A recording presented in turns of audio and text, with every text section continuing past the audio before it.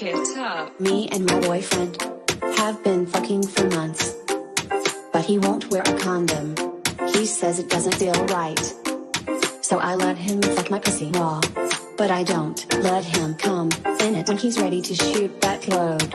I look him in the eyes and say, please keep that juicy cum out of my vagina. You can finish in my mouth, South Carolina. Bitch, I keep swallowing kids, cause I don't want no kids. Bitch, I keep swallowing kids, cause I don't want no kids. Yum, cum, no kids, yes, fun. Yum, cum, no kids, yes, fun. Bitch, I keep swallowing kids, cause I don't want no kids. Bitch, I keep swallowing kids, cause I don't want no kids. They say that I'm crazy, but I'm a normal lady. I'd rather take a shit than give birth to a baby. They are loud, they are stinky. I should be allowed to be kinky. I'm not scared of STDs, I just don't want no babies. I don't need a toothless rat in my belly to make me fat. I'm not scared of STDs, I just don't want no babies. I don't need a toothless rat in my belly to make me fat. So please keep that juicy cum out of my vagina. You can finish in my mouth, South Carolina. Bitch, I keep swallowing kids, cause I don't want no kids. Bitch, I keep swallowing kids, cause I don't want no kids. Please keep that juicy cum out of my vagina.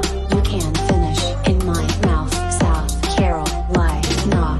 Bitch, I keep swallowing kids, cause I don't want no kids. Bitch, I keep swallowing kids, cause I don't want no kids. Yum, cum, no kids, yes, fun. Yum, cum, no kids, yes, fun.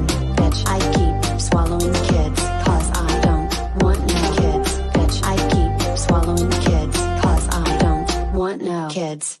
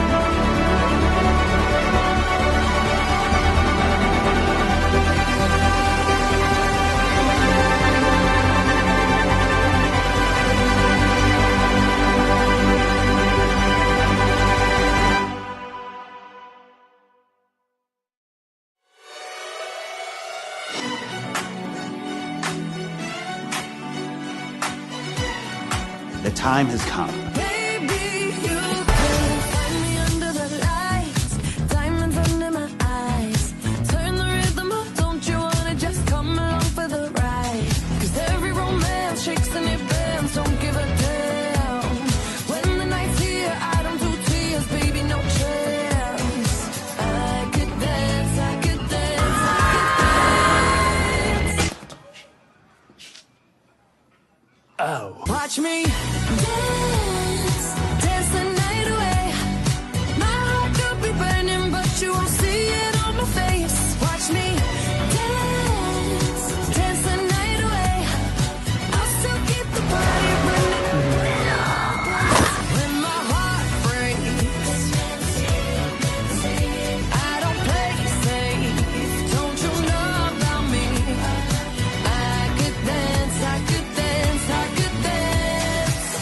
be part of the people that make meaning. There's a word in Korean, 인연. It means fate. There's gonna be some changes made. The story has been yours all along. Why does anyone get to tell you what you can do in life? Nah, I'm gonna do my own thing. Watch me dance, dance the night away.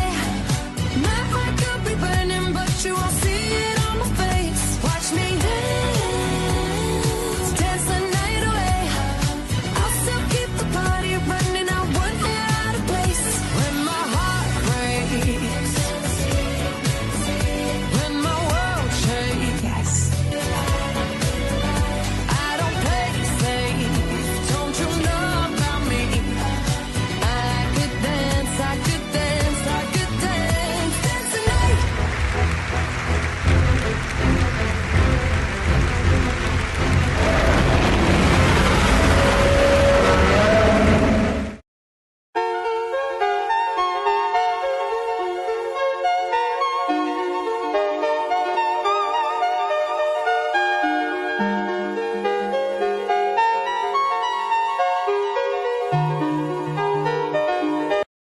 Anyone get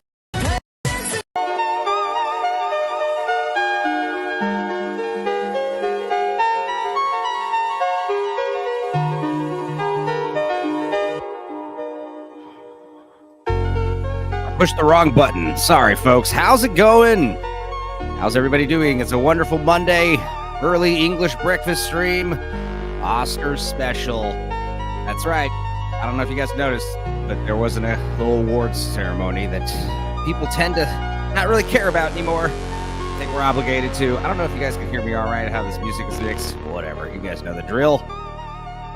We've got some guests here. We've got quite a show planned for you all. I'm happy you're here. Start your day off with us, drinking your coffee, eating your sausage, and all of our English brethren having a good evening with us.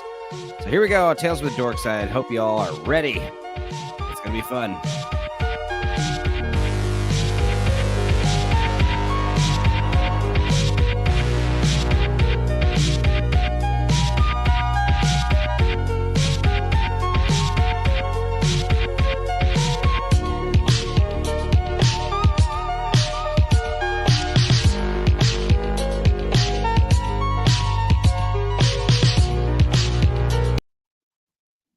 Anyway, how's it going, guys? I don't know how to work my computer still. Whatever. That could have been a really smooth intro video if I hadn't have fucked it up twice. Oh, well.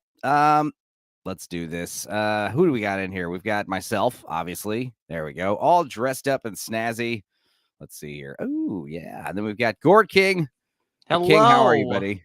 I'm great. How you doing, man? I'm doing great. You're always, usually whenever we watch a movie, it's this time, Monday at 11 a.m. my time. So I figured you'd be available. Smilex popped in randomly. Hi there. Yep, I'm wearing a tux just for the night. And, everybody, we're all dressed up. You know who else is wearing a tux? Freaking Lord of Toxicity. How you Hooray! doing? Dude? Yes. My award show has a first name. It's Oscar. What is Oscar's second name? Does he have a last name? Does anybody know this? Who is Oscar? I don't know. That is an excellent question, my friend. I'm too tired or don't care to look it up. Whatever. Well, anyway, it's been a great. It's been an all right weekend. So I found one possible explanation for it. So, yeah, I googled it immediately. It said the nickname Oscar has been variously attributed without convincing evidence to the Academy's early executive director Margaret Herrick, who supposedly said it reminded her of an uncle named Oscar. Oh, okay. I knew. And Betty Davis also claimed that it resembled her husband Harmon Oscar Nelson. So it's nebulous. Nobody knows for sure. It's a mystery. It'd be Oscar the Grouch, shouldn't it? Handsome, just handsome changed it to Oscar the Grouch. Yeah. It should be like a guy like sticking his head out of the trash can too. That'd be cool. A little golden Oscar every week. Every winner. Well, it's funny you guys are talking about stuntmen in the chat. Gina Carano posted this funny meme. Here we go. Let's see here. Oh, look at this. Yeah, there. You can win an Oscar for playing a stuntman, but not for being one. I mean, do you think? I mean, obviously we should have a best stuntman Oscar, right? Absolutely. Yeah, I mean, you know, it's definitely a Absolutely. category that would show up every year, isn't it? So yeah, It's a really bizarre omission to not. I mean, we have like these weird Oscars for like shorts and stuff. It's like nobody gives a crap about short movies. I'm sorry. Like most people do not care about that. But stuntmen, come on, that's a huge portion of movies. Yeah. I mean, the question is, like, you've got best stunt, right? Like, for instance, I guess Mission Impossible. So no, I'm saying, like, let's theoretically, we say there's an award for best stunt, but there's there also an award for best stunt man. Like, you got Tom Cruise getting thrown off a cliff with a motorcycle, right? I would say that's pretty. You probably acknowledge the team, wouldn't you, behind it? Yeah, yeah. So- Is there a team that gets it? Is the stunt man that actually jump off the cliff get the Oscar? I think this year the two nominees would have been Mission Impossible for all those stunts and the SAG-AFTRA strike. That would be it. It'd be those two. That's good. Yeah, very weird. I don't know. I mean, I guess you'd probably have to have a couple stunt awards just for accepting stunts, like best stunt man, and yeah, best stunt team. For all I agree with you. You do For all it as a team, and then everybody gets a trophy when they get on stage. I think that's the only way you could do it. Yeah, properly, isn't it? participation everyone involved trophy in, at the in the whole Oscars. thing. Yeah. Yeah, because like even though like Tom Cruise, the stuntman, he jumped off a cliff with a motorcycle. Like, what about the guy in the car that got freaking smashed and flung around? He doesn't have any screen time. Yeah. I mean, that's still a stunt, right? Yeah. But I guess that's kind of the weird thing. Like, you'd be giving a lot of awards to people nobody's heard of. They have those Oscars that they celebrate, the technical Oscars that they give. You know.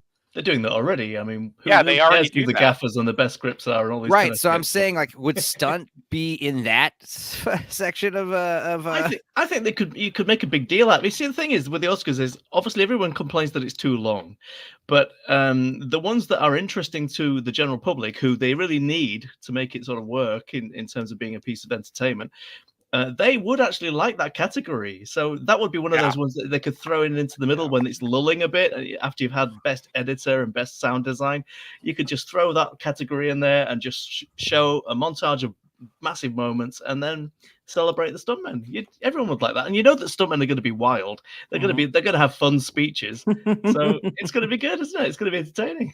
Plus, you can move like short film Oscars to like the pre-show and say, hey, give a little montage of the awards nobody gives a crap about, and then does Peter Dinklage just win that every year? Yeah.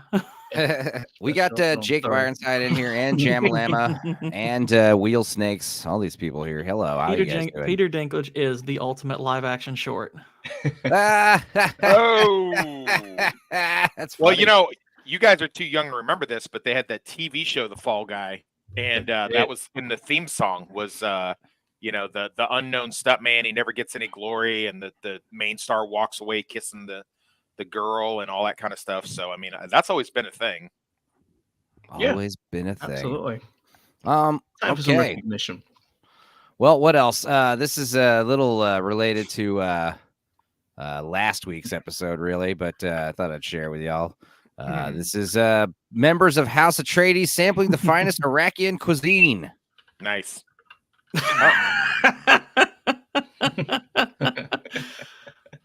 Okay. Okay, so now I can easily do a meme of this. I'm seeing Dune today for the first time finally. Yay! But as soon as I get home, now I'm gonna have to do like one like a Three Amigos one where like they're drinking the canteens. Also, you are is this your celebration for hitting 1,000 submarines? Whoa!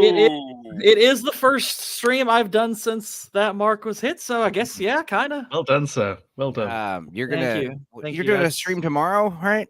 No, not tomorrow. I have a work commitment that I have to do tomorrow. I might do something when I get home. I'm not doing the King's Court tomorrow, but I might do something when I get home. I see. Yeah, I remember. It's all coming Thank back. You, to me. Gooch. Yeah, congrats, man. And also, I watched Jake Ironside and you and some guy named Jay talk about Lethal Weapon the other day. I watched. Oh, what a stream that was! What a Jalen is it's like trying to rein in a borderline autistic horse, but he's a good dude. I know what it's like. I know the feeling. I've got I have him on another stream at the Alright, end of the well, month for everybody. sports, but Oh, there he is. He's back. Oh, you know what? I wanted to actually show something, but where's Chris? He's supposed to be here. Did he? I don't know. Did he finally get his DWI that we've been foretelling? Oh, know, don't even he- joke about that. Don't even joke about that. I know he was joke about it all the playing time. Final Fantasy this morning, so he's probably napping. Is he still playing? That'd be hilarious. No, he stopped a couple hours ago, but he stopped to like take a nap at like about 2 hours ago. So Well, Here, him I'll call him on the landline. Oh, sure. Landline. Boomers. Yeah, I wanted to ask them about this. This is interesting. Why are there no black people in Shogun? I know him and Lance and Leroy and some other dudes have been talking about this show on Lance's channel. I haven't watched it yet. Have you guys? Yeah, Chris and I have been. Chris and I have been haven't doing a seen it yet. rewatch, a rewatch of it as well. I like the idea that this is not going to be a multi-season show, but it's basically just a mini series. Yeah, me it's just, too. yeah, it's just a mini series. Yeah. I love I've that watched too. the first 2 episodes. I've not watched episode 3 yet. I heard yesterday that episode 3 isn't quite as good, but I'm going to stick with it. I think it's very lavish. It gets the spirit of the book so far. It may be a little bit too sort of political and dry for some people, I think. But so far, as I say, it looks beautiful, and I'm enjoying it. So I'm enjoying it. Israel P in the house. How you doing, Yep, he's buddy? Israel's a friend of mine. So how you doing, Israel? Like an IRL friend? Yeah, well, I mean, we met in a. We don't have many of those.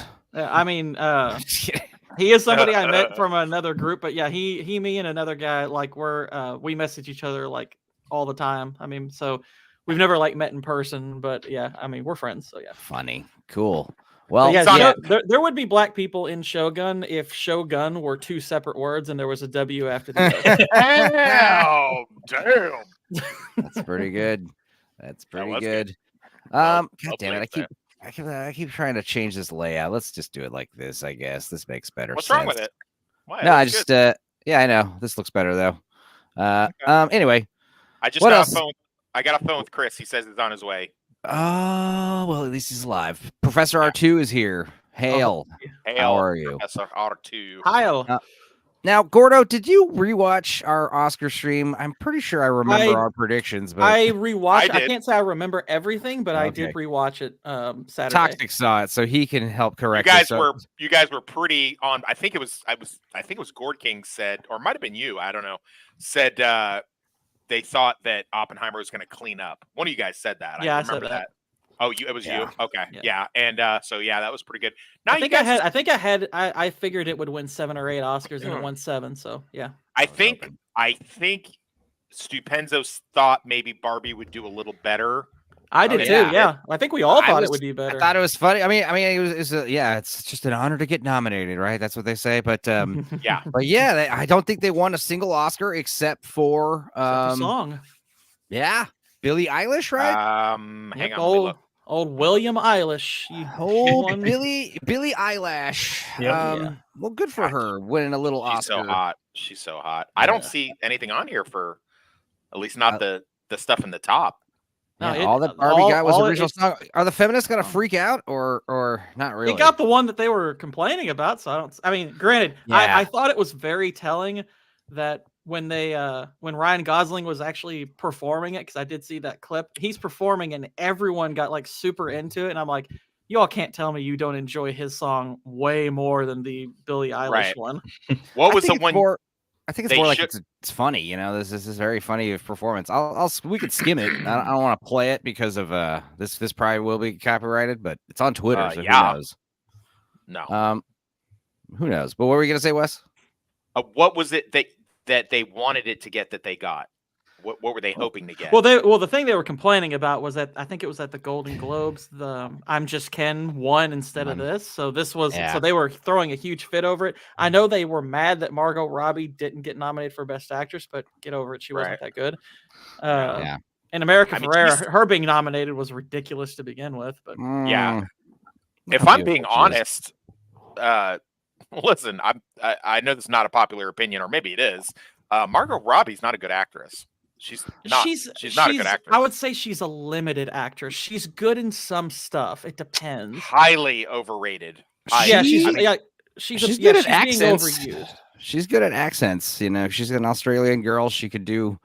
She's like, you know how Millie Bobby Brown's always showcasing all of her accent ability is. That's Margot Robbie's kind of the same boat. Like I think like she's great in Once Upon a Time in Hollywood. It's a small performance. She's not in it a ton, but she is really good in it. She's great in Wolf of Wall Street. Other than that, she was good in I, Tonya as well, which was a departure. Yeah, for she is great. Yeah, she is great in I, Tonya. I forgot. Yeah. To be fair, I didn't. Okay, to be fair, I did not see I, Tonya, so I'll take your word for it.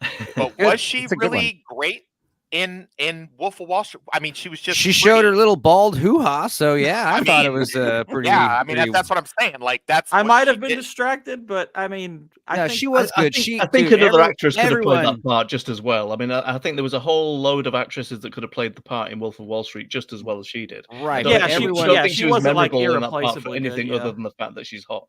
I think everyone saw Wolf of Wall Street and was like, "Who is this blonde? Who is she? My goodness!" I actually had seen her the year before in a one-hit wonder, one-season TV show called Pan Am when I was still in Iraq. I remember that she was in, and I was like, God, she is freaking stunning.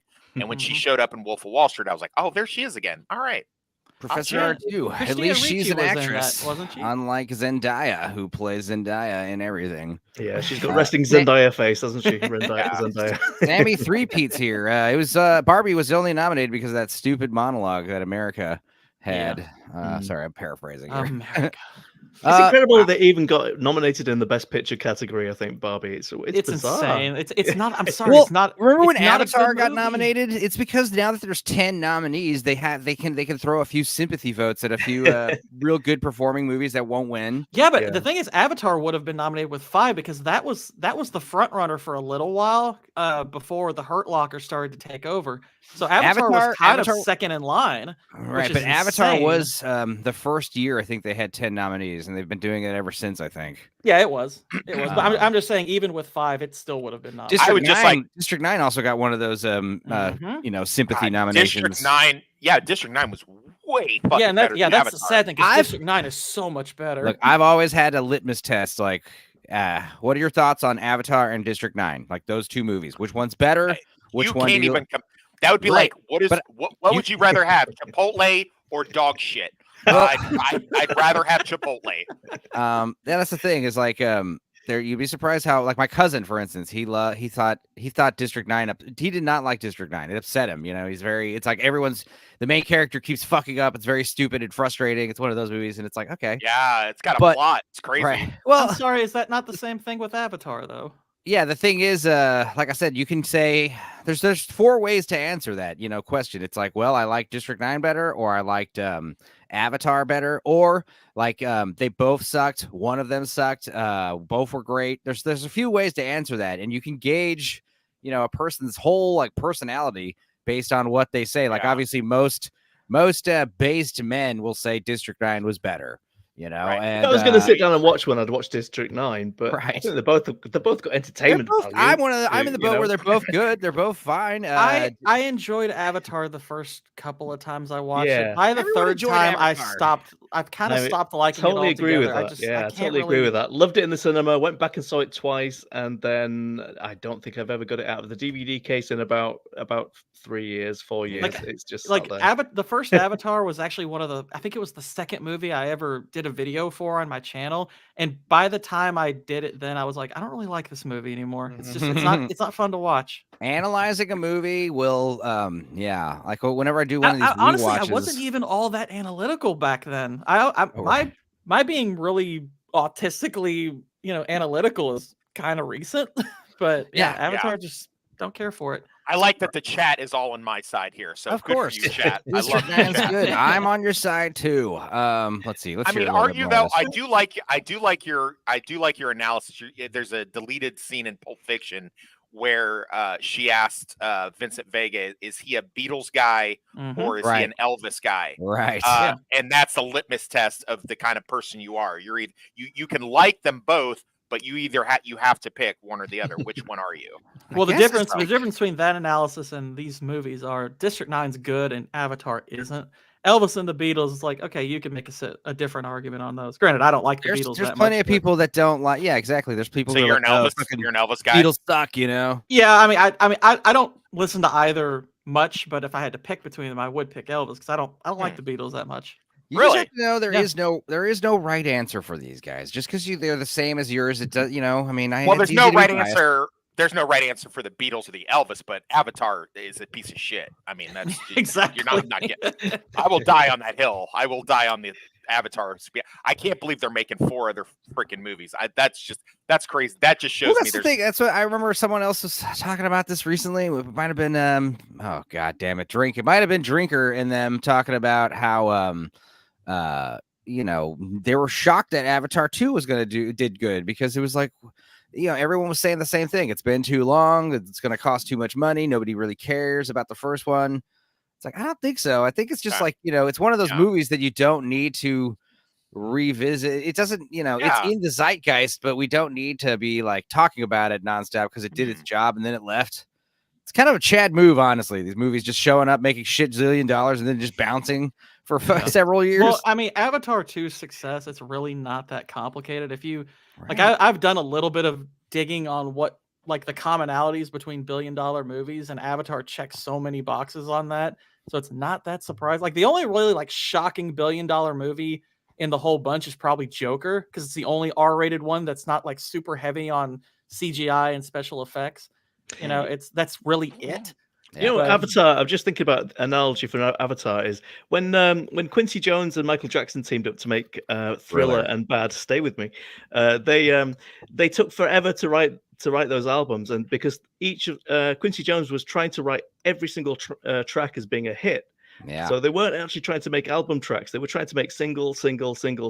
Right. And Avatar is effectively like that. It's like a corporation is trying to distill down what it is that makes entertaining science fiction and just shoved everything into that one film. It's as generic and as dull and as lightweight as you can possibly get. And 5 minutes after you finished watching it, you're leaving the cinema. You're not thinking about it anymore. But it does entertain the audience for the duration of the time that they're sat in front of it, and that's about as good as you can say about that film. Yeah, and it was you know, here's the other thing, like you're saying back with the albums, this is a common problem with bands. Bands are together for several years, and they got like a handful, a dozen songs, right? Enough to they start getting popular. They make an album, right? And the album does good. Hell yeah! Now you got to make another album, and it's like, well, it took us like 8 years to write that first album, so let's do a second album in 2 years. It's like, man. And that's why, like, whenever sequels come out, guys, a sequel needs to be a minimum of 3 years. Like, this whole making a sequel, planning out your sequels and making them all come out once a year. Like, Lord of the Rings did that, and that was amazing. That was very groundbreaking and earth-shattering and very, what's the word I'm looking for? Ambitious. But they did it. But now every fucking movie's trying to do that. It's like, no, they did it because they knew they were going to make 3, though. I mean, that's the difference. I mean, they were planning it out and shooting it out of sequence and all that kind of stuff. So they would kind of, you know, all in that same creative bubble for that. 3 to 5 years for a sequel. That's how long. But they had the source material for that as well. Yeah, so, right. And they cared a lot. Yeah, I mean, it's not like when they it's not like when they filmed like the 2 Harry Potter movies at the end back to back, where they just did it to, you know, have 2 movies, or it wasn't like, you know, you know, the other times they've attempted this, they actually gave a crap about. That's the key. That is absolutely the key. I mean, they actually cared about it rather than just making more money on the back of the first one. Cinematic McDonald's. Hell yeah. Well, that's pretty true. Billie Eilish over here cracking up at Ken singing. I don't know. Oh, what I say. Okay. I want to hang out with Ryan. I feel like Ryan Gosling would be fucking dope to hang out with. Dude, you know what's cool about hanging out with Ryan Gosling? You just standing next to him and him hanging out with you and liking you, you're getting laid. Like, for sure. Oh, yeah, for sure. Like, nonstop. Even if you're ugly, you know, because you're like, because it's like, I mean, the girl who doesn't get him is still like, I mean, I got to be with the guy who was Ryan Gosling's friend. Ryan Gosling's the kind of guy where he could walk into a room and just point at a woman and be like, "Hey, you, go give my friend over here a lap dance or 2." I mean, I'm not saying he is going to do that or he would do that, but I'm saying if he did choose to do that, there's 50-50 chance the woman will be either like, oh, "How dare you?" or "Okay, which room? Where do I go?" Anything you say, Lord Gosling. Goslings fly together. I mean, if I'm not gonna lie, like if Ryan Gosling was like, "Listen, Toxic, here's the deal. Like, I'll hang out with you. But we're gonna fuck," and I'd be like, "Ryan, it's no problem. Like, let's make that happen." So I gotta say, the outfit's great. This has got to be like some kind of bucket list, though. Being able to perform a really stupid song at the Oscars. Like, remember when Robin Williams did "Blame Canada"? Or like that's just like, it's funny because back in the day they didn't do shit like this. Like the Oscars used to be like way stuffier, and if it was like anything that was, and I'm talking about like years ago, like the 90s, the 80s, 90s, and stuff like that, when the Oscars were like a real event, it actually mattered. But really? like, yeah, like they didn't have like explain this. Go ahead. Explain this then. Our first nominees. Give me my Oscar, or I'll tear your head off your body. You want your Oscar or you'll tear my head off my body? What Oscar? I'll give you 10 seconds to comply. 10 seconds? Can we discuss this? 7. Oh my God! Help! Where's Robocop? 4. You can never find a Robocop when you need one. Oh my God! Whoa! Okay, first of all, I love that Pee Wee Herman can fly. A lot of people forget that, but he can fly. Okay, so I don't know what you mean. This is just peak entertainment right here. That's exactly. Pee Wee Herman, dude. I mean, come on, man. Yeah, But that was an outlier.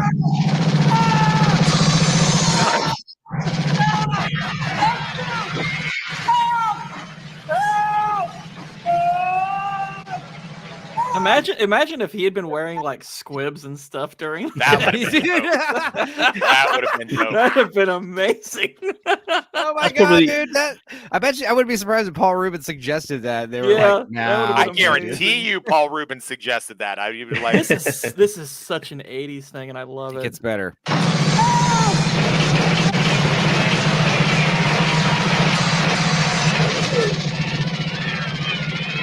Now this is a little lame. The laser gun. Oh my gosh. Wow.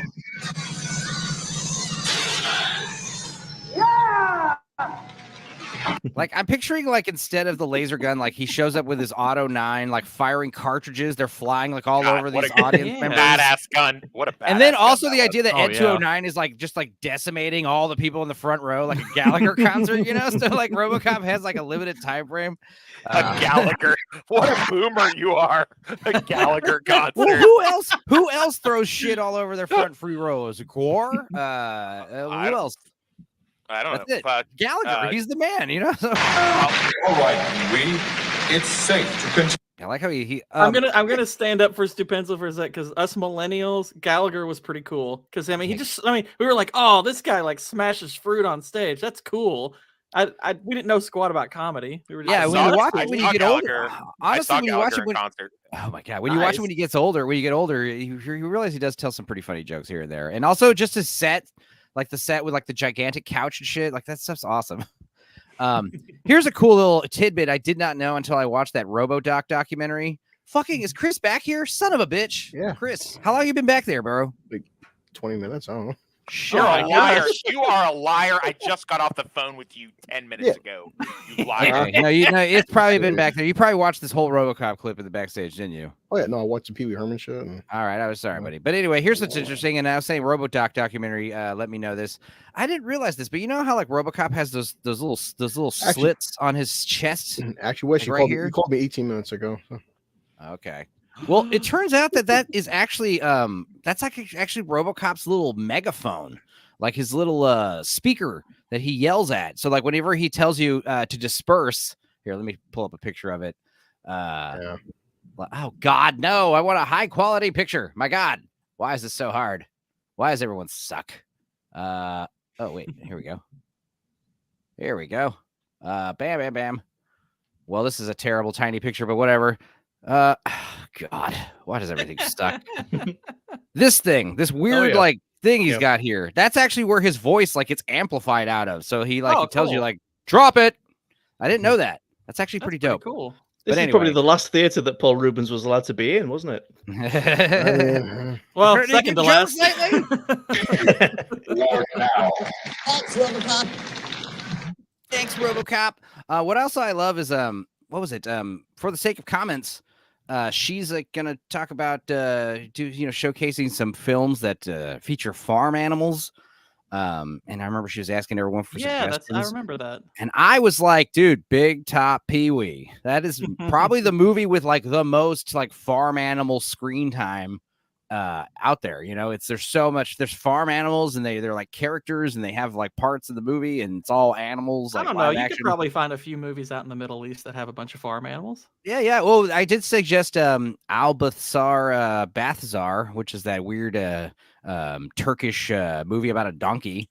It's a good one too, but it's a little too art house probably for what we're trying to do. But yeah, anyway, the point is Razorback with killer pigs. That's what you want. Oh yeah. But dude, yeah, Razorback, all that Australian what was that called? Is that Ozploitation films? Yeah. Hell yeah. I love yes, Sammy. The Babe was suggested. I think I put Charlotte's Web in there. But yeah, there were some good suggestions in there. But yeah, I love Big Top Pee-wee, man. It's such a weird movie. And yeah, that was the one where he starts off what was it? I think For the Sake of Comments is like, I don't like Pee-wee. I've never seen any of the movies and I hate his voice. And I was like, well, you'll like this movie because it starts off with like him like in a dream sequence, like singing like "Come Fly With Me," like all lounge style. And he's got all these like Michael Jackson style like girl groupies, like, oh my God, Pee-wee, we love you. Yeah, so like, it's funny because like, okay, so like Pee-wee's Big Adventure was like one of my favorite movies growing up. I hated Big Top Pee-wee. I really hated it. Look, for me, it's like if you like one, how could you not like the other? They're both equally silly, and I think the like the type of silliness, I guess it just didn't do much for me. I mean, granted, it's been so long since I've watched it, I don't remember it that well at all. Yeah. But I mean, I've seen Pee-wee's Big Adventure probably like 30 times. I love that movie. So Pee-wee, Big Adventure, and Big Top Pee-wee, they both have that. Pee-wee's got that Beavis and Butthead vibe where you don't understand, like, is he an adult? Is he a child? How does he pay his bills? Why does he have a house or a farm? You know, it's like, the Big Top Pee-wee's even more confusing because it's like, what year is it? Is it present day? Is it the past? It's such a weird. Yeah, it's so I love stylized. that kind of stuff. Yeah. Anyway. Blue Collar, how are you, dude? Pretty good. I'll just catch up on bills and stuff. And Gordy King's been playing Final Fantasy 7. Just So while I'm taking a nap, and my quest called me. Well, what were you doing? What were you doing? Why are you late? Basically, explain yourself. I fell asleep. Oh, yeah. No, after being up for 26 hours, I'm like, God damn it. You've been up for 26 hours? Well, actually, no, I got a half hour nap, so I guess. No, I mean, you've been up for 26 hours. A half hour nap, but probably just make you more cranky. No, why'd you agree to come on here? Folks come on, but no, I listened to the whole like shitting on Avatar, like I'm in the background laughing, like, yeah, no, and I'm not gonna lie, I'm gonna go see Avatar 3, 4, 5, 25. Hey, so what was the stream? Logical Spock. Hey, well, so what was the stream where you talked about celebrities? I don't know if he's talking to me or Gord King. I talk about celebrities often, but you might be thinking of the Worm Pills stream that I did last week. Yeah, the closest equivalent I have is, I guess, the Oscar stream that we did. Yeah, I did the Worm Pill stream where I went into hardcore QA non-conspiracy theories for the second hour of my Dune 2 review. Yeah. I was basically saying like Donald Trump is Al Gaib. We'll follow him into the end. Anyway, I lost a couple subscribers over that stream. Fuck him. Anyway, and so speaking of insane shit, like I just seen a new ad for Godzilla versus Kong 2. One part, King Kong hits Godzilla and knocks him through a fucking pyramid, and Godzilla gets up and they're going at it. And I'm like, it looks so fucking batshit crazy. Yeah, I'm excited about Shimo. Shimo's gonna be in it, and he's like a gigantic, gigantic Godzilla ancestor who's like quadrupedal and has ice breath. He basically created the Ice Age. I'm like, all right. Gosh, it's so ridiculous. I'm into it. Seeing King Kong punch Godzilla through a fucking pyramid, he gets up and hits him with his tail, and I'm like, this looks glorious. Look, guys, we already know what's gonna happen. King Kong and Godzilla are gonna, fight or whatever. Then King Kong's gonna fight the big Scar King, get his ass kicked. Exactly. Then the humans are gonna help him get his metal tooth and his metal hand, and then he's gonna team up with Godzilla, and they're gonna fight Godzilla. At one point, he showed fucking King Kong was riding on Godzilla's back. That shit. I mean, honestly, like I appreciate that because like King Kong should be like the size of like this gallon jug to me. If I was Godzilla, Yeah. like King Kong should be like this big. You know, he should be hopping on my back, like riding me like this. You know, Godzilla's so fucking huge. Anyway, I just want -1 on 4K and I'll be happy. That's all I need. I like how Janus Films is going to be distributing the DVD. That's how you know it's a big movie. Yeah. Did you guys like my little Oscar intro? Where a little Yeah, did yeah, it was good. Yeah. Oh, your dryer went off. Look at your face. Look how embarrassed you are, Chris. That was mine. That was mine. Okay. Chris is always like super like anal attentive about his background sounds, and I'm like, honestly, like, dude, we don't really care. They're not that distracting. I care. It's not like Luke with his internet potato interference. He's busy online. Yeah. All right, let's see what's going on here. Let's just skip. We got a bass player. Obviously, this is lips. Nothing's being really played, or is it? That's a question. I don't know. Doing a whole Material Girl. Yeah. In a material world. Yeah. It's good stuff. I mean, it's a fun song. I didn't really watch the other musical performances, so I'm sure this was the most this was the only one I wanted to see. Boisterous, bombastic. Also, we got his co-stars showing up. I mean, that's pretty embarrassing. I mean, not embarrassing, but I mean, it's got to be a little bittersweet that like you're finally making it to the Oscars and you're just like a background dancer for like the song you're in, even though you were a pretty big part of the movie that you're, this nominated. I don't know. Seems a little strange. There's always Shang-Chi too. You never know. I forget he's Shang-Chi. I haven't seen any of the Phase 4 crap really, except for a few Marvels. I'll give Shang-Chi a little bit of credit. I mean, it's a stupid movie, but it's one of the better bad movies they've done, I guess. Phase 4, Phase 4.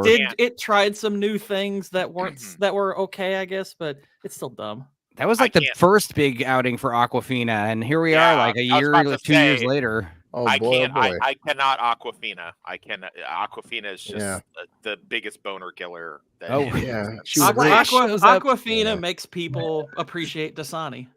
Well, here's the thing. I was talking about this briefly last night on my 30-minute fucking PlayStation stream. I think I'm not going to be able to play GTA Online because like the internet doesn't like it when I'm streaming and playing online. But I was going to get into that movie Damsel a little bit, and maybe we could talk about that today. Did you watch it, Chris? I was actually going to wait till. Okay. Well, I will say I've heard this is interesting because we've got 2 actresses that were in the movie Renfield. Okay. There's Aquafina, and then there's the lady who played the mobster's mother. She's got this very gravelly French voice. I actually really like her. Right. Yeah. So both of these actresses are doing voice work in a ton of stuff. Like the French lady, she was in Arcane. She played the voice of the dragon on Damsel. She actually sounds like a talking dragon, And for some reason, we like her. But then, even though Aquafina does sound like a talking seagull, we don't like her. Why?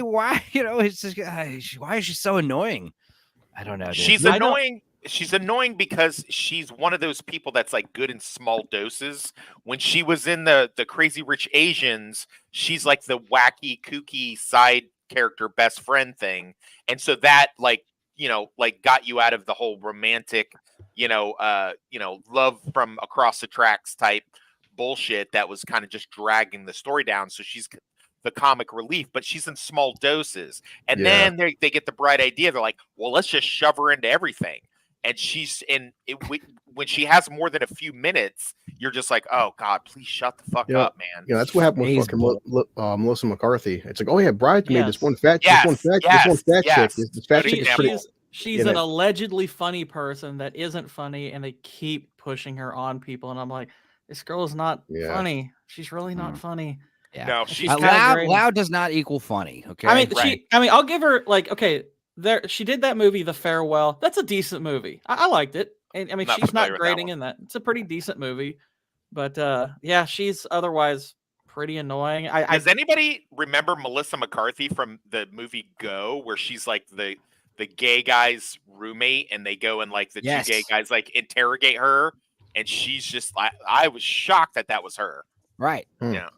I do remember the love film. Go. I've got to say, I can't remember her being in it, but I haven't watched it in about 30 years. Even though Go was 1999, which was, by the way, one of the Yeah. best years for movies ever. Agreed. It is like a pinnacle 90s movie, or at least late It is. 90s movie. Like It that is. was a vibe. Like that is exactly what we were all doing in the 90s. Yep. I'm just looking up. I'm looking up this movie that you're all talking about because I haven't seen it. Go. Damsel. Yeah, Damsel. Oh, just came out on Netflix. Shorey. Oh yeah. Oh yeah. Agdashlu. I don't see her in. Oh no. Okay, no, there she is. Okay, you're saying she's the voice of the dragon. That's why her face wasn't on. Right, Okay. right. Yeah, and that's the thing. I was talking about this yesterday. I don't like it when dragons can talk, especially in this movie, because it's one of those things where it's like, well, why don't you just tell the dragon? Why don't you just talk to the dragon? You don't like Dragonheart? Well, I do, but it's definitely weird to me when dragons talk, when they can talk. It's weird to me when dragons are anything other than like monsters, because growing up watching Dragon Slayer, watching even the baby monsters rip the princess apart, that horrified me. I was like, oh my god, this. I should. Sean Connery in Dragonheart, wasn't it?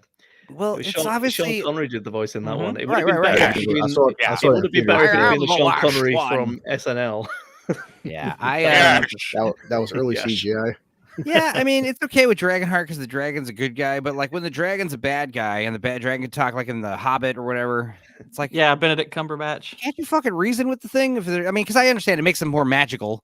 It makes them more, of a magical creature when they can talk. It'd be more difficult difficult on your conscience to kill a dragon if they talked, right? Yeah, I think they're scarier when they can't talk because then they're just a beast. Right. Yeah, it's just a monster. It's like a dinosaur that flies and breathes fire. That's scary enough. That dragon movie that Matthew McConaughey and Christian Bale was in was really good. Rain of Fire. Yeah, Rain of Fire. Thank you. That one rules. That's such a stupid. That's another one of those so stupid it's badass. Yeah, that's a badass. I don't give a shit what anybody says. Fucking McConaughey's good in that movie. McConaughey was. They're all so jacked and crazy. Everybody and. What was it? It's like that great like Postman style where it's like the future, but it's the past because everyone's riding around on horses, living in castles. It's good stuff. Anyway, here's Slash. Oh wait, no, here's Slash. This is how you bring down the house. Yeah, just have Slash randomly. You know what's great is Slash probably got paid a fucking huge check just to show up here and pretend to play guitar. Like, how cool is that? Anyway, I don't want to focus on this too much. But there's Greta. Is that Greta? There she is. It's okay. That's who it is. I couldn't tell who the heck she was. I thought that's a huge bitch. I was like, at first I was like, oh, a tranny, but it's like, well, okay, Ryan Gosling's kind of short in America. Ferrer is really short. So yeah, he's a tiny man. But Greta Gerwig, say what you will, I like her. I think she's okay. It's a bad angle on her, and she's got big arms. She's kind of tall. I just couldn't tell. It was so quick. She's gaining that mommy weight, which is fine. It's more than fine. I will say this for Barbie. Barbie was marketed for exactly who they wanted to show the movie to. It wasn't one of those things where they were trying to fit a square peg into a round hole. It's like, listen, this is going to be a girl power. Everything's going to be pink. It's going to be feminism, and it's going to be kind of cute and funny and wacky and yada yada yada. And and then chicks went out and saw it. And I'm sure some dudes saw it. I mean, reviewers. Yeah. And then guys. Also girlfriends, drag their boyfriends just like boyfriends drag their girlfriends in movies. Yeah. Yeah. How are those relationships doing? Fine, I'm sure. Look at this. Look at that. You got fireworks inside. Imagine if they pulled a great white and the whole fucking place caught on fire immediately. And there's oh my God. All the celebrities died in a freak Oscar fire. That'd be crazy. The kidnapping rate in this country would the human trafficking rate would just plummet immediately. Did you say the Great Reset? Yes. Dude, this would be a very different stream if all the fucking Oscar nominees burned to death last night. Oh my God. Dude, I wouldn't be on it. I would be so drunk celebrating. We'd be, exactly. We'd have a really dark, bittersweet. We'd be like, this person died. Yo, this person died. Oh, this person died. Yo, this person died. Okay, I gotta know. Who would you all for? Who would you awe? Who would be the awe? What do you mean, Godzilla. like sad awe, I'd or be really upset if Godzilla was killed in the. Oh, yeah, I mean, I don't Yeah. want like Nolan to die or anything I don't like want that. But anybody to die, but of course, knowing him, he'd get behind a camera, he'd start filming this stuff. It'd be great. Look, guys, if I don't die of old age, I hope my death is at least kind of funny. All right. Right, but what I'm saying is, like, who out of the celebrity elite that would die would you be like, oh, sad about? Yeah. Well, I can think of one person and one person only, Denzel Washington. He's the only one that I believe is actually like a decent person. Everybody else. Yeah, and if it was there, if out of all the people that were there, like, I mean, if Slash died, I think we'd all be taking that kind of like, oh, damn, Slash. I could not give a shit. I don't even know if that was Slash. You know what I mean? It's like that South Park episode where Slash is like Santa Claus. Yeah, it's like who even knows if that was even Slash? All right. Well, before we get into the thick of it, we do got to talk about it. Toriyama died. Very sad. Very, very sad. Man, and it's the year of the dragon, like people are noticing.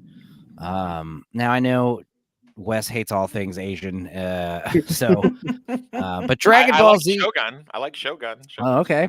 Well, Dragon Ball, I don't know, man. That's like one of those shows. Here's the thing. I made the joke recently. There's a joke going around. I said it too, but it's like there's, the cartels have agreed to a ceasefire because of Toriyama. And so many people were like, really? Are you serious? Like, you got a link? A friend of mine sent me a TikTok that this guy made up saying that.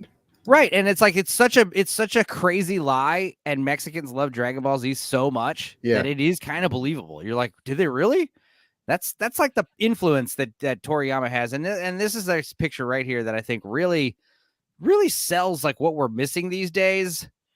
Cause like, this is a cute little drawing, but the idea is like, I knew so many kids that did shit like this, like Trace, Dragon Ball Z, freeze frames or whatever. And I don't think any real movies nowadays or filmmakers nowadays are like really inspiring the youth to do this kind of shit, to like get into this kind of business. I think the only people that are really inspiring kids are like YouTubers and Twitch streamers and TikTokers. Those are the people that kids see and like, I could do this. I want to do this. I want to get good at this. So much of children's programming is infiltrated by people with agendas, unfortunately. Yeah, that's kind of a sad reality, at least in America. I mean, like maybe Bluey might be sort of the exception to that. Yeah, but I was thinking Bluey's not going to have the kind of influence something like Dragon Ball would. Like, I've never watched Dragon Ball even once, and even I know who he was. Yeah. And the thing is, I wasn't a big Dragon Ball fan either. I had friends who were into it, and they watched it in Spanish on Channel 5. What was it? What's the Mexican Telemundo style? Telemundo. And Telemundo. Yeah, because I mean, it was on a lot in the afternoon, but it was in Spanish. And the thing is, like in El Paso, everyone speaks Spanish anyway. So it's like, we'd watch Dragon Ball Z at my friend's house, and I was like passively kind of into it. But yeah, I mean, even like the main point of the show, it's like train, get fucking stronger, get fit, kick ass. Like that's like the main message of Dragon Ball. Like just better yourself. Pretty much, yeah. Constantly evolve, Anyway, so R.I.P. Yeah, people love these characters like Goku. I was going to say it's probably more difficult to reach your market as well, because I mean, with the amount of channels, the amount of streaming services, I would imagine, like back in the 80s, 90s, even 2000s, you're probably going back to school and talking about the same things because you only had, a certain amount of avenues to actually watch TV. But now you've got so much stuff and it's all on when you want to watch it. There's no guarantee that you and your friends are going to be into the same stuff. So that's probably going to be difficult. I joke about, like, especially with the AI cinema, like we're all going to be watching all kinds of cool tailor-made movies, but like we won't be able to get together on Mondays and talk about what we watch because like nobody's seen the same shit. Do you know? I think that's, even though that is probably likely to happen at some point, I do think that that idea of coming home and choosing who you want in your film and what genre and all that kind of stuff, that requires you to be creative. That requires your audience to be somewhat creative. And an awful lot of people just use TV as the most simplistic form of entertainment. Push a button and just sit down and just whatever is on, they let it wash over them. Right. I don't know. I think that requires a level of interaction.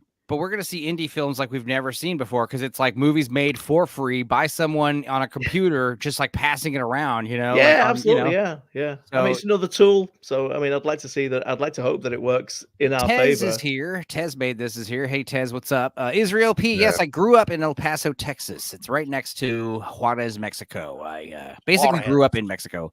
Dragon Ball was fun. The original series has Goku running around asking girls why they don't have penises. Yes. It's funny. That's like this one video of my friend sent me that people like on West, obviously he's not big into the culture in Dragon Ball Z, but for Japan, it's like this guy was like basically like their version of Stan Lee. The fact that like he changed like the Japanese manga for these guys, that the fact that it became like this worldwide global phenomenon, and like in so many people that make current animes, like listen, if it wasn't for this guy, I wouldn't start making Bleach and fucking Naruto and things like that. And the fact, you know, this guy is over in Japan making stuff that Americans are watching, because anime for us, you know, me and none of our friends grew up with reading Japanese manga. We didn't see anime until like, you know, like freaking like almost 2000s. Dragon Ball and Akira were like the main reasons why anime even made it to the West. And what's crazy about like, you know, Dragon Ball, here's the thing, like we can't have any moments anymore where we all like as a civilization, as a human race, kind of collectively like feel something. So even like Toriyama dying, there was still like detractors like, well, he made racist like gollywag drawings of black people. It's like, dude, first of all, that's a genie, okay? And second of all, like you know, like I don't know, why can't you just have, why can't everyone just collectively just be like, you know? But also it shows why freaking like the past 10 years why fucking manga is like destroying American comics. Also what anime is, we're having freaking all these video games that are made over in Japan are fucking dominating the American audience, because we're seeing this shit like, you know, okay, Final Fantasy 7. Oh, well, maybe if like Cloud was bisexual, Japan's like, get that bullshit out of here. Like maybe if Goku was non-binary, they're like, no, stop the woke bullshit. Same people, Japan isn't tolerating that shit. The same people shitting on Toriyama's legacy and what have you, and being offended by whatever outrage of the week they can find. These are the same people that should be asking themselves, why the fuck was Dragon Ball Z so goddamn popular? And why don't we try to distill that and do that? Because like it's not just that it was popular in the States or Japan. It was popular in all of Latin and South America. It was popular in all of Africa. Dude, Uninspired Reviewer was talking about how when he lived in Ghana, Dragon Ball would be on.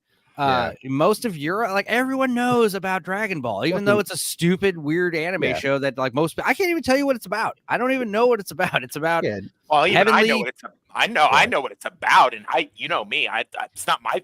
Can you summarize it best? If I had to guess, it's like it's a bunch of genie type heavenly people training. Like, I don't know. No, they have these balls, and then they catch like these Pokemon characters, and they train them to fight other Pokemons. And they have a thing, Pikachu. He's like really cute. That's Pokemon. Yeah, I know. I'm just kidding. I don't know what the fuck that show's about. Dragon Ball. Does anyone know? Can anyone synopsize Dragon Ball briefly? It's basically it's like there's just different villains that are trying to destroy the universe, and just every different iteration to get a new villain to take down. Simple as that. You know, it's an RPG in a sense. Like every time they kill a villain, there's like Goku's like, now I'm a Super Saiyan. Okay, new villain. Now I'm a Super Saiyan level 1. New villain. Now I'm a Super Saiyan level 2. New villain. It's rinse and repeat. But you know, it's a tried and true form. It's a tried and true formula. But like last year, I took my kid to go see Dragon Ball Superhero. The fucking franchise is 40 years old. It's still breaking records after 40 years. Absolutely. Like, during COVID, Demon Slayer, and I wasn't big into that. I've been getting into it with my kid. Demon Slayer almost did $1 billion fucking dollars. Demon Slayer in anime, it was the #1 global sensation. That was a Japanese fucking movie, and it's dominating the fucking Eastern audience. And everyone over here in Hollywood and Marvel and DC, like, what's going on? Why is it dominating for? Because they're not making their characters bisexual like Superman. That they're not making all this woke bullshit. Come on, we're seeing with fucking Final Fantasy 7. Oh, they have Tifa. Tifa's wearing a bikini doing sit-ups. Oh, I'm offended by fucking hot Asian chicks with big tits. Like, oh well, if you don't like it, you ain't got to buy it, but it's gonna keep breaking records. Yeah, dude, it's your insecurities is why you don't like Fat Starfire with a ring in her nose. That's you just being an incel, obviously. Exactly. Dude, Fat Starfire is so funny because it's like you see the writer of it, and it's just like they look exactly like that was the one good Ethan Van Sciver thing I saw was him just there. The guy's like, what happened to comic books? He's like, well, these strange ladies came in and just started changing everything and said we're gonna get this whole other audience that they didn't want. That goes back to what I said about Barbie. Is like, they didn't try to, man up Barbie. Right. They didn't go. Barbie's like, gonna be drinking. Barbie's gonna be pouring fucking beer all over her titties and fucking wearing swimsuits and Barbie's gonna get a MP5 and she's gonna climb through some air ducts and save the Nakatomi Plaza. They didn't do that.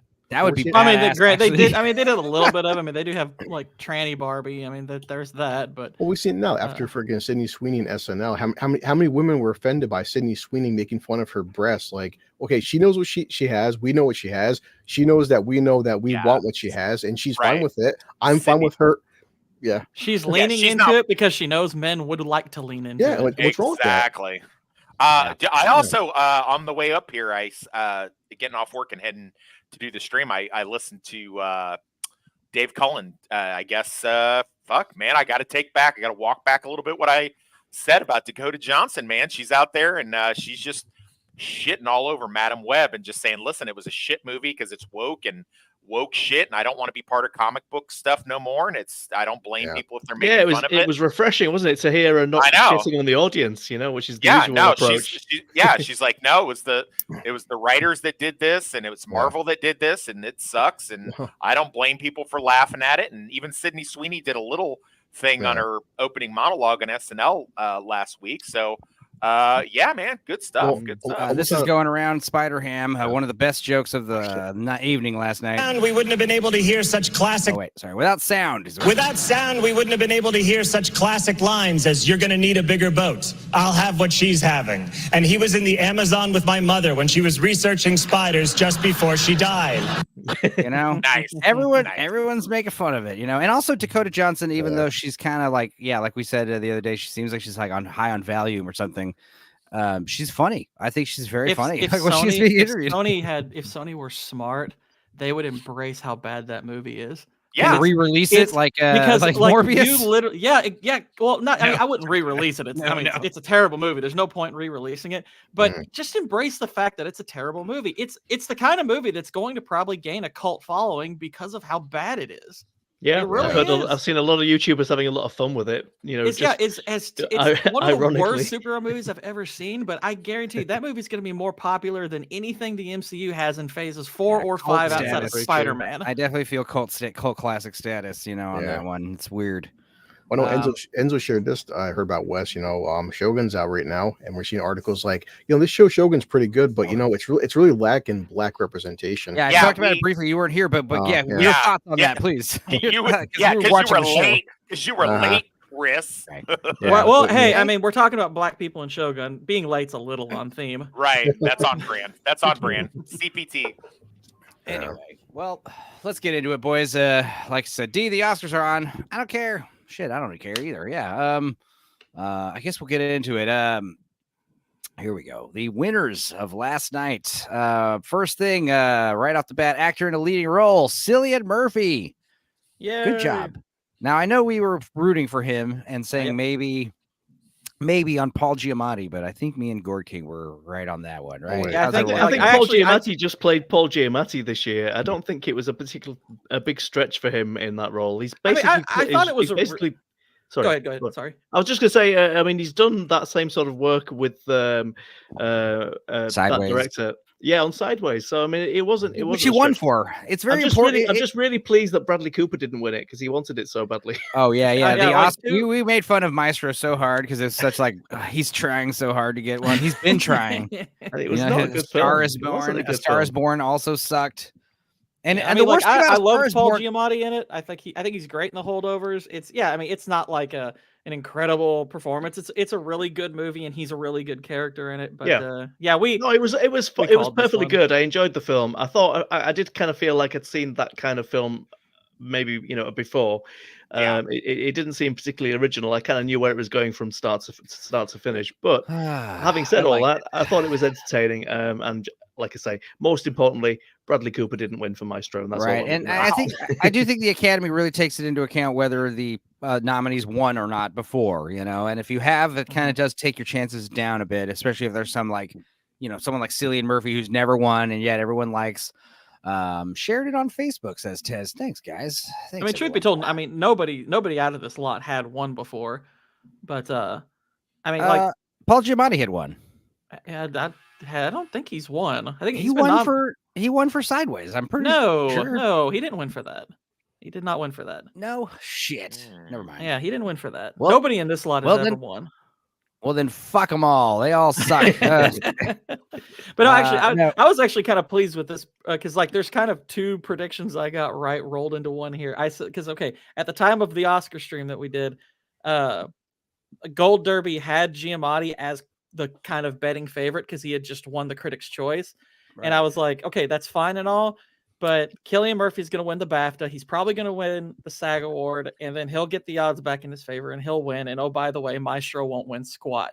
And that all turned out to be true. So I was happy about that. The omnipotent Gourd King. How many notifications on X and Facebook and places like that did you see adverts for Maestro? I saw loads of them for your consideration. It's not for my consideration. I'm not voting. I don't know who these are for. Yeah, I don't get that either. And it's again, like I said, it's just very try hard was the vibe. It really was. Yeah. It's like, please, I deserve it. We've ticked every box you want. There's There's a a gay picture. character. Come on. Yeah, Somebody shared a picture on gay, X. and I'm quirky, and I'm a real life tragic character. I didn't even know that freaking movie had come out. I had no idea. There's actually a picture someone shared on X of like Cillian Murphy on stage giving his speech, and Bradley Cooper just said, like they freeze framed him having this kind of disappointed expression on his face. I was like, I don't know how true it is that those things are synced up, but it was really funny. Nobody likes sore losers or sore winners, you know. Like, you know, there's nothing better than when I think it was like last year's awards when what was it? Somebody won, and like you see like the joy on like some other nominees who lost face, like, whoa, good for you. Like that kind of shit's always appreciated, you know. Yay! I was rooting for you. Or you have Fred, last year you had Bradley Angela Cooper and then- Bassett's face when Jamie Lee Curtis won. Where right. she's just like she looks ready to kill. Angela Bassett was in that movie Damsel, and it's funny because she's like the stepmother, but she's not the evil stepmother. She's the good stepmother. Yeah, and of course, it's like, you know, she's Millie Bobby Brown's mother, basically, because she's married to Ray Winston. There's no, yeah. Millie Bobby Brown face? Yeah, you guys should watch Damsel so that way we could really do a talk about it. I would love to get on either Chris's channel or do a special on this channel about it because it was bizarre. I was waiting until like you and Western. I know Luke. I want to get everybody. Luke's been tearing at a new asshole every chance he gets. I don't think I hated it as much as Luke did. It's one of these movies where I like the story, the premise. Like it could have been cool because it's like you weirdly like stuff that like some stuff you're really hard on. There's a little couple. There's like a grain of originality or something we haven't seen in a while before there. Well, no, what's the whole point? Remember, like there was a time where you had a strong female character that was a lead that we didn't fucking hate it. The problem is, it's just like, yeah, there's too much of. Here's what I also liked about the movie. Pretty much the whole movie takes place in a fucking cave. I was like, cool. Like I appreciate kind of shit like that, you know. Also, you know, it's like a first person kind of you told from the point of view of the damsel who gets sacrificed to the dragon, and it's got this cool like. You're being tricked. You think you're going to be marrying this handsome prince in a faraway kingdom, and then they just kind of throw you in a fucking pit to go get fed to a dragon. I do like that. I do like that. But it could have been cool if you did it right, but they did. I mean, it's relatable. We've all been there. Oh, and Millie Bobby Brown, she is blossoming into a beautiful young whore. In fact, here's the thing: the movie for me, what I thought the movie represented was like a young girl, basically losing her virginity and becoming more sexually promiscuous. Because as the movie continues, I mean, this is obviously me looking into it like very metaphorically, but like, and I'll try to break this down after I watch it again. And then I don't know. Like, metaphorically is the word I would use for that. I'd say metaphorically. Easily. Metaphorically. Like a weird uncle. She is no longer a child actress, and she is shedding her fancy clothes and wearing less. By the end of the movie, she's basically wearing like a skin tight tank top and has her ass hanging out and shit, and she's like got a sword and cut all her hair off. It's just like, it's like modern feminism turning a young promising lady into a fucking, you know, whatever, an e-thought. Okay. Anyway, actor in a supporting role, Robert Downey Jr. Now, I really was rooting for what's his name? Can you enlarge that a little bit so I can see what the other? I can't see that for shit, and I've got my glasses on. Sorry. Let's see. No, it's okay. It's okay.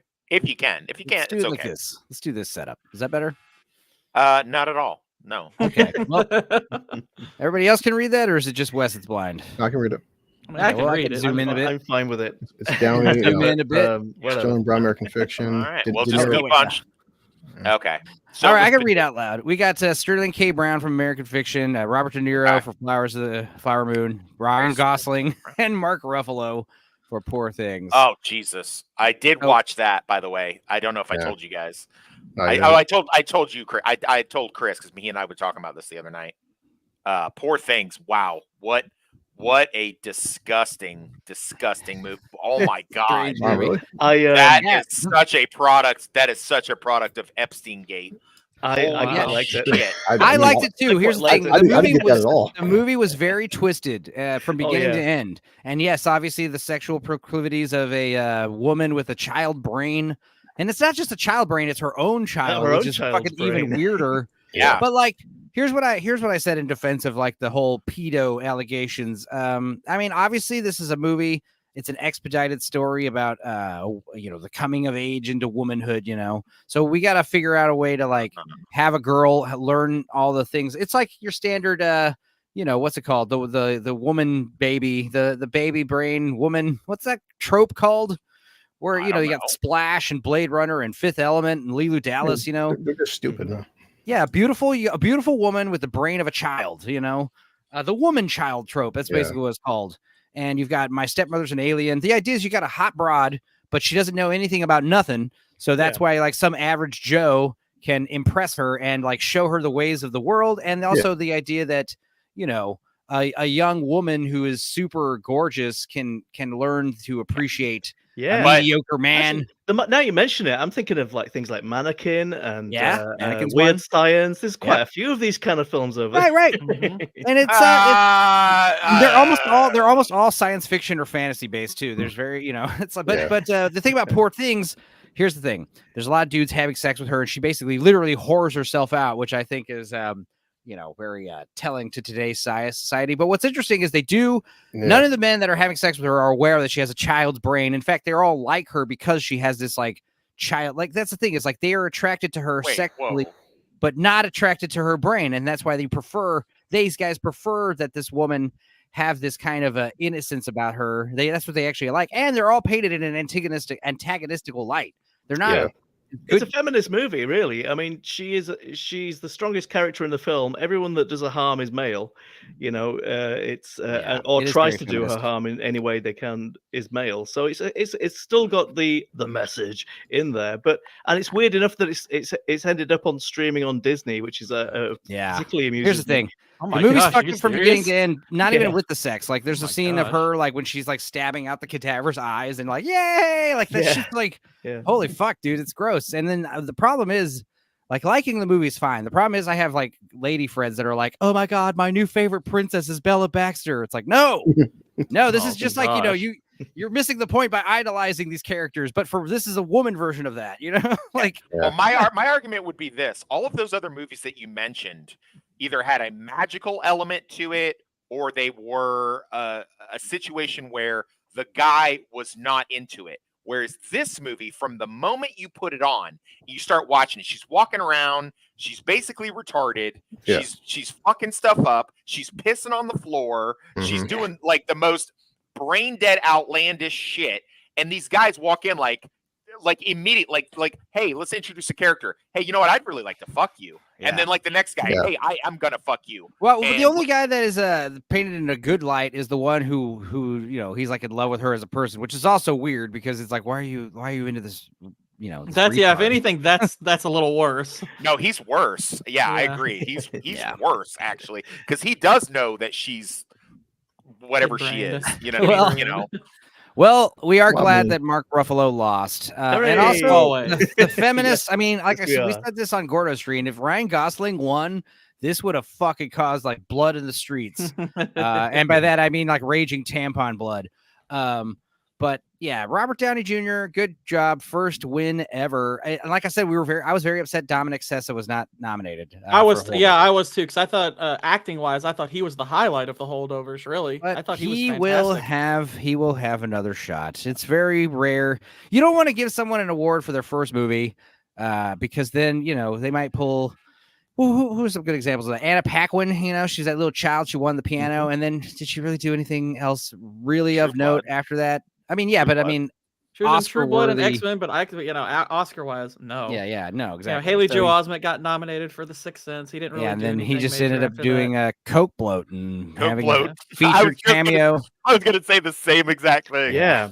His head got bigger, but his facial features all stayed the same size in the middle of his face. It was interesting. It's like just the layers built out around side the face, Okay.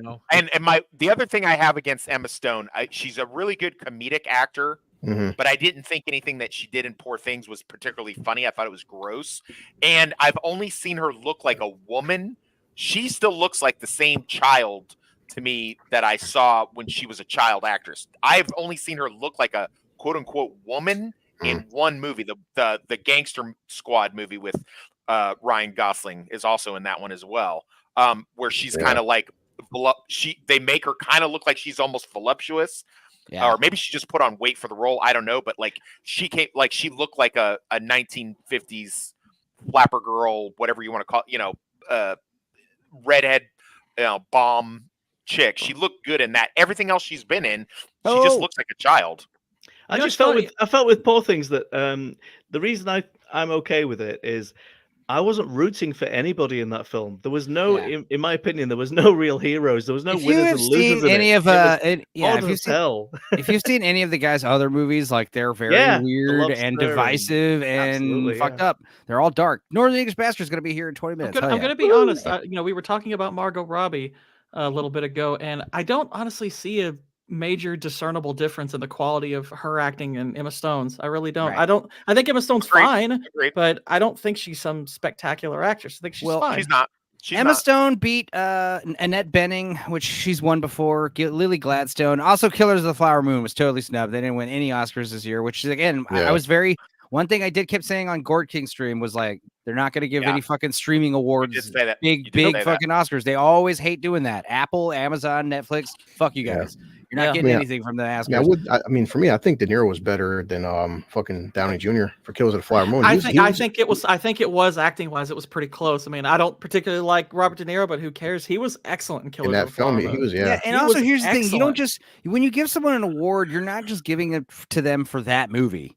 This is basically you're awarding Robert Downey Jr. for his whole comeback story right there with that one Oscar for this dumb movie, Oppenheimer. I thought acting wise it was close enough to where I was totally cool with him winning, but that was De Niro's best performance since Heat, in a long time. No, it really was. Yeah, because he's played so many fucking films. He's doing like Bullwinkle and shit. He's doing the Flock. Yeah, that's a bold statement though. Look, I can't think of anything between Heat and Killers of the Flower Moon where I thought he was better. Right. Nothing off the top of my head. I mean, to me, he was more of a bad guy than Downey was. Oh, yeah. Yeah, I mean, he was literally evil in that one. It was crazy. But Sandra Hüller from Humanity of the Fall, I thought she did really good too. She was bilingual in the movie, but her performance was too nuanced, and I don't think enough people saw the movie. No, I thought I thought she was brilliant. I thought she was really great. good. And I think because we don't know her from a ton of stuff, she comes with no baggage as well, which means that you're really invested in her as the character. I think. I think probably what undoes her is, aside from the fact that you have Emma Stone, who's got the really feminist role. Lily Gladstone was kind of considered her biggest competition. I think Sandra Hüller's problem's probably the same that Rosamund Pike faced for Gone Girl, where you could argue she might have had the best performance, but she's not in the club. Yeah. You know? Yeah. Well, Carey Mulligan, Maestro, who cares? I think the main thing is Emma Stone won because she showed her titties a bunch. I mean, that does take... Well, if you look at the character, they always regard that kind of performance as brave and raw, of course. Yeah. Raw is always what they say when they get naked. especially since she's basically playing a child, so that ticked another box, and they were like, oh yeah. We like that. Her character arc, though, from the beginning of the film to the end, she's playing almost 3 different characters. I mean, she goes from parody from being retarded to actual actual woman by the end of the film. Yeah, like I said, the whole movie's a metaphor because like you don't want to show a movie of like a girl becoming a woman over the course of several years. You know, that's a normal story. You tell a story about a girl becoming a woman in a few months, like your typical, woman child trope. Splash is a big one that comes to mind, and You're telling me you don't want to see the sequel to Boyhood, Girlhood? You don't want that? Boyhood, here's the thing. I liked Boyhood. The problem with Boyhood is, first of all, they're ranting and raving about how it's the first time we ever saw, actors age on screen. And I'm like, Harry Potter. I mean, no, you're wrong. And then second of all, I thought the mom was the most interesting, most compelling, and best character. I would probably agree with that. Yeah. Patricia Arquette. Was it Patricia Arquette? Yeah, she's she was the one that I wanted more of.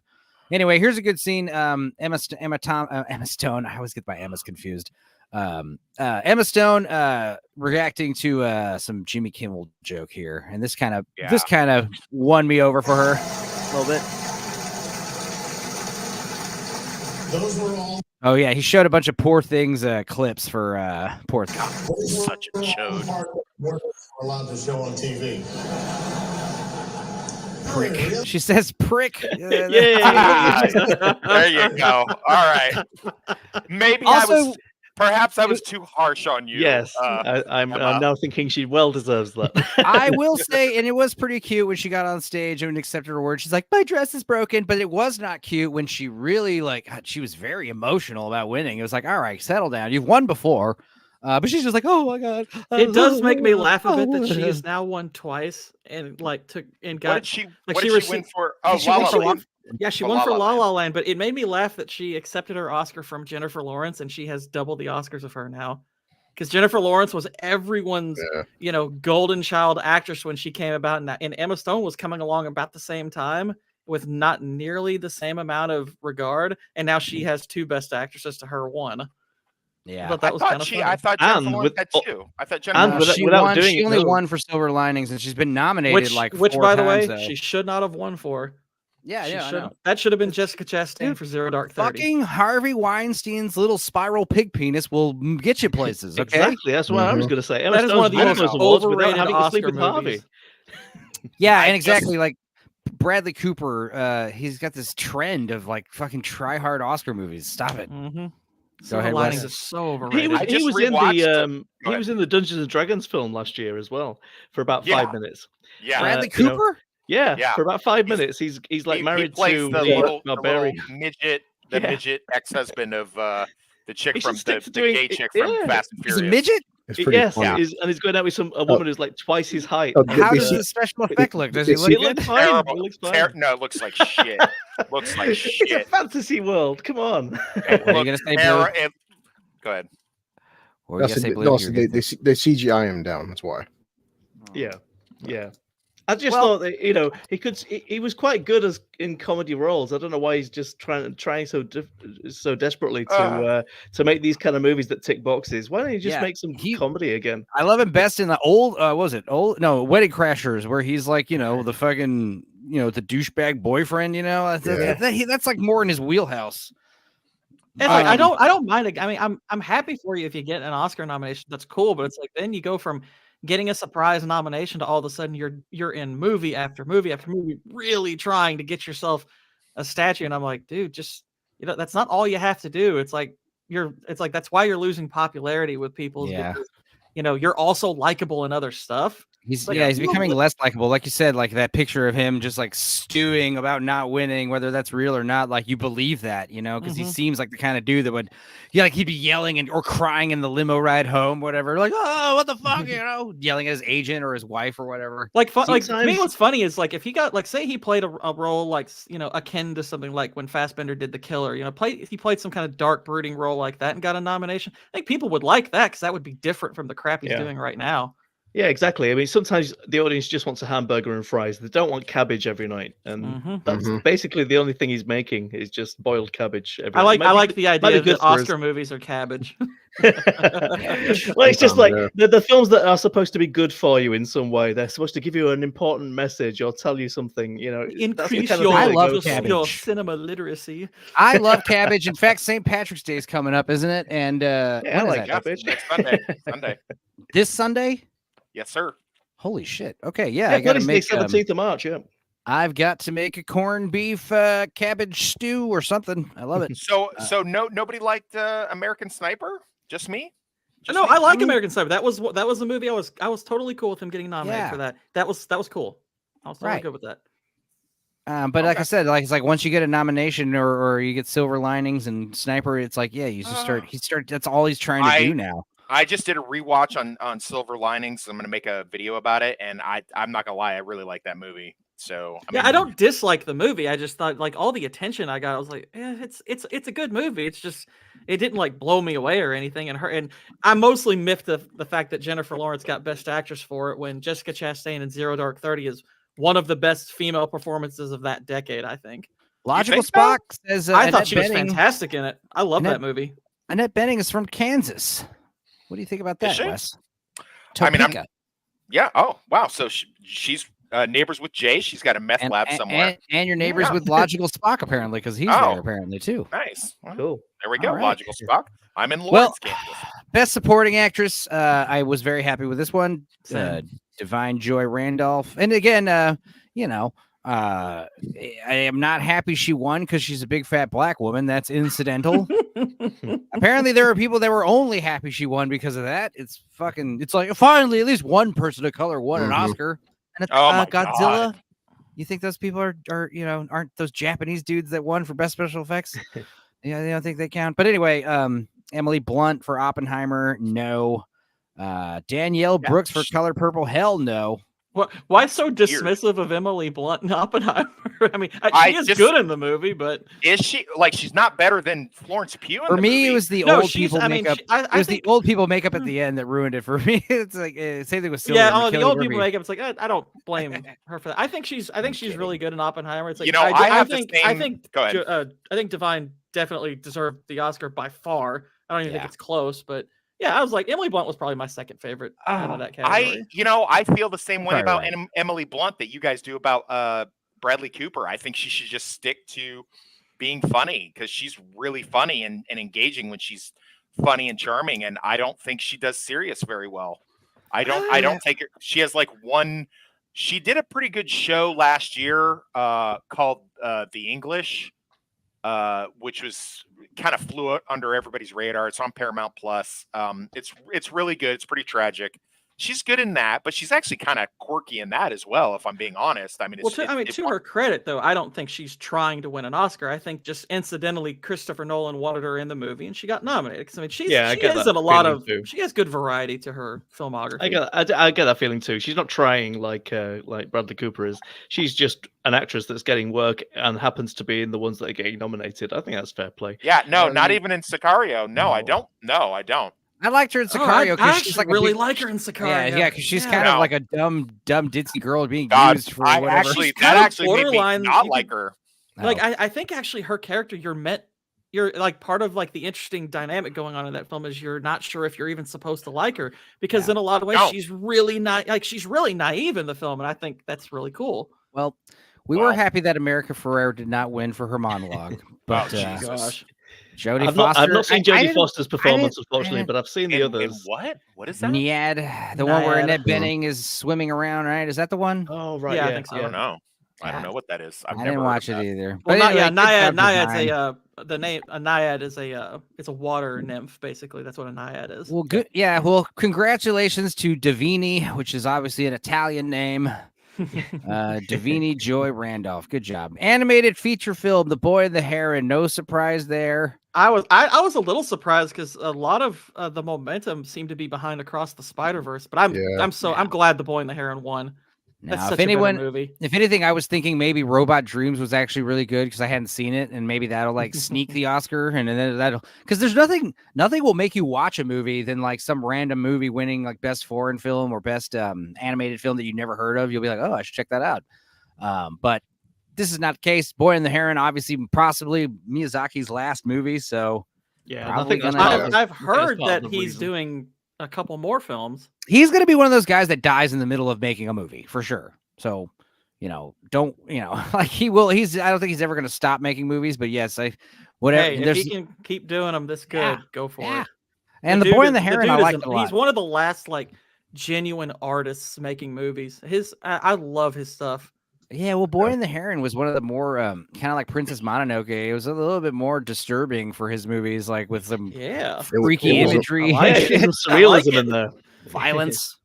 The one what was it, a stork or a seagull or whatever, like that's all burned to death. Like that shit was like, oh my god, this is a kids movie. It was a movie. It was That a was movie. that. I mean, well, that's kind of what I liked about it. It was kind of a throwback to those like early '90s or '80s kids movies that had balls. You know, Like also Watership just Down. Yeah, there's so many of these movies, especially Miyazaki style too, where it's like it was all a dream. The Alice in Wonderland, you go on a crazy adventure, you come back, and everything's like kind of normal. And Miyazaki's done a bunch of those movies with My Neighbor Totoro, and you want him taking a lot of acid to get the story across. No, I mean I think it's just like Miyazaki just seems like a weird guy. But it wouldn't have. But if you're watching the movie on acid, like yeah, sure, I'm sure you'll fucking have a crazy trip. Anyway, If I had put cinematography. money, all right, go ahead. No, then you go ahead. If I had put money, I would have really thought they were going to give it to Spider-Verse because they've just been like, on about that. I've heard across the board that Spider-Verse wasn't as good as the first one. it isn't. It's not. So, It really isn't. It's not. It's not. But did the first one win Best Animated? Yes, Okay, so and deservedly so. That's a great movie. yeah, so I mean, you're not gonna. I don't think you should award a sequel if it's inferior. But it's like Wes said, but the way come on, it's America. It's the main character's black. They have they tick all boxes, trans stuff, pregnant women, web slinging, shit like that. Right. Look, guys, I just want to share one quick little meme right here. Go ahead. We are so back. Okay, all right. I know they were talking about all this this like fears of like or concerns about the diversity quotas for these nominees, but look at this. The only like black person winning really was Divine and who I don't know. It was all a bunch of white people winning, and obviously and she's Italian, right? So I mean, she's not exactly. really Divine. Best picture, best white cast, best supporting actor, white guy, best actor, white guy, best actress, white chick, best director, white guy. Yeah, there is more diversity to these wins than this person is suggesting because like adapted screenplay was American Heads are Fiction. gonna roll. That's what I believe we had an Asian win something as well. Yes. Yeah, but they don't. That doesn't. They consider. That's true. Asian That doesn't. white. That doesn't count. Yeah. That doesn't count. And if it's not like really black, it doesn't count. Let's do this layout. No, okay. we gave you guys your day in the sun, people of color. It's back to Oscars so white. So we literally like gave La La Land Best Picture and then took it away 5 seconds later. To Moonlight, Moonlight. I did not like La La Land, but it was fucking leagues better than Moonlight, which I Moonlight watched. Is just. I'm so tempted to just write a book like that and just be like, I'm gonna have these trans gay characters that pretentious are art house just so I can make a bunch of money and then write like vampire novels and that's basically the scripts for Two American Fiction, wasn't it? Yeah, exactly. American Fiction was a good one. I liked American Fiction. Underrated. So did I. Yeah, we were all very concerned when we heard the premise. It sounded like it could be good. The trailer looked like it was gonna be good, and it was good. It wasn't divisive. You could play both sides of the aisle. Jeffrey I like the A plot. I didn't didn't like the B plot. I like the main story, but the B plot of the family relationships just seemed like really daytime soap opera stuff. I liked it because it was very serious. It was like much more dramatic than I thought it was going to be. It was very sad. It was like one of those Tyler Perry serious movies without Medea in it. It was like one of them. Yeah. Very funny, especially lampooning white liberals. That was my favorite line where they're talking about how they should nominate that book, and the two black people are like, I don't think we should. And it's like, I think it's very important that we have people of color's voices heard. So we're going to vote for it, even though the two black people on the panel said no. Excuse me, right. I speak jive. Yeah. Now, I am very happy with Oppenheimer winning Best Cinematography. Absolutely. I think we all talked about that on Cord King. I guess, say what you will about Poor Things. I would say that is probably second place. I would have put Poor Things above it, to be honest. I mean, I think the editing is better in Oppenheimer. I thought Poor Things had a better sense of style about it. The whole thing felt like Bioshock, the later Bioshock entry. But that's production design, which they did win that in a minute. But Oppenheimer, Yeah, They were I using didn't that see fisheye Alcande. lens all the time and things like that, which were kind of really interesting. They were doing some interesting stuff there, which probably needs more than one watch to take Yeah. in what they were actually doing. I don't know, Yeah. but I think Oppenheimer may have been a little bit more simplistic in in the way it approached it, but it was still. I have no issue with it winning. I talked about this on Gord's show. I think what was interesting about cinematically Oppenheimer was like using the IMAX. First of all, black and white IMAX, which had never been done before. Yep. And then secondly, like, yeah, using IMAX to film people's faces and, you know, like some normal Vista like shots and stuff of settings. But like, I thought it was very cool to have a huge IMAX screen and just have a close up of people's like emotions like that. That hadn't really been done before. And can you get Luke a copy of the stream link? I just He's sent in. it to him. Yeah, it was Luke. You had the link the whole time. Did What's I? up, buddy? I couldn't find it anyway, but thanks for having me on. Yeah. This is What how we it talking about, starts. Lenny This is how it Oscars? starts. You get one Brit on, and then you get another, and before you know it, we've just taken over and colonized it, and you're just arguing about the Luke used to be one of my regulars. How's it going? How was dinner, buddy? You it's like Smilex and Northern are the killers of the Flower Moon. Yikes. Because we're the superior race, that's why. Damsel, 60%, Yeah. 75. It doesn't look like an awful score. I was listening to a Yeah, little bit some shit about too. what you're saying, and right, the parts where she is trying to survive and she's scared and she is trying to figure out how to get out. Those are good, but there's a The lot. end. Of footage. There was She should have tons of died like stuff. 50 times for sure. Yeah. Yeah, I know. She gets a full blast in the chest. There's a part And where I she know. has to escape the Everything. cave, right? She has to escape the Yeah. cave, and the cave. Hang on. Make sure you clip. She gets a full blast in the chest. Yeah, that's a real right there. She does. Yeah. There's a part where she has to escape a cave, right? And it's like a climbing wall. It's like, okay, and it's fucking a 50-foot wall that's just layered with jagged, pointy crystals. Yeah. And you're like, how the fuck is she gonna do Exactly. this? And then she just climbs it. She just puts I like know. rags around her feet, and then she doesn't cut herself once. It's like you could have just made that a normal, like 10-foot wall. Just Hey, a normal wall. It would have been just as Uninspired dangerous. wants to jump in. Oh, you son of a bitch. Okay. if you And dirty demand cat. it. You have heavily trained knights getting killed off like they're now. Yeah, a fucking 50-pound fucking girl is just outdoing this fucking dragon, and the dragon actually breathes its own fire, catches it, and fucking nearly burns itself to death. You're a fucking dragon. You breathe fire. I like the idea. For fuck's sake. See, this dragon had like a liquid napalm style fire. Like it was obviously some kind of lava that was like coming out of lava, his yeah. mouth. But definitely a dragon has to be fireproof. I mean, I could the turn idea- I could turn Damsel into an Oscar nominee in just with one small rewrite. Dragon Queens. Yeah, she I technically. think a lot of these could be. I think. I mean, a she lot technically. Of these, yeah. The dragon But, was technically fireproof because it did kind of reheal itself later. But yeah, the idea. I don't know. There's a lot of. I want Wes and Chris to watch it so we could talk about it at great lengths because it was a funny movie. I'll find it. I'll go. I'll watch it tonight. All right, I sent Uninspired the link too, so he should pop in a second. And yeah, I love doing these English breakfast streams. So anyway, how are you doing? How was dinner, Luke? Nice, just nice and fucking quick for now because I couldn't be asked to cook, so I just ordered takeout. Did you have a bit of bangers and mash before you came on? More fucking stereotypical. And a hot chicken, fish and cuppa. chips. And Fish and fish and chips. Hell yeah, even better. Well, that's good, and that's a good late night feast. All right. Well, how would you think of the Oscars? Did you watch them? Did you? I don't give a shit. I don't give a shit. About that, 'cause I really don't. So, I mean, guys, I want you to guys know that I don't really give a shit either, but it's just something to talk about on Monday. It's like it's a tradition I've been doing. Yeah. Yeah. So I what? used to A lot watch of, them. So what's happened? A bunch of white people are fucking winning it again. Yeah, I like I said, this year was not filled with disappointments or surprises. I think the Oscars are catching the message. I think Hollywood in general is getting the message that we don't like this. We don't like giving people awards for shit they don't deserve, and people like giving them lucrative jobs, lucrative acting gigs just because of fucking basic, surface level traits, and then us all pretending that we have to, pretend that these people are good. I don't know. It's just better when the people that deserve the awards get the awards. Yeah, right? and honestly, Well, top to bottom, it's hard to look at any of these winners and think they didn't deserve what they Right. got. There's no pretty much Marissa Tomei's. on It's this. pretty much list. getting about everything right. I know. Plus, Cillian Murphy winning an Oscar. Fucking nice one. Right, good, Robert Downey Jr. as well. Well, fuck did he? He should have got one for Iron Man if the Oscars weren't so fucking picky about what they nominate.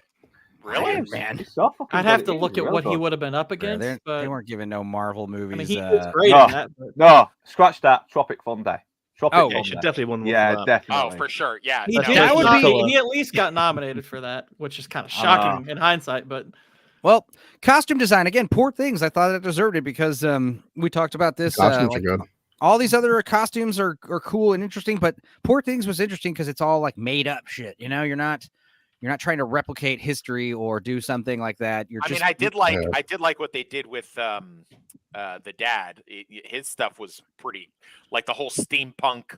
You know, he like hooks himself up to a thing. Willem Dafoe, yes, dude, hit his Willem makeup. Dafoe. They also won best makeup, and they deserve the shit out of that because Willem Dafoe's makeup was out of this world. He is the only thing that made that piece of shit worth watching. The movie is so twisted. Okay, everything about it is fucked up. So if you don't like it, I totally get it because it's like, what is it? He talks about like all the weird experiments his dad did to his thumbs and his penis and shit. It's like, what the hell am I? I would have rather the movie been like him be the main thing and like hear more stuff about. Let's do a prequel origin story about that guy. That'd be X-rated fucking torture porn movie.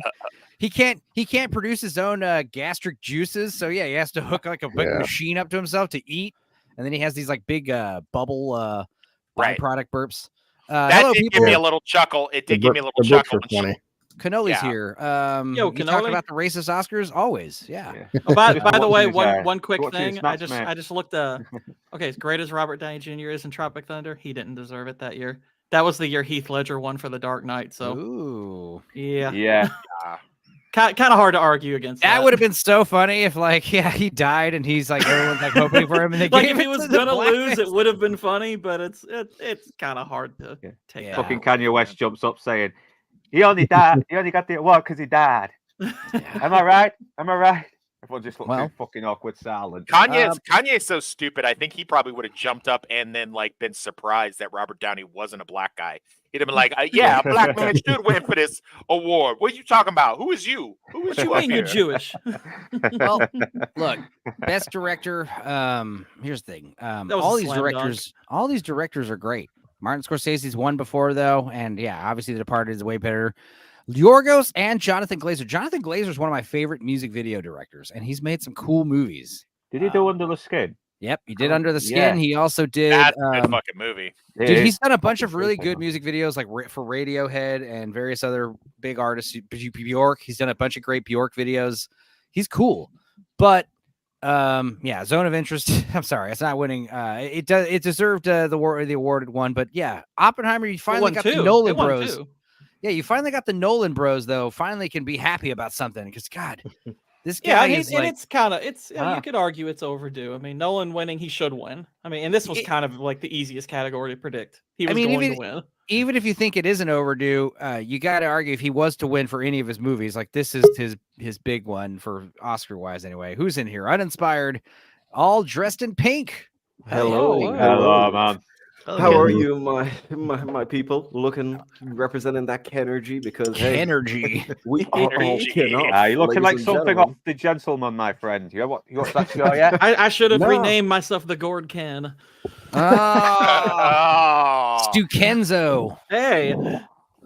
Yeah, I haven't seen the Gentleman TV show yet, but I've been hearing really good things. I know the pretty movie. good. I've been enjoying it. I'm about halfway through, and it's great. So Is it okay? Is that related to the Guy Ritchie movie? That was the big question. I was listening to the open bar catch up, and Mahler was actually saying that it's better than Shogun because he was like, I think it might be.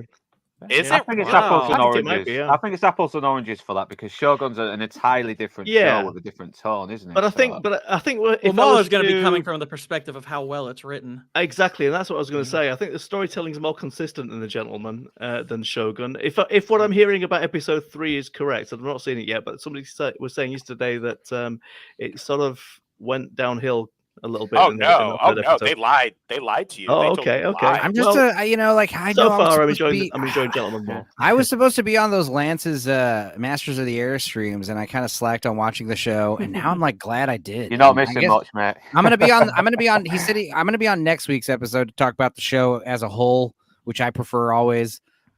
But yeah, I don't want to do that again. Which I don't want to do that with Shogun. I don't want to be watching a show weekly and being like, it's great, and then by week 5 we're like, why am I still doing this? I hate weekly watching, especially on streaming services. I think that if it's on TV cable, then I think the weekly watching is good. The same way they do those multi-episode events that they used to do on cable. That works on TV, but on streaming services, dude, just give me the thing. Let me binge it. I'm That's kind of it. with you there on your Spike. Yeah. So I tried doing the same because I've been doing the same with the Sexy Beast TV show. Yeah, there's a TV adaptation of it, and I've been slacking off on that for the last couple of weeks. That is so weird that you guys say that, because all the complaints I'm getting from the Fallout TV series, they're like, oh, look, they're going to drop the whole thing at once. It must be a piece of shit because they're not doing week to week. No.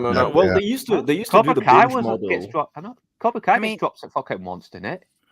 Yeah, I think the thing is like these different companies have different. I think Netflix layouts, always but goes all at once. Yeah, they drop it all at once. They used to. Now they don't. Now they do weekly. Well, Or they did Avatar: do, The Last Airbender all at once. Which, yeah, but sometimes they do all at once, but other times they do sort of. It's kind of weird. So they'll launch, let's say, 7 episodes, and then they'll launch the last 3 about 2 weeks later or something like that. Yeah. Which is kind of weird. Kind of what they did with the Stranger Things season 4, part 1 and 2. But I don't know. Like for me, I find it weird because I'll be watching something weekly, and then all of a sudden, about 3 or 4 episodes in, I'm like, I forget to watch it, and I just binge it. Same with Invincible season 2. I binged everything about a week ago, and I had tried watching it weekly. After episode 2, I said, yeah, fuck it, I can't do this. Well, here's the thing. Like me and we're on Gooch's channel breaking down Arcane, and we did Blue Eye Samurai before that. But the thing is, even though we're breaking down each episode weekly, we had seen the whole show in its entirety before we started breaking down episodically. And I don't think that, as a YouTube viewer, person who watches these streams, I think like Lance's shows, like the Masters of the Air, where we're like doing reactionary streams to each episode and we don't know what's coming next. I don't think that's going to have that kind of a rewatchability factor, because it seems like something you got to listen to at the time as it's all dropping. But it's like you could retroactively, like by the time you get to the season finale, you could look back at episode 2 or 3 and be like, oh wait, this is changes my opinion of this. It's better to watch the show in its entirety, at least before you like these. Yeah, I don't know. Look at Mike Flanagan. Mike Flanagan, all of his shows are great until the very last episode, where you're just like, oh, come on, dude. I will say this though. Yeah, he needs to get another writer in to help him end his fucking shows. He really does.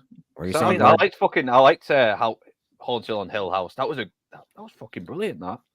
Mind you, to be fair, Stephen King had the same problem with quite a lot of his books as well. What were you saying, Gordo? Well, I was gonna say, like, the part of the reason I'm able to keep my sanity watching Rings of Power is I only watch episodes bi-monthly. Oh, God bless you! You are a fucking hero for that. I know guys that got Purple Hearts in Iraq that don't deserve it as much as you deserve it. Jesus Christ, man, that's amazing. Where I come out at Enzo is this. I think that I kind of side with you a little bit on that with the rewatchability thing. It's like Blue Collar will tell you, we were doing Justified City Primeval. And we're like, okay, this episode's good. And then a week later, oh, this episode sucks. This episode's okay. And then, by the time you get to it with the week-to-week thing, it's a shit show. And then the same thing for frickin' True Detective Night Country. It's a piece of shit that kind of started out interesting, made you think it might be good, and then it's a total piece of shit. But if you can binge the whole thing, then you can kind of gauge, because a piece of shit could kind of trick you on a week-to-week basis. Yeah, whereas like saying right here. Yeah. You got to wait for the show to drop because you don't want to get burned. We've been burned too many times. The bait and switch. Yeah, it's also a double-edged sword though, Wes, because with Shogun, like, okay, episode 4, I'm looking forward to every week watching Shogun versus like, okay, hey, the entire season's it's out one time, okay. You sit down, you take a day off work, you watch all the episodes, then you're done. You're like, okay, now next week, what's to look forward to? Because I binged the whole fucking thing in one day. Well, that's the thing is that you have so much nowadays that there isn't there's that question plenty. of what am I going to watch next. Dude, my Netflix list is so big and my movie list is Then so remember, big but that then there's- I have yeah. enough to last me for 20 years if I Yeah. just sit Then- down then and there's- watch there's, those. there's you so know? much, but how much quality do we have though versus like Right. quality? Right. Remember, it's quality versus quantity. Like Shogun, something I'm looking like Shogun, Jack Reacher. I was looking forward to a weekly watch with this versus like on top of like say Cobra Kai. That's always the thing with like binging versus weekly. People are like, hey, Cobra Kai came out awesome. They'll watch all Cobra Kai within like 6 hours. 6 months later, what happened? What happened in Cobra Kai again? I do think that people have a tendency with our minds. Like, remember, 24 came out, right? It was one episode of fucking a week. It would 6 months. It's easier to digest the storyline versus like if you try watching 20 fuck episodes in one day, I guarantee within 3 weeks you're gonna forget the entire fucking season. Well, I here's mean, the thing. Go ahead. The problem is like watching. I'd rather like binging one show. I focus on one show at a time because the worst is when you're watching weekly episodic shows and you're watching like 4 or 5 shows. You're juggling 4 or 5 plots at the same time weekly. That's And a you have to nightmare. remember them too. No, you got to. I focus on shows like one at a time or movies, whatever. I just want to watch one thing and move on to the next thing. Yeah, the only thing I watch weekly is One Piece. That's it, and that's because I'm kind of forced to, there. Well, it's also the problem Smilex has got to leave because guess what? It's his birthday. He's gonna be drinking for his birthday. Yay! I love that for you. That? I just tap out with Neb.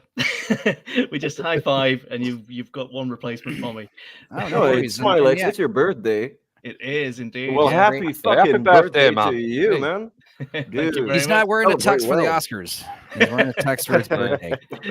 Cheers, fellas. I'm going to keep listening for a little bit longer, but this has been a great Have a wonderful great time. evening, man. Dude, Cheers, yeah, man. you're always welcome enjoy. here, especially on these early shows or these late shows for you. Yeah, great stuff. thanks. Thanks very much, guys. Of Speak course. soon. Thanks for coming. Cheers. All right. It also makes you want to Enzo, like what everybody here when we were younger. I mean, was this on TV? Most people would watch like maybe 3 or 4 like shows a year and stuff. Now we have like Uninspired would say, hey, we're watching these binging shows. You got people saying, okay, Netflix, the month of January, I binge watch 15 shows. I'm like, in 1 month, and you're like, holy fuck, and that's just the month of January on top of like movies coming out. People by top, like we did remember with our top 3 stream, we'll sit there like, hey guys, it's been oh my god, that film came out like 10 months ago. Yeah, because in the past 10 months you've watched 65,000 fucking movies by then. Like remember when the Covenant came out, something that came out in January, you damn near forgot about it. Come summertime, that shit was 2 months ago. Well, I think it's also because back then social media wasn't as prevalent. Nowadays, it's kind of like the news cycle. They say something happened last week, everyone is angry about it. Yeah. You wait 2 weeks later, everyone's forgotten about it, Yeah. regardless of what it is. It's kind of because of social media. There's always that constant new thing that's coming out. So once you've passed that trend of what's currently here, then boom, it's done. People will discuss it once in a while, but there's always that new thing to discuss, and that new thing is always just I think there. we're getting this overflux, like Enzo would say with sequels, like say God of War, for example. Like I like the fact that it took 5 years to get a God of War sequel. Yeah. Like, Call of Duty, the problem is like Call of Duty at one point Tomb Raider, then we had Assassin's Creed. Getting a new Assassin's Creed every fucking 10 months is too fucking quick. I don't get it. It's bad enough those sports games that are constantly like FIFA 2024, FIFA 2023. It's like who cares? Who cares? And now you're doing it with Call of Duty and stuff. It's like, I mean, even though Grand Theft Auto, that people don't like this, like the idea that you're just updating the same game over and over is much better than just releasing a new fucking $60 game every year. Fuck the definitive editions, though, man. Oh, right. Yeah, But, they're still shit then. Kind of an anecdote. Yeah, that's, they're just not worth the money. this is an anecdote that both does plug my shit and also it's related to what Chris is saying. But like, look, here's the thing. I'm realizing I'm planning on going out of town to this Total Eclipse Utopia Fest out in April. That'll be the second week of April, the 5th through the 8th or something. I think I'm going to be gone. So the 8th is a Monday or the 7th. I can't remember. That Monday I'll be out of town. So I'm thinking like, what should I do instead of a Dorkside episode? And I'm realizing, okay, here's what I'm going to do. I'm going to bust ass. I've got the next 2 We Watches already edited. So I think the next 2 weeks, I'm just going to work on my fucking Renfield video. Finally get that out. Christ. Here's the thing. The Renfield video is coming out tentatively the second Monday of April or the first Monday of April, whatever that is. And I'm just like going to be out of town. I'm going to release that, and that's going to be out. And also Uninspired, that means you got to make your old boy video. Old boy video. Because I gotta beat you to it, but I am doing it. And here's the thing that's interesting. Here's what's really crazy. I looked it up, and that is going to be like 5 days before the 1 year anniversary of Renfield, which is like awesome because it's serendipitous, but also like Renfield only came out 1 year ago. That feels like ages ago, dude. Well, I mean, I blame just the amount of movies Nick Cage does, man. Like, Oh, right. But got a even though, movie like, coming out for every instance, like month. on my Oscar 2023 pre-roll that I put up, Megan shows up a couple times, right? And I forgot that Megan came out last year. That was like one of the first we watches we did back in like January. Right. And First- it's like first month. it's like Jesus, yeah.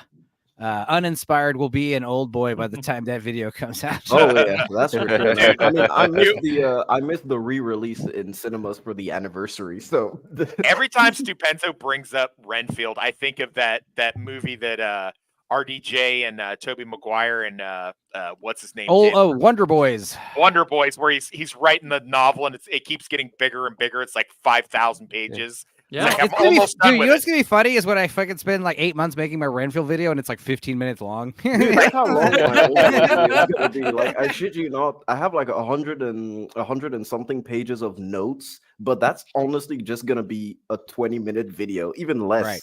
Yeah. Is it the old boy, the Asian one, or is it Yes. Okay. Yeah, fuck Josh Brolin and his fuck Spike You're gonna Lee. reference the Spike Lee version though, right? You're gonna bring Just up think though, it depends if you put enough. Depends if you put enough effort into it. You will be the internet authority on Renfield. Right, that's what I'm saying. I'm realistically like I think the video is probably going to be like 30 minutes or longer. But like these long form video essays, it's just goddamn, dude. I mean, They're Gord King tedious knows. sometimes. Yeah, Man, because I feel like sometimes I watch an hour-long video essay, and whatever the person said could have been said in literally 25 minutes. That's the worst part of me. We Like, got our people buddy need to be Tony Down concise. Under, who I need to bring on the show. By the way, I mean he kind of I think he is keen. It's just a little hard to get on because they're like fucking 10 hours ahead from us. Well, whatever. I mean, we'll get him 12 on hours, eventually. maybe. But Tony, dude, his channel exploded because he did this big long Arkham Knight one of the Batman video games breakdowns. It's like fucking an hour and 45-minute long video, and he got like several thousand views and 3,000 subscribers all of a sudden, and it's like that's awesome. But now at the same time, it's like shit. That means I probably, if I was Tony, I'd be like, fuck, I gotta keep making these long form. Yeah, people. I'm gonna make a fucking long one. I'm gonna make a long one. I'm gonna do the MCU fucking movies from phase 1 to 3. Oh my gosh, videos are that's good. a career, man. That's a career move. I've just done Iron Man now. I'm going to do Hulk tomorrow. I'm just going to take it a day at a time. Toxic, I can't get an Aquafina tramp stamp because I already have a Superman tramp stamp. In case you didn't know, so I already got a tramp stamp there. Like you guys said, people understand like the time and effort, how long it takes to make a fucking hour-and-a-half video, and it's crazy. People with our binging culture, they expect you be on YouTube. Hey, okay, you're a YouTuber. I want you to fucking put out 5 of these a week. And you're like, dude, I gotta be the fucking work, okay? Dude, I made so many 90-minute videos for Schlocktober, and most of my Wii watches are 45 to 50 minutes, but those do not take long to make. Okay, I'll be like.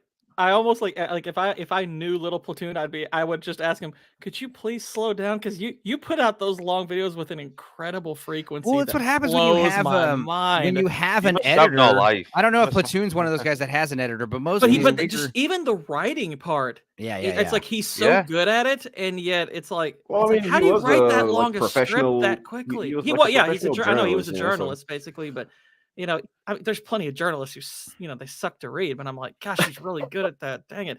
I have to go over my scripts constantly to make sure I get this thing right, that thing right. I'm like, well, dude's a when I was machine. when I was in university and when I was going to high, I never had an issue writing, like especially like you need to write a 10,000 word essay or a 12-page paper. Like my paper's got to be 5 pages. I'll write 10. I was one of those guys.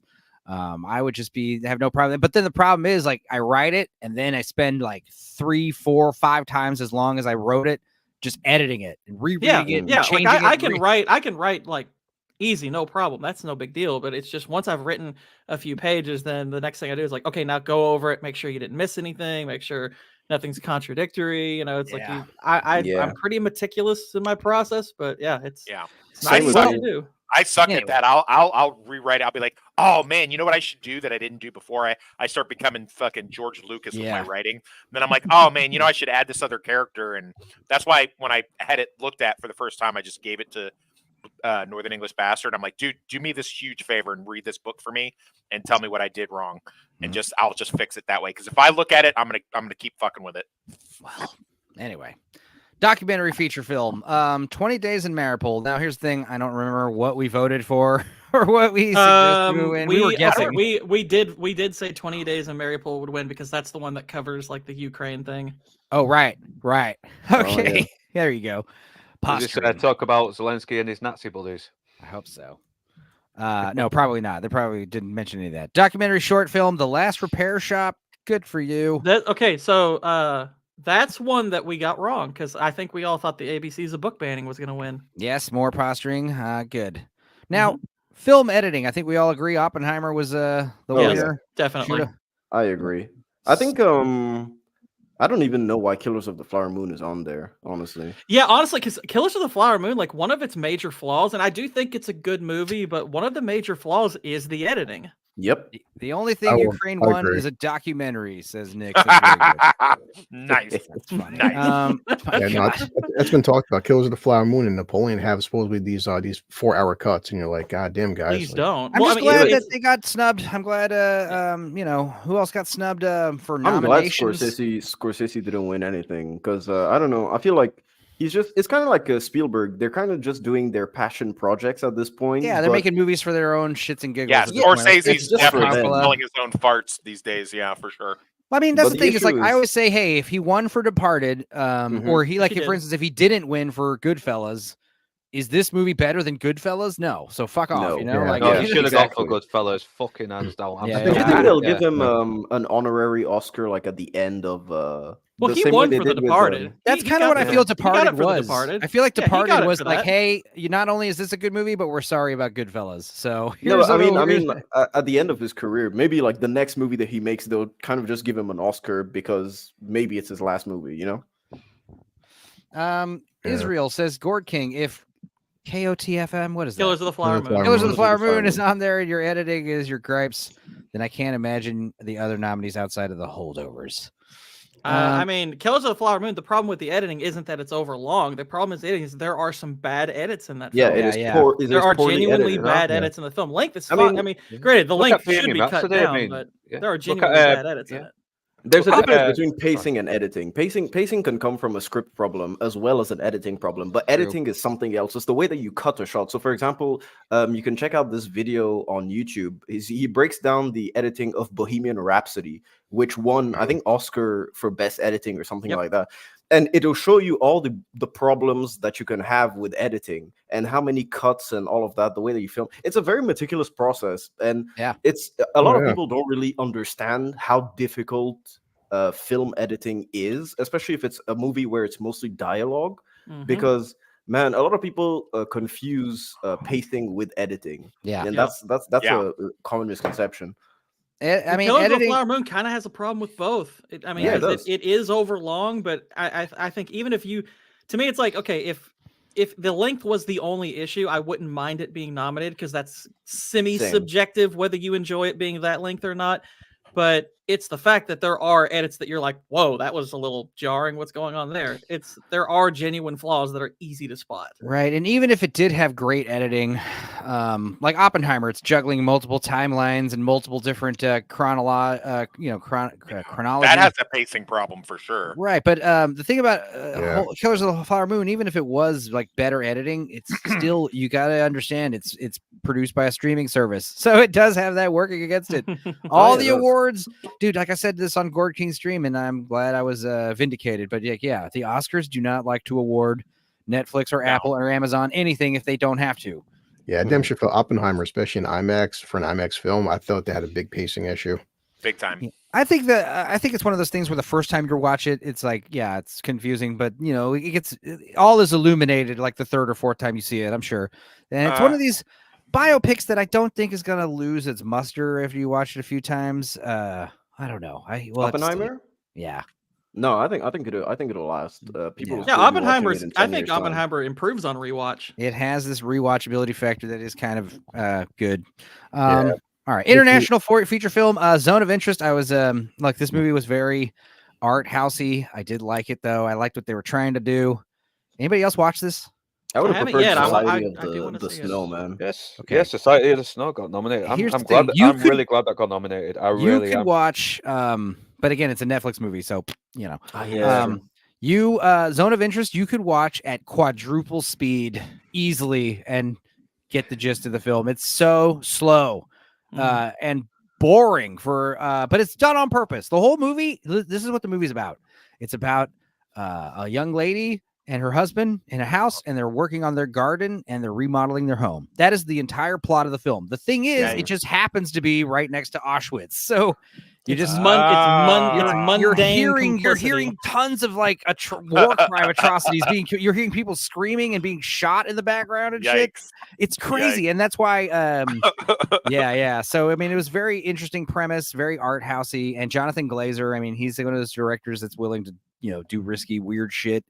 I appreciate that. But that being said, I haven't seen all these other movies, so I don't know if they're better. I think it won just because of the subject matter, to be honest with you. Yeah, I mean, because as you said, it's a boring movie. It's really boring. I don't know, man. And Enzo describing that was like Peter Griffith describing how he was gonna fucking make a movie about a window washer at 9/11. Oh right. He sees a plane coming in. He sees the fucking plane, and he's like, "Oh come on!" He just finished cleaning all the windows, and then guess what? Because I honestly didn't know what this movie was about. So when you just were describing, like, oh, they're fixing a house. Oh, they got a garden. Oh, up next to Auschwitz. Lord Toxic. Imagine me, because I hadn't heard anything about what the movie talked about. When I saw Zone of Interest, the first thing that I had seen was it's a political thriller. So I thought it was a Cold War movie. And once I started the movie, I was like, what the fuck is this, dude? I was in for a rude awakening. How long into it do they reveal that they're next to Auschwitz? Is it like right away, or is no? it It's like right away. Like the dad's walking around in a Nazi uniform before he goes to work. Oh wow! I mean he's the head guy of Auschwitz, and they definitely show. Oh wow! Yeah. And there's a scene where like they're inside the house in the living room having tea. And these other Nazi guys are there, and they're showing them these cool, like, new cremation machines they have, and like, it was a fucked up. It was crazy. I mean, I kind of want to watch it now. Yeah, it was a good movie. I mean, it was weird and spooky. It was spooky. That's how I describe it. It was just like that's a Glazer pick. Yeah. All right. Okay. It got $2 million more than. If it had made $2 million less, there would have been a lot of funny jokes because it made $8 million. So. We missed an opportunity there. Yeah, missed opportunity.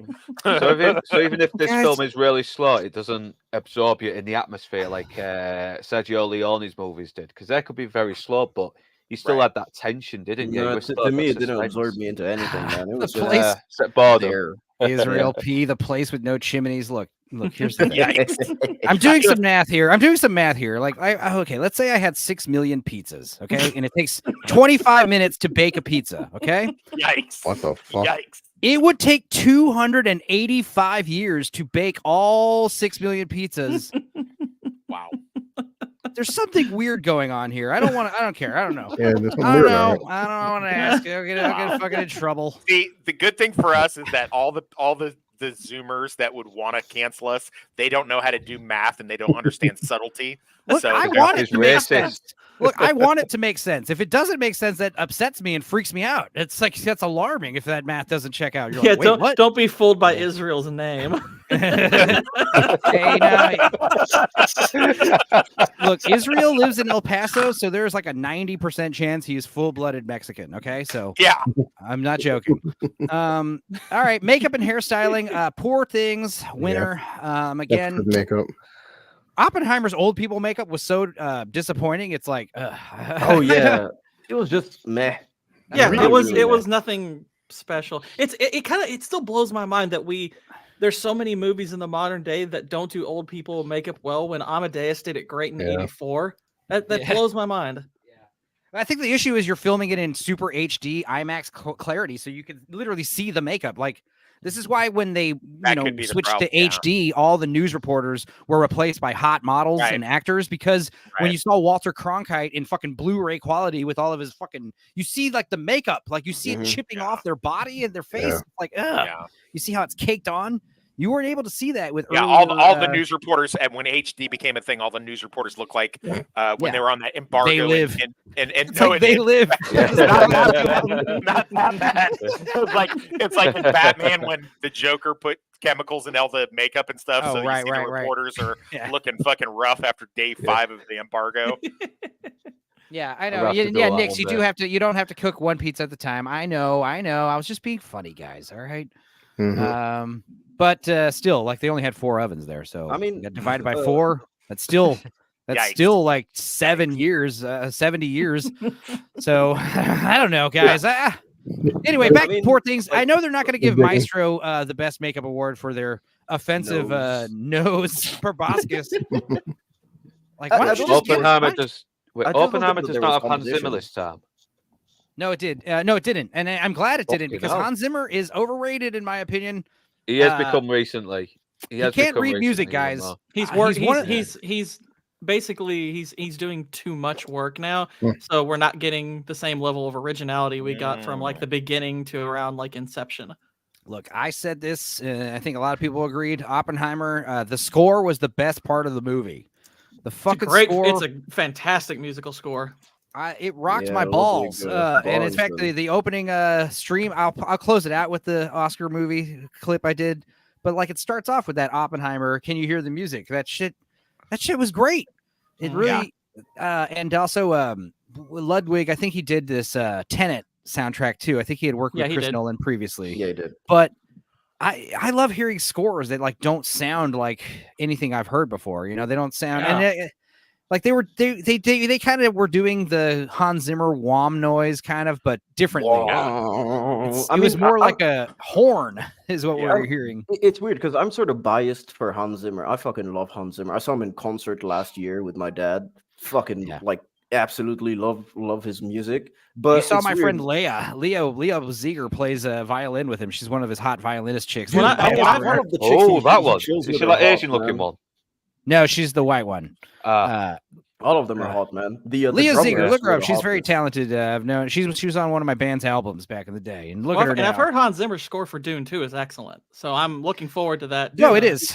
I think his scores are great, man. Especially considering his older works. One of my favorite film scores of all time in terms of like overall score is Inception. I don't know why. Oh, it's so good. That's a cool one. It is so good. Started the bomb noise, you know. That was especially in the trailers. Yeah, that's true. It was a trailer. But for me, my favorite song in Inception is Mombasa, you know. And that's awesome. Enough, I love that.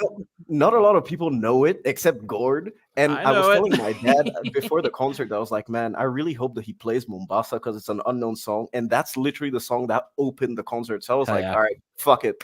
I'm here. I'm very happy. Yeah, and I remember on Man of Steel. Man of Steel has that great arcade song. Yeah. Arcade was like, holy shit, that is like pumped me up. Scores were the best thing in those Zack Snyder movies. Yeah, they really were. Before I saw Man of Steel, I heard the song, the track for Arcade. I was like, this movie's gonna be awesome. And then I saw the movie, and I was like, never mind, fucking Jesus. I was gonna say Mombasa is my second favorite track on that. I think. What's the first one? Time. I think Dreams is the one that I liked the most. It's like very ethereal and there's melancholy to it, but there's almost like a bit of like a nostalgic feel to it. It's so beautiful. I love that track. But it's weird because time is the one that everyone waits for him to play at the end. And so at the end of the concert, that was him. He was just like everyone knew that was what he was doing. Everyone was even cheering him to play Time. The best part was probably when he did the Last Samurai soundtrack actually. Mm-hmm. Well, no, I take that back. Okay, the name of the track I think is Old Souls. I think that's the name of the track. Old Souls. Oh yeah. Oh, I love that track so much. I one time like it was raining and the power was out, so there was kind of like this blue tint on my window, and I was just sitting back and just listening to that, and I was like, oh my gosh, I'm like, this is trippy, like almost like I've never done drugs before. I'm like, but that's probably the closest I've come to that sensation. I actually thought The Prestige was a really good score, in my opinion. I thought a lot of that was kind of Hans Zimmer. I don't remember The Prestige. It was Nolan. Actually. I mean, I don't know who he used. I don't think it was Hans Zimmer. Let me look it up. Yeah. All right. Go ahead. It is a great But score. you know what though, I do agree love with you. about The Prestige is closing it out with that Radiohead song. It was like, yes, that's kind of so random and awesome and fitting. And it's like, yeah, dude, Radiohead rules. I love Radiohead. Yeah, It's a dude called David Julian or Julian. Okay, Yeah. that cool. did, The Prestige. Yeah, he did He's the a good Descent composer. He's a also. really Yeah, good composer. Radiohead popping up at the end of Prestige was like Maisie Star popping up in Starship Troopers. It was just so out of place, but kind of badass at the same time. Look, Mm-hmm. well, back to music. Billie Eilish, an Oscar winner. Boo. Had she won an Oscar before? God. Fuck off, man. I think No she way. Didn't get has- nominated for No Time to Die, did she? I think she Yeah. has Did she? one before. I think I'm Just Ken. Obviously, that couldn't have won. As far as these other songs, I'm not sure. Here's the thing, and this is I hypocrite over here sharing this shit. This is actually kind of funny. But what was it? Yeah, I mean, I think basically, she won for No Time to Die. Did she? look, guys, Sure this about is that? I think yeah, she's got 2 possibly. Oscars. So. This is good music, guys, and you may not think so, but ask yourself: is this worth? Is it worth losing your job over? Don't play This is good music.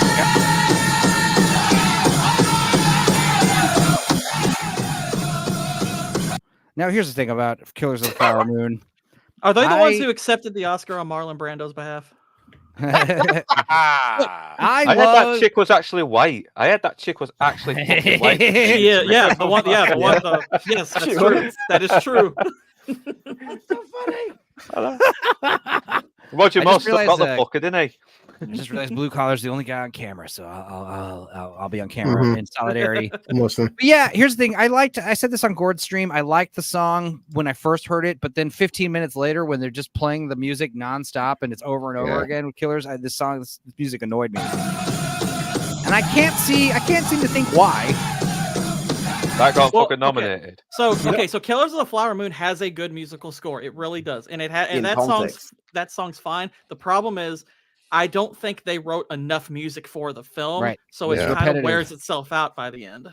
Very repetitive, in fact. I mean, and yeah, for me, it's not even that. It's the fact that it kind of works in context of the movie, but a score has to be something that you can listen to on your own without the movie. So that's why, for me, the greatest piece of film score ever made, like genuinely to me, my personal favorite is "The Ecstasy of Gold," Ennio Morricone. That's like anything the from Ennio best. Morricone. Fucking, For I'll me- listen to him. I don't know. live, I obviously. do kind of want to Brilliant. start. I think it'd be funny to blare out that Killers of the Flower Moon song on a boombox in front of a bunch of people and just see what happens. can you turn it down and you just be like, "Sir, are you a racist?" You know. That's the thing. I mean, that definitely made the music very simplistic because it's going by. They didn't have friggin' pianos and shit back then, or like synthesizers and. This is why I like Blue Collar, because we just did all of that, and he would never once did he jump up to go, "Hey guys, just so you know, I'm Native American, and I just wanted to let you know that this is really special to me." He's like 2/3 Native American. In case you guys didn't know that. I just don't. Like I said, I just don't like talk about because it's not my entire personality. Because you look like a big white Irish potato, like the rest of us. That explains like his rampant alcoholism. The alcoholism is That's what I said. I got my dad's liver. Trust me. Nice. But yeah, best music. I mean, best song. I mean, Billie Eilish. Sure. I mean, Barbie's got to win something, and I think this is the only Oscar it won, which is funny. So hey. What was I made for was kind of stupid. I'm Just Ken. At least it has a proper. You can listen to it on your own, but you can also listen to it in context of the movie, and it just gets better each time. I don't know. I didn't know that Billie Eilish one even existed, to be honest, because all I had was the fucking Ken one. Yeah, I just heard it for the first time the other day. Honestly, I'm Just Ken's the only good song from that movie. All those other songs in that movie suck. I hear the Killers of the Flower Moon song is a hit in Guantanamo Bay. Yeah, of course, I'm Just Ken didn't fucking win because it's the straight white guy, the best character in it, apparently. The character that everyone liked in that movie. Yeah, we're back to yeah. You were late coming in, but we've established we're back to Oscars so white. Yeah. So yeah, we're on top again. Here's the thing. Now these Oscars are obviously in alphabetical order, so that's why we're getting to Best Picture already. Oh, but you're yes, fine. You're fine. Oppenheimer won, and Rightfully very so. happy about that. Rightfully I wanted Holdovers to win. I knew it wasn't gonna. I liked that movie a lot, but yeah, it's fantastic. Did you see the weird controversy that I saw on Twitter? We're gonna get to that. We'll get to that when we get to the Screenplay Awards. But yeah, Maestro, obviously, fuck that movie. Oscar bait. Barbie, that was a sympathy nomination. Anatomy of a Fall, too nuanced, too foreign. It doesn't deserve Best Picture, I think. I think best for international film maybe, but best picture no. I would have liked American Fiction to get a little more.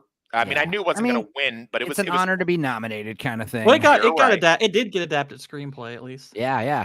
The Killers of Flower Moon, no. Netflix, whatever. Or sorry, Amazon. Who did that one again? Is that Amazon or which one? Killers of the Flower Moon? That's Apple. Apple. Okay. Past Lives. I mean, here's the thing. I liked it. I also hated it. It was good, but goddamn, it gives you the worst blue balls. And again, just another one of these art house A24 simple movies.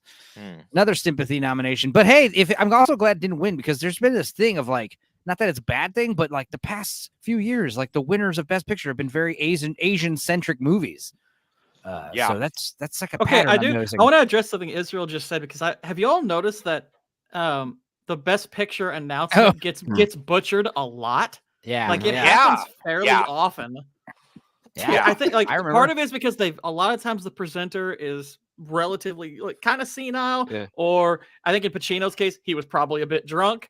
He was Dude, I said that he did the same at the Game Awards last year. Dude, he I don't know if you saw it, but they brought him up. It looked like just Al Pacino. I got the Best Picture. Yes, dude. What the fuck am I supposed to do here? Give me a It was fucking he break. couldn't even see the prompter, and he just said it. He's like, guys, I really I'm blind. I can't see the prompter. You gotta get a little closer. Look, Grandpa's sleepy, guys. Yeah, check Game Awards 2022, dude. It's one of the he presents the best performance of 2022 at the Game Awards. It's so stupid. Oh my god, let's see this. I didn't No, have this Israel. queued He up, doesn't but I care just about found it. video I remember games. watching it. Pacino cares about money. He got paid for it. Yeah. I don't know if that man's Yeah, playing I mean, a video they're gonna game pay in his him. life. Yeah, play this shit. I gotta see. All right, this, let's see what he says here. Let's see how he announces this. And I have to go to the envelope for that. And I will. He's old, Grandpa. Oh yeah.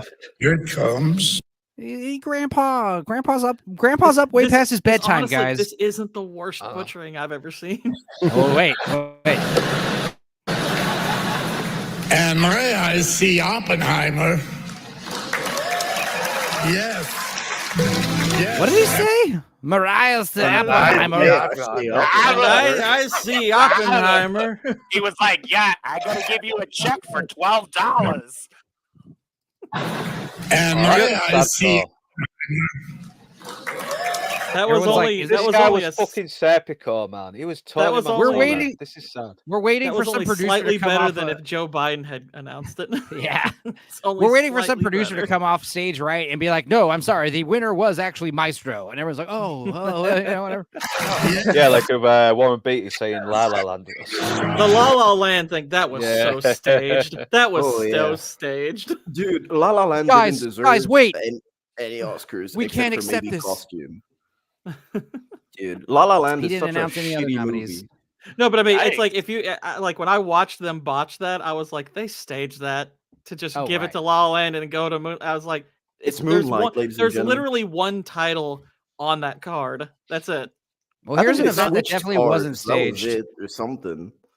Plus, he's in his 80s. He's got this fucking gold digger on his trying to fucking bleed him dry as well. So yeah, of course he's gonna get fucking drunk.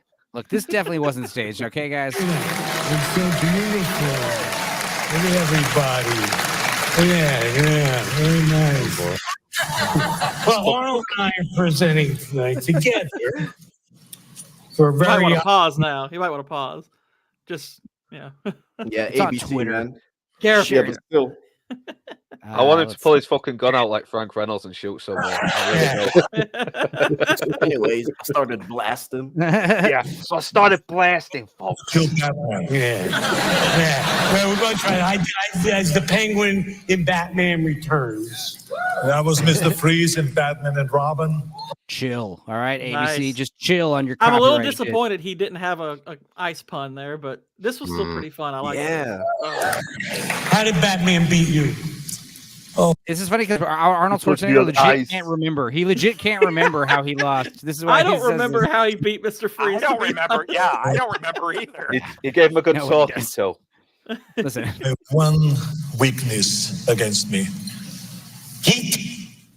Love. Oh. He threw me out a window. Yeah, really? Yeah, he's really Batman, that son of a bitch. Where is he? Yeah. Son of a bitch. There he Right is. here. He wasn't. I love that he wasn't even He wasn't even Batman for Arnold's movie. That was George Clooney. George Clooney's somewhere in the audience, like I'm here too, guys. Where? Dude, George Clooney was just having an Nespresso in Italy, man. Probably. Didn't you see? Yeah, he's doing another Nespresso commercial right now somewhere. But Oh, fuck's sake. You know, Megan has one of those Nespresso machines, and they're pretty good, but you got to buy the fucking stupid Nespresso pods only at like Bed Bath and Beyond or some shit. And yeah, they're expensive. It's not worth it. Really How expensive. are you gonna do that? Bed Bath and Beyond they don't have them anymore. Oh, right. Well, at the time, that was the only place we could get them. Now she has to order them off Amazon, which is even worse. Is it me or is Arnold Schwarzenegger his bones are getting so old and all the steroids for so long? He's about the same height as Danny DeVito now. Like he's getting shorter. Yeah, they're like they're not the big. He's only like a foot taller than him now. He's being propped up by a fucking artificial spine or something. To You gotta get him. Son of a bitch. You are a real beak breaker. Look at him. Michael Keaton actually looks like an old Bruce Wayne as well. He's got that fucking ascot under his shirt. he looks like Bruce Wayne too. Yeah, Michael very Keaton stylish. actually is looking almost bastard. It's funny. Keaton looks more manly as an old man than he did when he was younger. Yeah, I agree. Yeah. Oh. You better believe it. How? All right. Anyway, I'll do like if we do a twin sequel, let's get Michael Keaton in it too somehow. Yeah, He can that'd play be the great. antagonist. Anyway, all right. So all these other nominees, close but no cigar. Production design, Poor Things. I thought it did deserve the award here. I think I want to say on the show we thought Barbie was probably going to win, but Poor Things should win. I think was what most of us said. Yeah, I was saying Barbie had a lot of great stuff, but I guess in hindsight, I mean, only so much of the movie takes place in Barbie world, which was all the fun stuff. If they had that's the thing with Poor Things. They're in that steampunk the whole movie. World. Yeah. Mm-hmm. Do you remember in Poor Things, fucking Willem Dafoe, their gigantic dinner chairs? Like those chairs were like for giants, like the little things like that all throughout the whole movie. It's just weird. Yeah. Lawrence Oliver did the same thing to Amadeus. Lawrence Olivier. I know. Olivier, yeah, nice. Jesus. Lawrence Olivier, man, is a fucking legend. Yeah. I think I saw a documentary where this actress, she was old now, but she was really young in this film, and Lawrence Olivier was like this dirty old man having fun with him. Was like saying, "Oh, look at you, beautiful ladies, all you lovely titties." I was like, "Fucking hell!" Yikes! And she was cool about it. She was cool about it as well. All the old school actors are so like problematic, but they don't give a fuck about. It's like, well, you know, sometimes, Barbara, you've got to smack a woman if you've got to. That's what you've got to do that. You're gonna get a lot of mail for this. I might get some free mail. I'm actually gonna. I'm actually trying to find that clip because I'm gonna use that as a reference for how Galadriel should be treated. It's even better when she interviewed him again a second time. She's like, "Do you still think that?" He's like, "Oh yeah, more than ever." I might give you a smack, Bobs. If you cut it out. All right, now animated short film. I know we didn't think this was going to win, John and Yoko. This seemed like more like hero worship, but alas, here we are. The war is over. It's just so funny because like war is definitely not over. War is just starting, guys. Yoko really rules it. Nothing. Yeah. I think I had picked maybe Letter to a Pig or some of these other stuff. I don't remember. I picked Letter to a Pig. I think you either picked that or maybe Pachyderm. I'm not sure. I have no idea. I guess it would have helped if I saw these scenes. Yeah, I think I think it was mostly just we agreed that war is over. We didn't want that twin because Yoko sucks.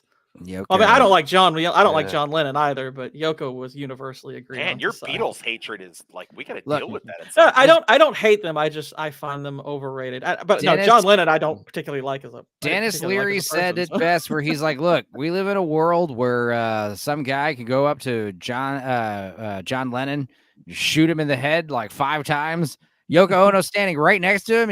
She doesn't take a single bullet. Why, God? You know what's funny is when if he got shot in front of her and she started screaming. I mean, for most people, they're like, "Why is she singing?" Wow, Yoko's busting out a solo. So yeah, live action short film. Yeah, this is the only Netflix award they got. A Wonderful Story of Henry Sugar. They're gonna give you one little and it's only because Wes Anderson, you know.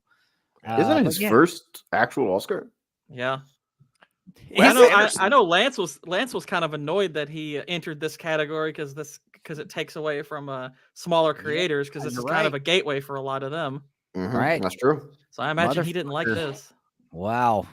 Where is Lance? I gave him a link to this. He never showed up. He's probably sleeping. Damn. Boo. Now, this is one that everyone agrees best sound, Zone of Interest. If you got to watch this movie, watch it with fucking headphones. Even though it's a boring ass movie, the sound design is top notch. It's spot on. Just listen to the soundtrack and that's it. Yeah. Listen to the soundtrack, avoid the movie. No, the soundtrack is No. I'm not talking. No, the sound. The sound sound. design. Oh, right. Sound. Oh, sound design. Sound design. Yeah. I like how you said that very German too. The way they did it, they Sound apparently design. so what they did is they literally did like record like gunshots from like 50, 100 yards away. And those are like the sounds you're hearing, you know, and they sound super accurate. You can hear how it's far away, but not that far, you know. You can hear people like babies crying and people screaming as like, you know, homegirls like digging in the garden. It's fucked up. It's just the background noise from Rust. Yikes. The Alec Baldwin movie. Sorry about that. Your typical movies that win best sound are going to be your loud, bombastic action movies, and it's cool for once.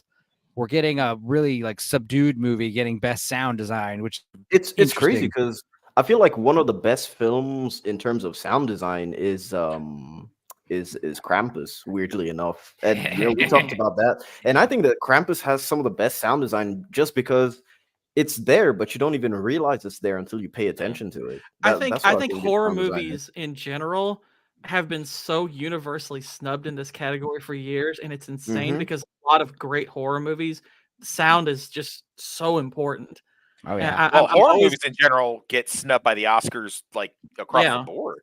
Yeah. That's why like Silence of the Lambs is one of my favorite Best Picture winners because it's the only like thriller or horror movie really that's. I mean, there's revisionists that say it's a horror movie. I don't really see it that way, but I mean that's fine if you do. I mean, you like for example, like you go to like a movie like Hereditary a few years back, which a lot of people would say, Toni Collette, her performance was one of arguably the best of that year. She didn't even get a nomination for that film. Good. Wes hates Toni Collette. I think she's fantastic. I think she's fantastic. In that movie. Hate Toni Collette. I hate her more than Avatar. I hate her more than the Asian culture in general. I just hate Toni Collette. And to be fair, I have no reason because she is an excellent actress. It's just every time I see her on screen, I just want to punch her in her already ugly face. I don't like anything she does. Like if she comes on a movie, she'll ruin the movie. Like is it because of the Sixth Sense? You hated her since the Sixth Sense? Is that what it was? No, I don't know why. It's just one of those. Don't you guys all have a person that comes on and they just completely ruin the movie for you? For me, it's turning into Pedro Pascal. It's kind of turning into you know what? Well, no, Pedro Pascal's mine is really mine's Eddie Redmayne. I think. I find him incredibly overrated. I don't particularly like him. I can get behind that. Okay. Yeah, I think he kind of acts the same. He just acts like Eddie Redmayne. Nix wants to move on. So, okay, speaking of Japanese people. Speaking of hating Asian culture, what he's going to say now?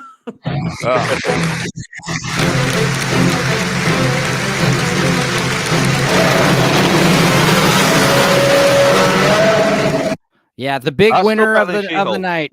The big winner of the night. Everyone's I honestly I was kind of leaning more towards the creator just to kind of give a big F you to the fanboys, but no, it's long overdue. Godzilla's first Oscar ever, first Oscar nomination, and obviously fitting it'd be best special effects. Japan is moving. Nomination? First time Godzilla's ever won an Oscar. Yeah, and of course it's like it's also signifying that Japan movies, Japan cinema is catching up with Hollywood. No longer are we doing the campy suits the little miniatures. I mean, we are, but it's also going to be heavily, incorporated with visual effects, and yeah, I mean, it was either this or the creator, obviously, in my opinion, and I thought they could have done the fucked up thing and give it to the creator because I don't think it would have been the fucked up thing because so this is maybe controversial, probably, but I don't think that Godzilla -1 deserved it over the creator. If the creator wasn't there, I don't think so. Yeah, so the creator had objectively better special effects for sure. Not even that, is that the creator literally innovated VFX. It's the next step in I don't know if you guys have seen like the VFX breakdowns of the creator, but they just filmed normal people and actually just put CGI on those normal people. That was like unheard of. So they literally innovated.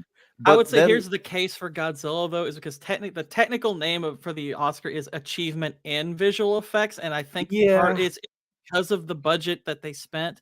And by the way, I'm sorry, this will ruin it for Lord Toxic, but Tony Collette is the person in the suit for Godzilla. I don't know if you know I knew it. I knew it. But I think that's the justification for -1, because I agree it doesn't objectively have the best special effects. I probably wouldn't even put it second. I think, oddly enough, Guardians of the Galaxy Volume 3 has outstanding visual effects. Yeah, it does, actually. It's really excellent. Yeah, it does.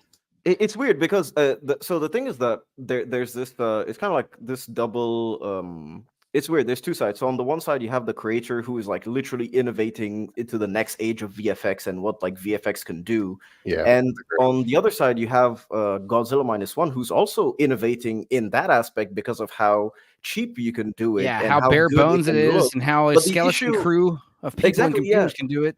But the issue that I have with that is we haven't had a lot of VFX breakdowns properly going for Godzilla -1 to give us in depth what they were doing. Also, we're not really familiar with the VFX houses and how they work in Japan and the cost of VFX there. You get what I mean? The culture is completely different in terms of business wise. So that's why I mean it's an achievement if you convert it to USD. And even on screen, but I don't know in context of Japan and how the VFX culture is there. Yeah. If it's big as an achievement as we're saying it is, Of course, I can be wrong for sure, but I just need additional information. You get what I mean? Yeah. You guys think they're? Go ahead, Chris. No, that's the only thing everybody talks about. Everyone keeps saying, okay, look what these guys did for 15 million in comparison to like Marvel and DC and everything. But no one says, like on the smart side, no one says it's groundbreaking. Just the constant like, well, these guys had a low budget. Look what they did. Okay, no doubt, low budget, but it wasn't nothing like said. Love or hate the Avatar films, you can't deny the fact that Cameron. It took him the reason Avatar 2 took 13 years for is because he had to wait for the technology to make the underwater scenes. With Terminator 2, the Abyss was a precursor to making Terminator 2. It's a Cameron, like ends with the creator. The creator on a fucking $70 million budget looks better than a $400 million film. And they're filming on a regular cheap ass camera, and it looked amazing. And they're like you said, they're not doing any of these crazy green screens or preps and stuff. Like because normally you have to like plan these special effects shots. The idea that you're just like filming normal people and putting all this crazy crap in post easily, it's cool. And I'm sure, dude. The other thing is visual effects are definitely going to be AI assisted very soon because, dude, that's the one thing you should be using AI for. Like, dude, like helping, like not doing all the special effects, but like AI assistance, like when you're talking about textures and things like that take a lot of time, especially rendering. Like I'm sure you could use AI to speed up the rendering process because that is a big deal. Make it more accurate. Yeah. Basically, back to Godzilla. The reason why Godzilla won, I mean, you're giving an award to fucking Godzilla. You're giving an award to Japan. Yeah, I do think it's. I think, and Jamma just made this one. The fact that 30 people did this, that's a technical achievement by definition. That's kind of why I think Godzilla does deserve it. This is a very limited crew on a very limited budget that it achieved something pretty remarkable. Yes, I agree. The creator innovate. It's just bad timing when it's kind of the same thing with the Robert Downey Jr. getting nominated the same year as Heath Ledger's. Sometimes your nomination just comes with bad timing. Also, here's the other thing. Gareth Edwards, he's got a background of special effects. His first movie, Monsters, was very special effects. He did it all himself. It was very awesome, independent. And then his second movie was Godzilla. So he fucking owes his career. I mean, if anyone's not going to be upset about losing to Godzilla, it should be him.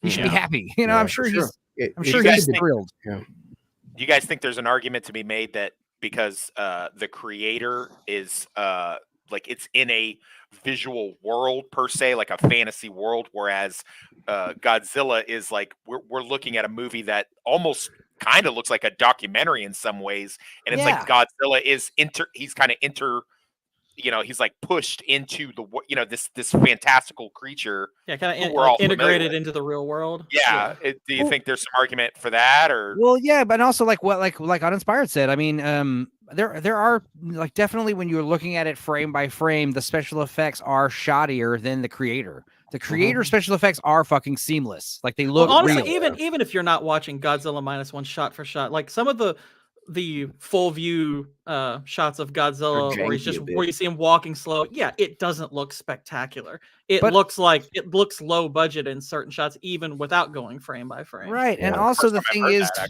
but also the thing is, like, I think the main problem is like, does Hollywood want to give another Hollywood movie an award like they did All Night, or can we, it's another, you're basically, you're getting 2 best foreign films this year because you got the best international picture, but you're also giving a foreign film best visual effects, which is also cool. And like I said, if this was some other Japanese live action movie, like a Japanese fucking racing movie or some other movie based on a manga, some kind of One Piece style thing, I don't think I'd be happy about it winning. Godzilla fucking deserves an Oscar. He's a cultural icon. He's super significant to Japan and the world, and like he deserves it. I'm just excited because this is getting up to we're opening the floodgates because I'm hoping that we can get our new character up and running. His name is Kaiju, and I am very excited to see a Kaiju movie. Yes, I've got a few. I cannot wait. I hope we get it. We're getting closer, boys, to the Kaiju movie. I'm very excited about it. But a couple more Godzilla memes. From now on, every Godzilla movie that is made will now say starring Academy Award winner Godzilla, and I am excited about that. And then, of course, Blue Collar tried to share this. I already had it queued up. The Oscar slap this year. The Oscar slap from this year. You got Godzilla slapping fucking Walt Disney Pictures across the stupid face. The only thing that I hate the fact that we're kind of like forgiving Pearl Harbor, which kind of pisses me off. I feel like we should still be kind of mad about Megan that. hated Godzilla -1 because of glorifying kamikaze pilots and all that shit. She was literally if it's any consolation, I haven't forgiven Michael Bay for the film. Wasted makeup. That helps. Yeah, that helps. Listen, I mean, look, Godzilla -1 wins now. Pacific Rim should have won in like 2013 too. You know what I'm saying? Well, look, like Adam Gray says, almost every Oscar is cumulative, not specific. Godzilla is the longest running film franchise in the world. It was time. And Adam has been fucking screaming on the rooftops, like saying, like, "Oh, finally, justice has been served." And shit. He was very happy about the visual. I mean, if you look at it from a visual standpoint, though, technically speaking, then Godzilla fucking Legendary 1 looks 10,000 times better than the -1. Yes. But because they don't put too much into it, though. Yeah. Even Godzilla accepting his fucking award looked 10 times better than half the stuff Disney has been producing. I do appreciate that they did that because it's been a while since we've seen an animated thing at the Oscar accept an award. I remember that they had Shrek and all that at the Academy back when it was out. They used to do a lot of cool stuff like that. They even had cartoons present awards before, but Now, so the thing is, you probably, I'm assuming you make something like that in case you win. Yes. Right? They don't just be like, you're going to win. You should make us a little animated thing. They do multiple animations. Usually they do 4 animations. So what they did, if I remember correctly, with Shrek, they did 4 animations for each different character. And it was 1 if you win, 1 if you don't. And then there were 2 others. I think it was suspense or something like that. But they do 4 different animations so that at least they can just queue them up. Well, moving on. I was very happy with this next award for Best Adapted Screenplay, American Fiction. I mean, it's not going to win any actor or Best Picture awards, so I felt like this was a fitting compromise. Although Jeffrey Wright is amazing in it, so I mean, yeah, he's a little reserved, I thought, but he did a good performance. Kaiju versus Godzilla. Godzilla would make $6 billion. $6 billion. Hell Did you guys know that Jeffrey Wright was the bad guy in the 2000 reboot of Shaft. Did you guys know that? Yeah, I watched it not too long ago. Also had Toni Collette in it, so I've never watched it. Your strange hatred for that woman. I will You crack said the code. the 2000 Shaft, the one with Sam Jackson, or the one after? No, that was Christian Bale was the bad guy. I was in gonna that say because I one. thought Christian Bale was The the villain second in it. one. There's 3 Okay. Shaft movies with Sam Jackson, right? Jeffrey Wright is in the. He's like. I No, think he's like he's the guy also- who Christian Bale works with. Yes, Hmm. yes. Okay. Jeffrey Oh, Wright. okay. He's playing like this like Hispanic gang member. It's I remember. crazy. Oh, He's wow. really good in it. Like you can't believe it's Jeffrey Wright till someone tells Wow, you. I forgot. I forgot he was in it. 'Cause I didn't see Shaft See? all that long ago. Yeah. Now Well, I like said, agree. I've never seen it, but I mean, I saw a video about it. Wow. Well, I agree that I don't think Barbie should have been nominated for Best Adapted because it wasn't. No, its adapted. Yeah. screenplay's awful. Also, it's not even that. It's not an adapted screenplay. Just because Yeah, it's based like on it's an adapted off like what the side of a Barbie box. right. What There does that is mean? nothing that has been done before. That in is a not an Barbie adapted movie. screenplay. Right. It should have been if it was going to be nominated. It had to have been nominated for original. But I bet you original was already stacked, so they just pushed it to adapted just for like I felt like I guess in hindsight, all the Barbie nominations were sympathy nominations. Mm-hmm. So I'll be damned. So yeah, again, we're back, boys. Again, the patriarchy wins again. And I think this is the last Oscar right here, which leads to a very interesting story. Now, writing original screenplay, Anatomy of a Fall won. Again, this is another compromise since Anatomy of a Fall. Which one won Best International? Was that Zone or Anatomy? That was Zone. That was Zone. Zone. Okay, right. So Anatomy of the Fall. Yeah, this is kind of your compromise. Anatomy of the Fall here. didn't even get a Best Foreign Film nomination. Right. And I think it's also because it's a lot of it's in English, which I didn't mind, but I don't. That might not be the reason. I don't know. I was upset Holdovers didn't win. Yeah, Maestro, I kinda was rooting for that. fuck that. May, December, didn't even watch it. And Past Lives, again, it was okay, but it was just a little too art house mumblecore. Which I can take it or leave it. But this is where it gets interesting. Now, imagine if the Holdovers had won, because here's the thing: Holdovers was hit by a plagiarism controversy. Now this is interesting. I thought, and also I remember I was like gushing all over Alexander Payne because of those curmudgeons movies, and I'm realizing he didn't write this one. He didn't write Holdovers. Someone else did. So that's kind of upsetting. So I take back most of my praise to you, Mr. Payne. Anyway, on Oscars Eve, one of tomorrow night's biggest contenders has suddenly found itself under the bit of a rain cloud. As an exclusive report in Variety has revealed that Alexander Payne directed drama The Holdovers is facing a controversy of alleged plagiarism regarding David Hemingson's Oscar-nominated original screenplay. The film follows a cynical teacher played by Paul Giamatti at a boarding school who gets stuck caring for a teenage boy over Christmas break.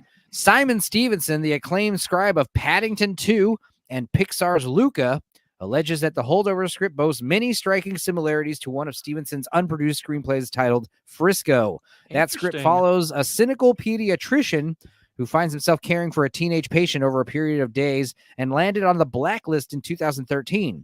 Stevenson has documents comparing scenes from both screenplays as well as their overall structure with the trade, marking one of those documents public Saturday. Stevenson reportedly sent documents to the WGA, the Writers Guild, in January to seek help with this issue, reportedly saying Payne was sent drafts of the Frisco script in both 2013 and 2019 to try to get him to board the project. The document claims the meaningful entirety of the screenplay for The Holdovers has been copied from the Frisco screenplay by transposition. This includes the Frisco screenplay's entire story, structure, sequencing, scenes, sequential subbeats within scenes, line-by-line substance of action and dialogue. If this is true, man, this might be a slam dunk case. Characters, arcs, relationships, theme, and tone. The majority of this has been done line for line, and a large number of unique and highly specific elements created in Frisco are readily and unequivocally identifiable in The Holdovers. Now, this might be a big problem. Now, here's the thing. This is why. What is this? What does this mean? So buffering. He's buffering. He's buffering. Oh, okay. Was it me? I was like, I don't know.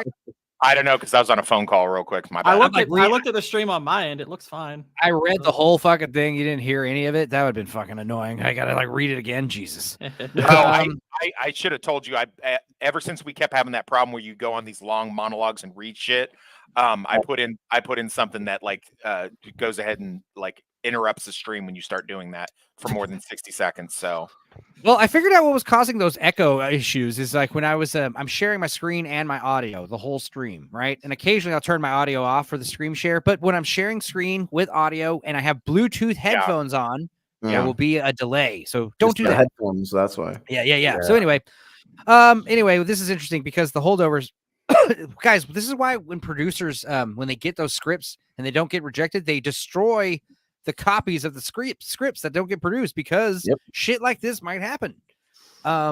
This seems like it's pretty, this doesn't seem like this is a bullshit case. If it's like if it's as bad as this guy's saying, so I don't know. And it would have been way crazier if holdovers had won because like it says here at the very last line of this, voting for the original screenplay Oscar is already finalized. So this controversy will not impact who won last night. So I mean, it's one of those things where I'm sad they won. They didn't win, but in hindsight, like if this is true, like holy shit, I'm glad they didn't. You know, fuck, because that would have that's crazy. They don't deserve it if it's true, and B, that would have been like the punitive damages are going to like increase tenfold if it won best screenplay. It would have basically just killed the Oscars some way. It's weird because the Oscars would have kind of lost, I guess, its proper credibility because they have to kind of cross-check shit like this, I guess. Here's how you compromise. If I was Stevenson, I'd be like, all right, I want my name retroactively added to the credits of this movie and I get one of these Oscars. Fuck you. And then also a bunch of money and we'll call it even. Jesus. You see, Nick's in the chat says, I haven't seen 90% of these movies and I ain't plan to ever watch them. It's funny because I think this year there's some good ones, guys. Most solid year. Yeah, it had the most accessible movies. Most of the time, every single year that I've watched the Oscars for like a decade, none of the movies you heard of ever. And at least these ones, I've heard about at least 85% of the main ones. Yeah. Now, not the shorts or the animated ones, but like the main categories.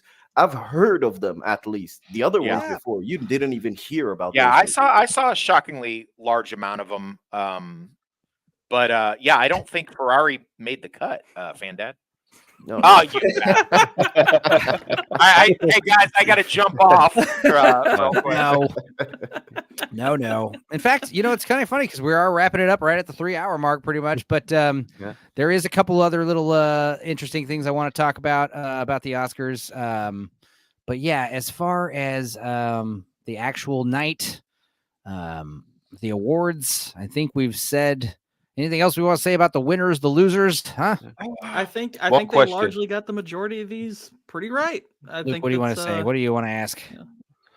Do you think we might be going back to the 90s standard of Oscars, where films that were nominated are actually more accessible these days? Well, like here's the thing: like people. They don't like they don't like it when us YouTubers get on after Oscar night or the commentators get on after Oscar night and be like, oh my God, why did this win? Oh my God, what was this about? Oh my God.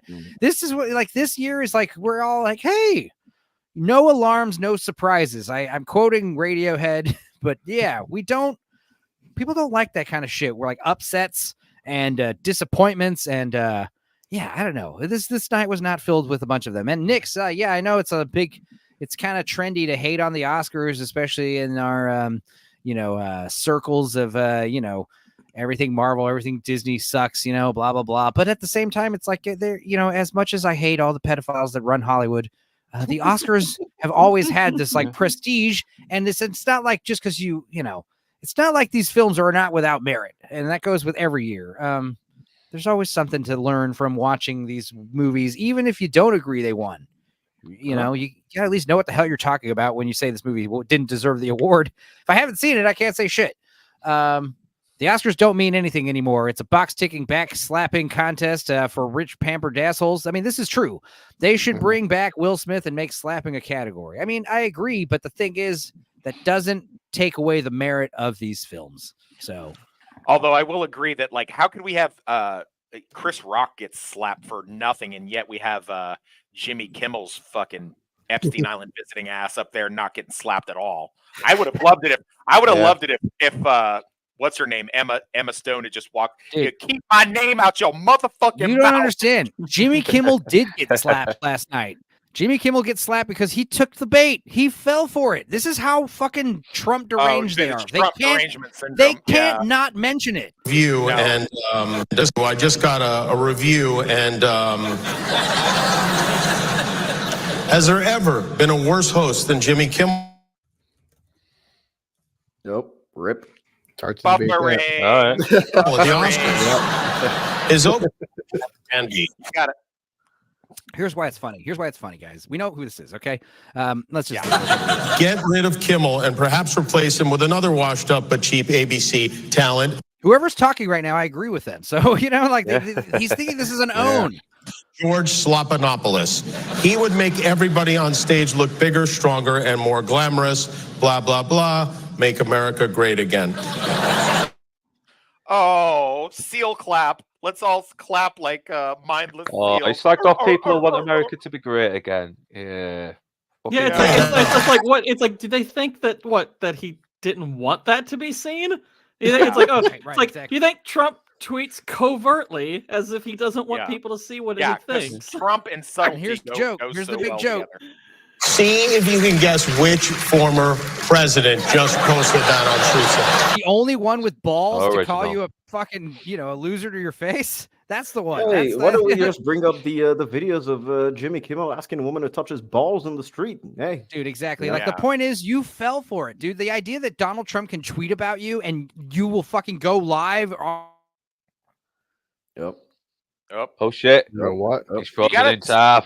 You know what I love is that Enzo always realizes it after we stream and then goes, I had 2,700. You know what it is, guys? Hey guys, you know what it is? I had 27 tabs open and I kept freezing up, guys. Closing all the tabs. He's back. Right. The point is, you're just basically proving this guy lives rent free and you're fucking, These guys can't stop. That was not the own you thought it was, Jimmy. Nope. Other things that happened at the Oscars. This is funny because this is a 4-year-old meme, and it just keeps getting funnier every year. Always funny. Chaos at Oscars as Chris Henson appears on stage. Yeah. You get it. It gets shared every year. I also shared the Stone Take Cutters. a seat, Jimmy. Just take a seat, please. Was it Stone Cutters Night to Shine? Well, now, one final done, thing. Uninspired. What did he say? Dude, it's been here for like 3 minutes. Just say that. I'm getting triggered. I'm getting triggered right now. We need one more person to do it. Then we have once, twice, 3 times the Tony. You know what? Do it, Blue, because then it'll balance out. You'll be. I want to get some razor wire and have her cut her head off. Like Okay. You have seen it. Hereditary. Yeah, Hereditary rules, piano man. wire. All right, one more thing I want to talk about the Oscars before we go into Quiplash on the final hour. Yes. This shit, John Cena's humiliation ritual is well underway. He shouldn't have pissed off the Chinese, man. You piss off the Chinese, you gotta pay. You have to listen. China wants their blood, man. Listen, it's gonna be you're gonna have to all fall in line to our Chinese overlords. The only thing that could have made this not cringe is if that thing blocking his junk said, "You can't see me." Right. That would have been pretty funny. Did anybody watch Ricky Stenicki at all? No. I know Vex did, and she said it was horrible. Dude, no, I turned it on yesterday while I was killing some time. Cleaning my office, and I was like, you know what? Let me put this on because I do like that one guy from Bad Friends. So let me put this on. Not even the first minute into it. Okay, let me explain something. If there's anybody remotely tied to Hollywood, I need to explain something to you. A ultra white person and a black chick do not get married very often. Okay, it's like 1 in fucking 5 million, if it's even that. I know that Hollywood and mainstream media would like you to believe that fucking regular what is his name? What is the kid's name from the movie? The ultra white kid from High School Musical? Oh, And Zac then- Efron? Zac Efron. Zac I Efron. know that I know that you think somebody like Zac Efron is going to marry a black chick, but that's not going to fucking happen. Oh, I I know heard. Yeah, Ricky Stenicki checked all the boxes. Is that true? all Yeah. all in the first 5 minutes of the movie. Then the dude, and I'm like, okay, well, the dude from Bad Friends, the red-haired comedian, he's not going to come in with some fuck shit right away. He's like, we got to get some organic brew for our baby, honey. If we don't get the organic brew for our baby, and we don't have a natural childbirth, I'm like, dude, are you fucking kidding right now? Wow, and then their gay friend comes in, and I'm like, all right, that's it. So you didn't even watch it? No, I just shut it off. I just shut it off. I would have rather watch a Toni Collette twin movie where she fists herself. That movie exists. I'll send it to you. There's a real one. But yeah, Nix, this is him presenting an award. I can't remember which one. Shows up naked on stage. Everyone's like hooting and hollering. But yeah, again, humiliation rituals. They're a thing. Yeah. They What was it? Cat Williams? He said all of that. And, Yeah, Dave even my Chappelle friend said he wouldn't participate in it. He's like, I'm my not friend putting on it. literally texted me when this happened on Discord, and he was like, "Hey, look, John Cena's humiliation ritual is up." You know? Yeah, So- because he did too. Because he's a big, ultra, white man, and then also he made the mistake of pissing off China, so he's like double in trouble. Mhm. Yeah, man. Taiwan. What is? How He called dare my- you refer to Taiwan as a country? Here, let me spend really. let me spend 20 grand to learn how to speak Chinese really fast and make an apology. Oh, yeah. Is that Tony? Yes, it is. Oh my Oh gosh. God, she's disgusting. You should get I just threw up in my mouth a little bit. It's good thing I have an avatar. I fucked worse. Wow. that's cool. Well, on that note, I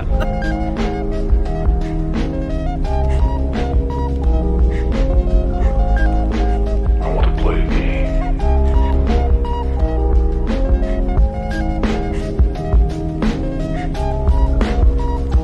I want to play a game.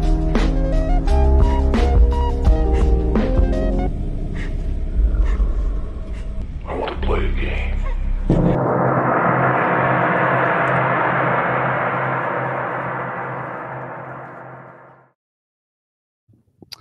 all right. Well, let's play some Quiplash. What do you guys say?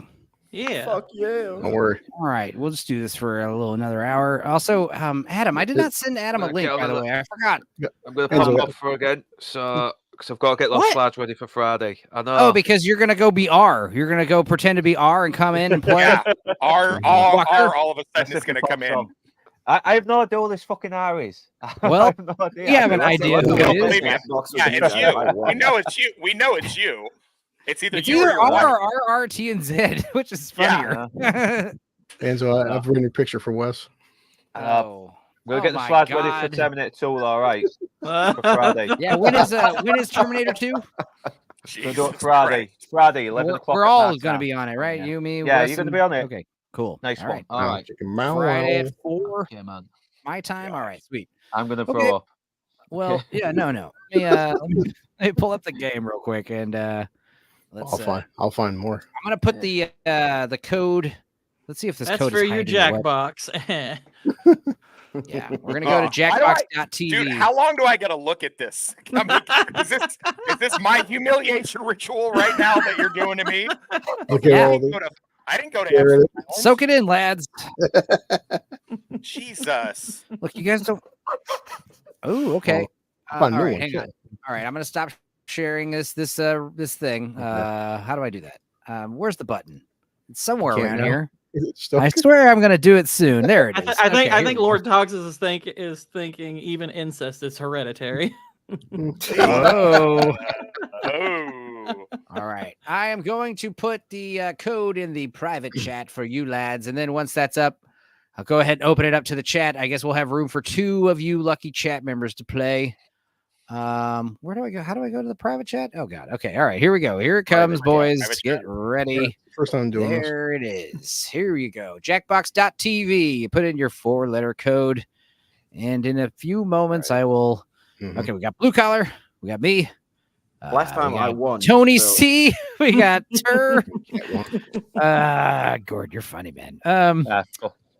All right, we're just waiting on Lord Toxic. If you don't want to think it's Tony Collette, you could always think it's a reference to Mystery Men.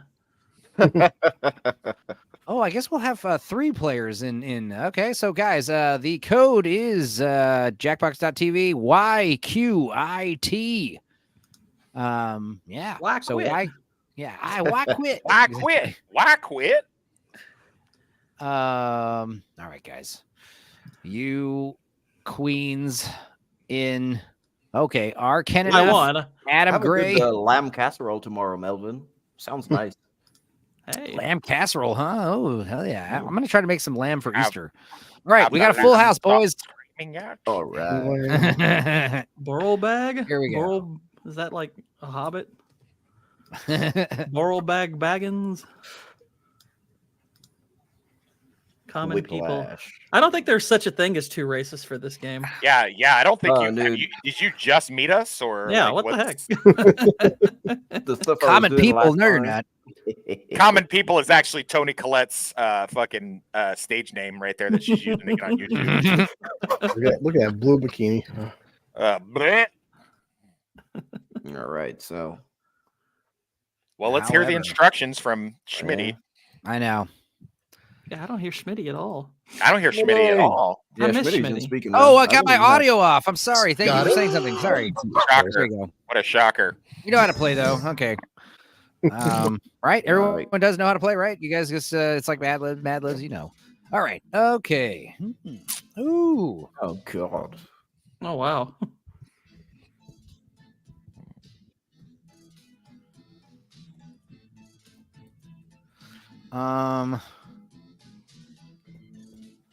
Let's see here. Okay.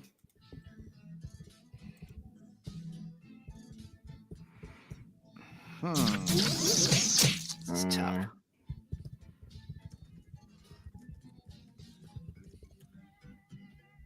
Okay, whatever. Let's just go for shock value.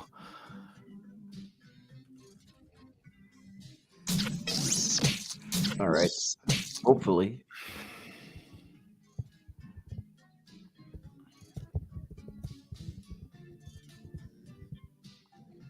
The questions were kind of iffy, man. Yeah. Okay. As long as your answers aren't iffy. Nah. My answers are pure demonetization. Okay, cool. Nice. Time's winding down. Use a safety quip if you have to. Come on, blue collar. Don't be a bitch. Don't use a safety quip. All Yeah. right, let's begin. We all hate Schmitty. You have to say it like Stewie Griffin. Safety. I didn't realize that was even an option. Like The heck? Will Wheaton. Most boring reality TV contest would feature competitive blank. Ooh. Competitive Tony Collette bikini tryouts or competitive ball Okay, cleaning. pick one. I would watch that. I mean, neither of these sound boring exactly. How do you judge like who has the cleanest balls? Like you've got to Yeah, judge that's what I like was licking thinking, and too. smelling them and stuff. Like Maybe it clean might balls. not. It might not be about how clean they get. It might just be about judging the technique. Next on the docket, For the texture. name for a big bushy beard. A big bushy beard. A Colette or a Colette. Durka Christ. Muhammad Right, Jihad. people, it's voting time. Wow. I'll go with Durka. Big and bushy. Colette has to be more of the My the favorite lower gag. beard. My favorite gag on Team America is where he's like, "You might get caught. You might want to take your own life. Here, take this." And he gives him a hammer. So, I Let's love keep it going. balls. More Team What a America cat jokes. would do Yeah. if it had human hands. What a cat would do if it had human hands. Oh yeah, meowder or jerk. Oh, Decisions it to should sit- it should say Dear God. Catsturbate. Yeah, God. Catsturbate. There you go. Yeah, I mean, if you wanted to know what a cat would do with hands, just look at what a raccoon does, and that's your answer. Raccoons are fucking Dude, they just assholes. rub their hands together and run around. That's pretty much it. Dude, they'll tear up your house, dude. I've had ants Let's like see how they raccoons handle in the attic, and their fucking The attic got perfect destroyed. excuse for getting out of Dude, gym class. raccoons are only on the American continent. I've never seen a raccoon ever. Perfect excuse for getting out of Okay, gym everybody, class. pick your My favorite asshole quip. prolapsed or Tony Collette. Jesus. Is this gonna be the sore little boy? The sore little boys of yeah. You shouldn't have said anything, Wes. The I internet will shouldn't take your fears and your It's like my your substitute's hang-ups. last name was Epstein. Yeah, the internet will take your hang-ups and rub it all up in your face. And next is, oddly enough, the Tour de France takes a tiny detour through blank. A tiny detour through the Black Cat's house or Africa. And now it's time Same to vote thing. for your favorite. It's the same thing. That's what I was about to say, man. A tiny detour through Africa. That's like Africa, on a yes. bicycle. A minor detour, you know. I was going to type uninspired. Further ado, Type something uninspired African house. Oh. juicy. Okay. Tony Collette. Your grandma or Oh my Tony gosh, Collette? I was right. Your Are favorite. you a psychic, God. Birdo? That's not my answer. I just Some thought hikes this are has grandma's to be stuff. one of them.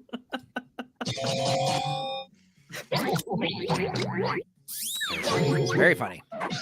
Let's see the next one. A sure sign that your takes are way too hot. Okay. Lofty agrees with them, or you're named Lofty. Oh my gosh. Hell yeah. Uh, Okay. Who didn't vote? Who's not voting? Oh, edged out.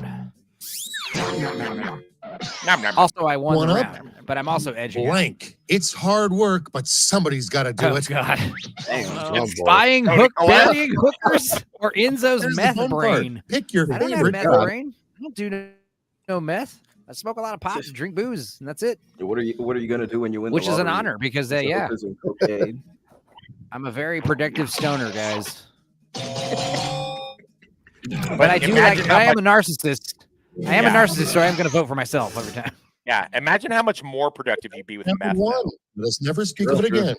Let's see those Remember when I scores. took Adderall one time and watched all the Godzilla movies in a day? Like, Yeah. how many times speed, dude? I was like powder, you know, like reading books and like fucking like. You could call it the meth to your madness. Yeah. Ew. Welcome to round two. I knew you could make it. But Fan get Dad ready. loves The balls, points are Africa, doubled and and the grandma. pressure Here, is here. on. Dear God. Did Fandad take some fucking ecstasy or something? He just loving everything today. Why shouldn't he? All right. Right answers on your own device now.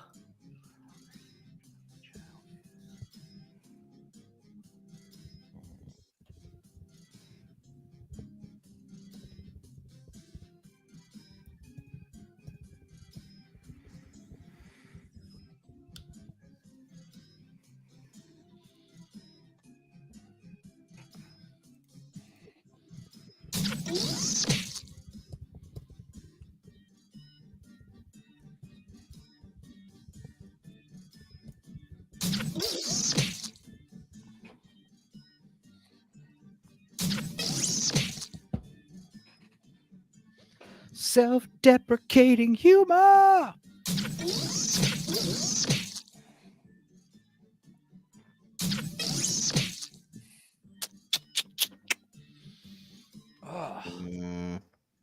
Dude, this question is like shit. You said that about the last round, but I thought that. Yeah, I mean, this one is really shit. Look at my handsome little vest and tie. You are handsome. You're very handsome. Oh my god. Baby, you got a Wait till studio change his one. bald head this for Black Saturday. on purple. Let's see. He's about to get a haircut. Okay. All right, let's do it. Yeah. Haircuts are And great. the first prompt is the best excuse for being a lousy lover. Oh wow. My name is Blue Collar. When we fuck, I'm thinking of your mother Any time to choose. or having an Asian size package. Oh, I know what I'm voting for. Yeah, if anything, thinking of your hot mom would make me better in bed, you know?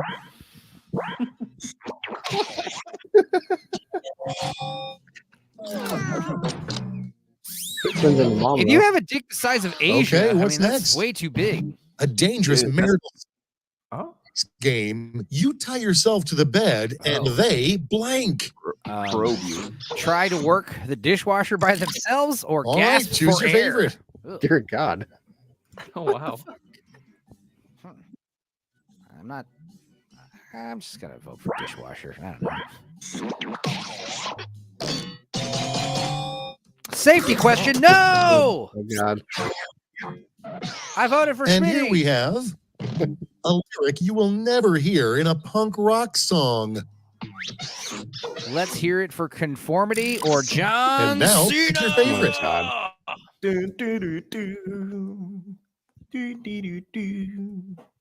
I can picture both of these lyrics ironically in a punk song for real. Especially these days. Punks love irony. Punks love being funny. But yeah, I love SLC Punk. You know, that's one of my favorite movies. When Next, we have those were one of the first DVDs I ever the bought. worst part about raising a zombie child Oh, is Jesus. blank. Oh my. Oh boy. Chest feeding or All wet right, nursing. vote for the one you like best. I can always tell what Gore King is, which one he says. I'm neither of these. Oh, really? I'm neither. Yikes. Well, don't I feel like a fucking asshole? Oh, okay. You thought I was Adam. Gordo. That's an honor. Sorry, Adam. Dude, I would have said he's already dead, so no need to A abort. solid pickup line. Oh my for a gosh. hot- I'm hung like a goalie or pucker up. Okay, choose Ooh, your that's favorite. Cute. That's Clever. Like Gordo. That's Gordo. That's got to be Gordo. It's funny, but G-rated, and there's a pun involved. Yeah. And it's properly spelled too. Yeah. So. Oh, yeah. Oh, that's Tony C's. Yeah, Oh, yeah, you yeah, fucker. Yeah. I mean, it's still me. Yeah. And now, what the creepy doll in the antique store is trying to tell you with its eyes. Oh boy. I love Grandma, or let's do it on her corpse. Here's the fun part. Pick your favorite quip. No, I'm gonna vote for Grandma. Grandma. I miss you, Grandma. What? You guys are Why degenerate. Why does a I'm doll in an degenerate, man. antique store want to do it? Moving right along. Dude, we had the entire 10-minute sequence on Hard Boiled laughing at Oh, Truly insufferable morning show. Howard Stern's EVS hour or Tales from the Now Dorkside it's English real. Breakfast. Pick your favorite. I know what I'm voting for. Yay. Ladies and gentlemen, I'll have what she's having. Poor Stern. Used to be funny. Yeah. Remember when Stern was good? Stern was like the king of podcasts, man. That's crazy. Yeah, dude. It's like Primus Before they sucks, even bro. existed. Yeah. Next, Tales from the Dorkside's what does insufferable. Punxsutawney Phil do for Oh, spring hell yeah. break? Uh-oh. I love this movie. Tony Collette or Tony Colletting himself. And now it's time to vote for your favorite. I like the idea of making Tony Collette a verb. Let's do that. Yeah. Yeah. Tony Colletting. All my friends found out I hate Tony Collette, so now they Tony Colletting me the entire stream. Yeah, there you go. It's like You shouldn't have done bloodletting, that. but also, Tony we're not your Colletting. friends.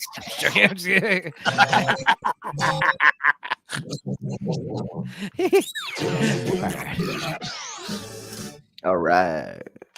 No more round two for you. It's scoreboard She had time. a big vagina, says Channel M. I believe that. Sometimes, I believe that. sometimes it's just the simple fucking crude shit does get a laugh out of me, guys. All right. Hey, I'm winning for once. I never win this game. And now for That is rare. Flash. One chance to redeem yourself. You'll each receive a prompt. That Also, we're just requires gonna keep same 3 players, right? Just go separate right into the next responses. That's triple the. I think I have time for one more game, and then I gotta That's go. fine. That's fine. Same. We can wrap it up at the 30-minute mark instead of 4 hours. What do you? I mean, that's fine. All right. Bad news. Oh shit! What am I saying? I'm reading my out God. loud. Stupid idiot. I hate myself. Oh, okay. Okay. Oh, God.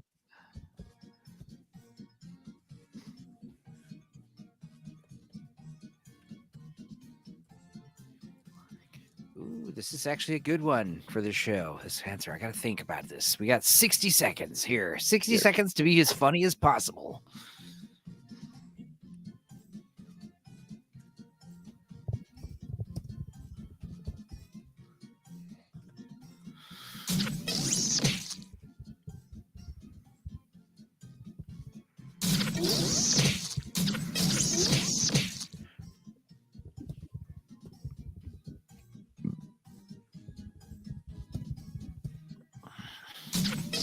Oh well, I Okay. tried. I tried to. I tried, dude. That was like tough. I might get lucky and be up against someone with equally bad answers. You never Yeah. know. I have like shitty answers on this It's one. almost up. Hurry. Okay, let's do this.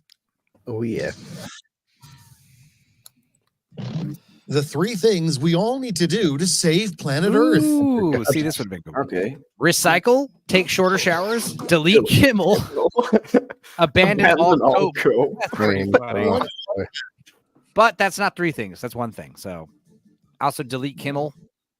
Delete Kimmel. You should have said Taylor Swift, man. Nah, Kimmel's worse. Because at least I could fuck Taylor Swift. That's true. Also, everything fucking Taylor Swift said is like scripted and fed to her, whereas like Jimmy Kimmel's like saying his actual opinions. So he's a moron. All right, top 3 things to overheard at a nude workplace. He really is that small. I'm getting tired of fish. Please shave. Oh, my balls really Choose your smell favorite. of rotten fruit. Holy crap. Guys, hygiene is important, especially for us YouTubers.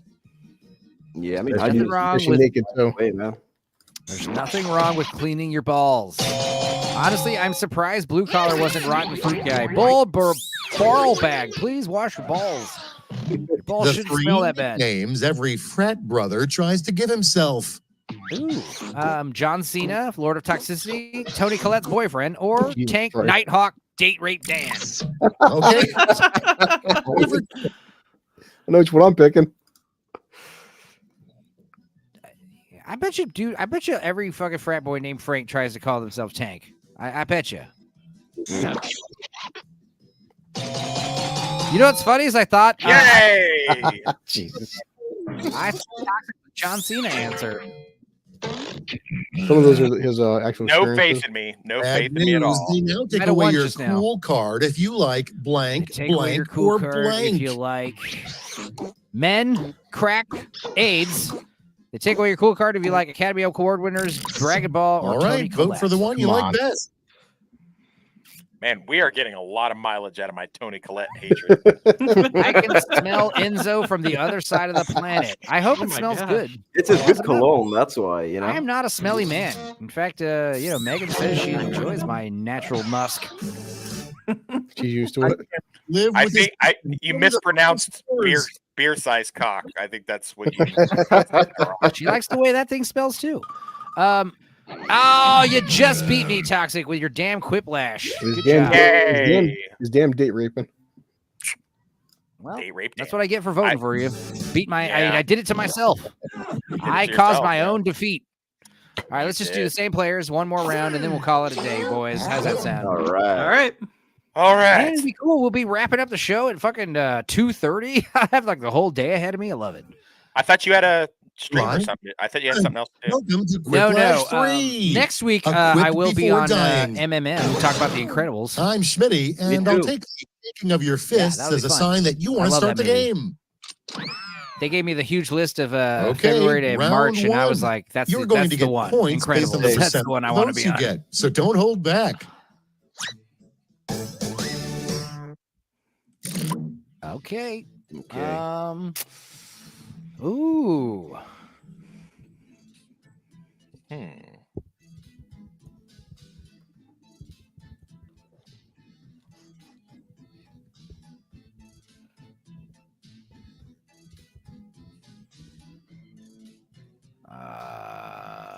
I could be funnier. Yes, you can. Okay. All right. Oh, you wanted us done before you got to go. No, right. Okay. No, All right. yeah. Leon has his stream at 3, which is why I decided to do this at 11 instead of noon. Because right now, and I'm not going to be on Leon's stream. Oh. But, Leon streams at 3 every Monday. So it's like, if you guys are streaming like regularly at a certain time, I'll try not to stream over you. Same thing with Cannoli. I try not to stream from 8 to 10:30 p.m. because, they're doing MMM usually. Yeah. Nix, are you saying you got to go? Was that what GG means? No, I think good game.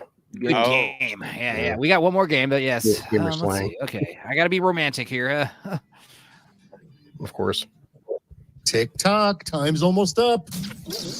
You notice since we outed Northern English Bastard, Right, R he's didn't not show here. up. R's not here. I mean, it's possible that No, R tried to get R in. was here. R was here. It was R Knuff. Oh, right. R is in the game. Yeah. You could be. And time's up. Let's do this. Borg, you didn't give us an answer, Borg. It's okay. Let us Might have say bowed out. He may have jumped now out. with Fuel Grande and Venti, Starbucks should add a new coffee size. Blank. The Stupenzo. Lizzo or the hot tub? Holy shit. Dude, the hot tub is actually pretty. Because the thing is, you can't do the Lizzo because you'd have to give Lizzo money for that. You The could, hot I tub. mean, so Yeah, if but- you're into Lizzo, you would probably call her a hot tub. Yeah, true. Bananas with the Lizzo one, or what? All right. And That's next, something. the greatest thing in the world to auto-tune. The greatest thing in the world, Favorite. Tony Collette, Tony's Collette or porn? I mean, Jesus. Tony's Collette. You should have is just pretty finished the funny. word. Tony's co-literous. Oral bags here. Yeah, he got. We did Oh, get an I answer thought. from Boral Bag. Yeah, I thought he didn't get in. I didn't. On the Oh no, docket, there's probably a second the answer. He's gonna slowest draw in the West, Billy the Blank. be Billy the Collette Tony or Billy the Jesus Biden. Christ. Now, pick your Slowest draw. I would have been like Billy, the one-armed artist. I or something do like that. hate the resident. The resident of the United States. Someone didn't vote. Oh, no. Damn it, Toxic. Whiplash! Goddamn button. You can't see me. We hate that Next guy. up, He's a Heaven, fucking you will black-eyed be surrounded Satanist. by friends, family, and for some reason, blank. Tony Collette or a long-haired dude named Jesus. All right, people, it's voting time. Jesus. That's what they said. They misspelled Jesus though. No, they didn't. Oh, they didn't. No. Is that how you spell Jesus? Yes. Toxic, you're so stupid. What? How do you spell Jesus? How do you Too think many you spell blank. Jesus? I don't know. You fucking sinner. Decisions. All right. Choose Honestly, your you can never favorite. have too many token friends or sex jokes on Tales mean- from the Dorkside. Oh, yeah. That's cute. Yeah, Everyone you needs can their have own enough life. token friends. I'm sorry to say. Yep.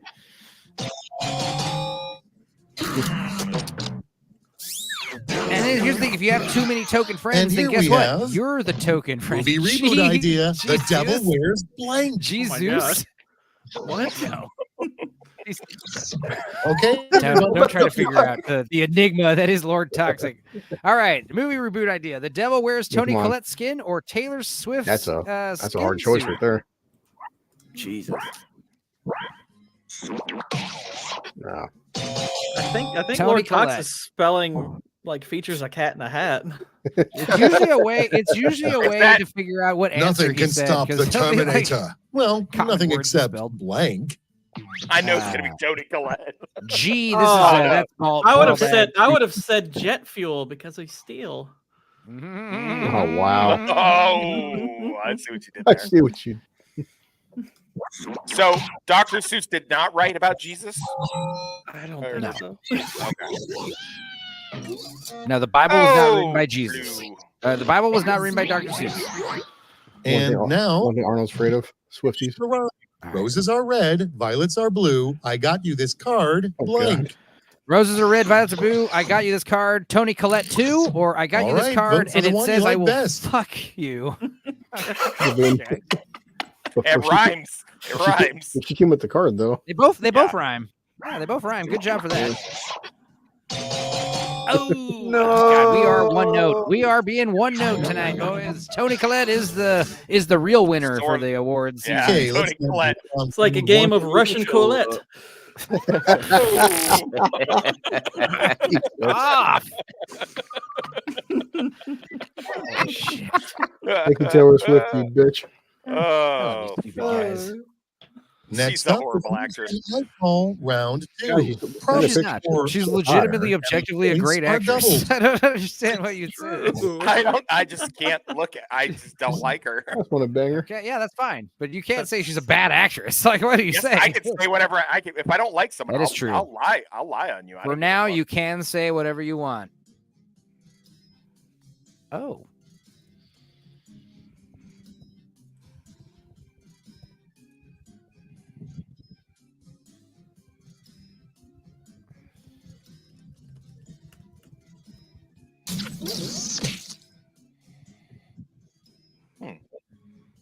No, Nix, you're supposed to say, geez, guys, you really Tony Collette yourselves go. Oh, God. See, we set him up and you just knock him down, Gordo. That's how it works. Yeah.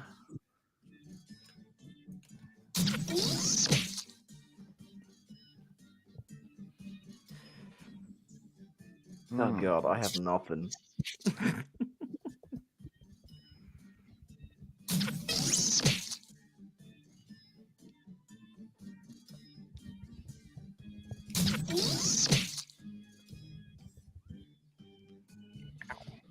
I will just say for one of my answers is if you know your Bible, then my answer is accurate. There's seconds left. Use a safety quip if you We have don't. We'd like to say we do, but honestly, I'm pretty much up on Dr. Seuss. It's go time. Dude, we're never gonna forget And how you going spelled first Jesus. is- It's just funny because When Wes he is like a invented self-proclaimed testicles. writer. You know? Thank God for spell check. All right, what God was thinking when he invented testicles? It is good, or let's put the man's ovaries outside his body. You know what? Ovaries delicate little actually meat sounds that actually would be an accurate name for them because they are over. That's true. Damn, that was really good, Enzo. Yeah, Good for you, buddy. I've always described this to women when they talk about what does it feel like to get kicked in the balls. Let's I'm see like, how imagine they if your handle. ovaries hung outside your body in a What delicate would you sack, do and I if kicked we're them. only 2 inches tall? Oh, boy. Tony's Colette or Panic? He'd probably ask why you're between an Asian man's legs. Whoa! Someone had to say it. Blue collar's like, I'm not Asian. I told you, I'm indigenous. Yeah, I'm just Oh, a handicapped. tie. The first tie of the night. Or the afternoon. Whatever. Let's wherever keep it the fuck going. You are. Falling in love is not all puppies and unicorns. Sometimes it's blank. Oh, boy. Dead puppies. Tony Coletting or BDSM and All right, here's the strangulation. favorite. That's a weird way to fall in love. Hey man, the only way to fall I'm in at the love. point. I'm at the point where I don't even ask chicks if they like to get choked. They all do. They all like to get choked. It is actually. It's Fucked up. kind of weird, It's- man. Like I used to ask. Let's see the next I'm just one. imagining a romantic I just comedy go, where a guy I go sees right a, into it. I'm Who's up imagining a here? rom-com where a guy sees a girl for the first time and his imagination Dude. goes to BDSM and That's a choking good boy. as a Lord first-time Toxic. reaction. Poor John Cena, China's lapdog. Dear God. Yeah, that was pretty funny. Humiliation ritual complete.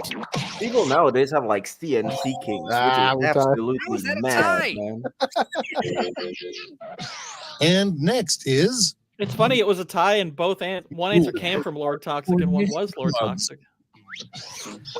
Knitting clubs, Is that hardcore the knitting one? clubs. You Now, don't talk pick your about them favorite. or no clothes allowed. Oh my God, you got to knit your clothes by the time you leave. That's amazing.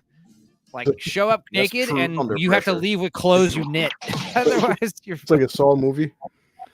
Oh, three I just ties in a realized what row. answer I could have said is like you have to refer to each other as my knitter. Dang it. Dear God, where do you get That that? would have been great. All right.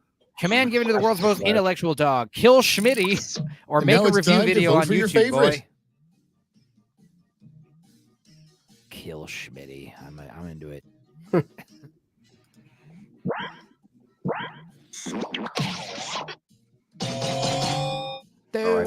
Tiebreaker.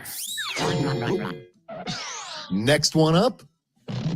A sure sign your therapist has stopped listening to you. Staring at naked John Cena or she hangs herself. Pick your favorite quip. Oh man, Dark Shock. I'm I'm just picturing you like sitting on the couch and like you hear the big crash and you look around Yeah, and it's like like she's Airplane. fucking dead. It's like Airplane. Every time he told his life story, and the person sitting next to him killed themselves. Yeah. Pretty good blue collar. Pretty good. I like the Okay, what's macabre next? humor for real. All the jesters have failed. Only one thing will entertain the king. Oh. Well, I'll tell y'all what the A right big old gourd Oh my or God. Tales from the Dorkside English breakfast. Are you saying This is I actually a only hard entertain one. myself? That's a huge pumpkin. Yeah, that's an oxymoron. How can the king entertain himself? Oh, I mean, with there his are. I mean, big there gourd. are ways, but not just one way. Ooh, nice. Another tie. If anything's gonna get a tie, that's a good one. All right, see you, Jamma. Have a good one. Later, Jamma. And the same is true of your score. Jamma, later, man. Thanks for watching, buddy. Check out Kazam on Wednesday. Nice. What the fuck was that noise? I know. That sounded like the dude. That sounded like those dudes from Dune. A crazy final round that came to me in a fever dream.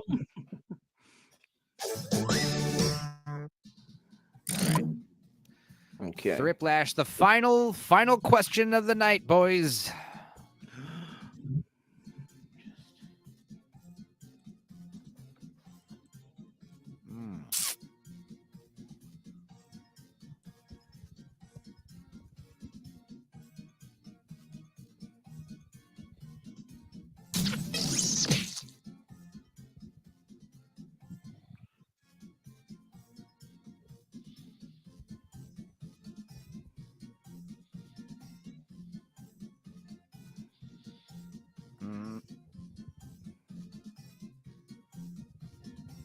Okay.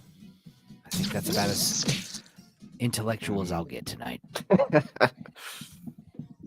Which is not very intellectual at all.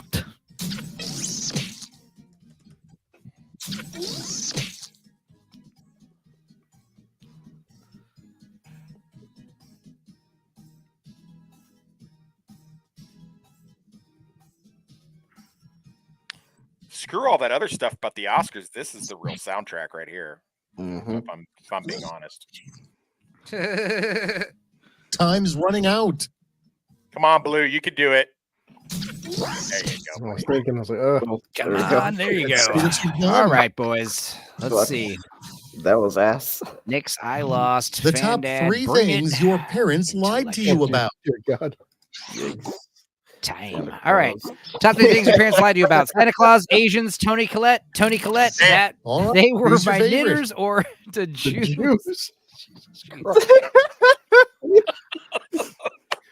We hate them both. Wow.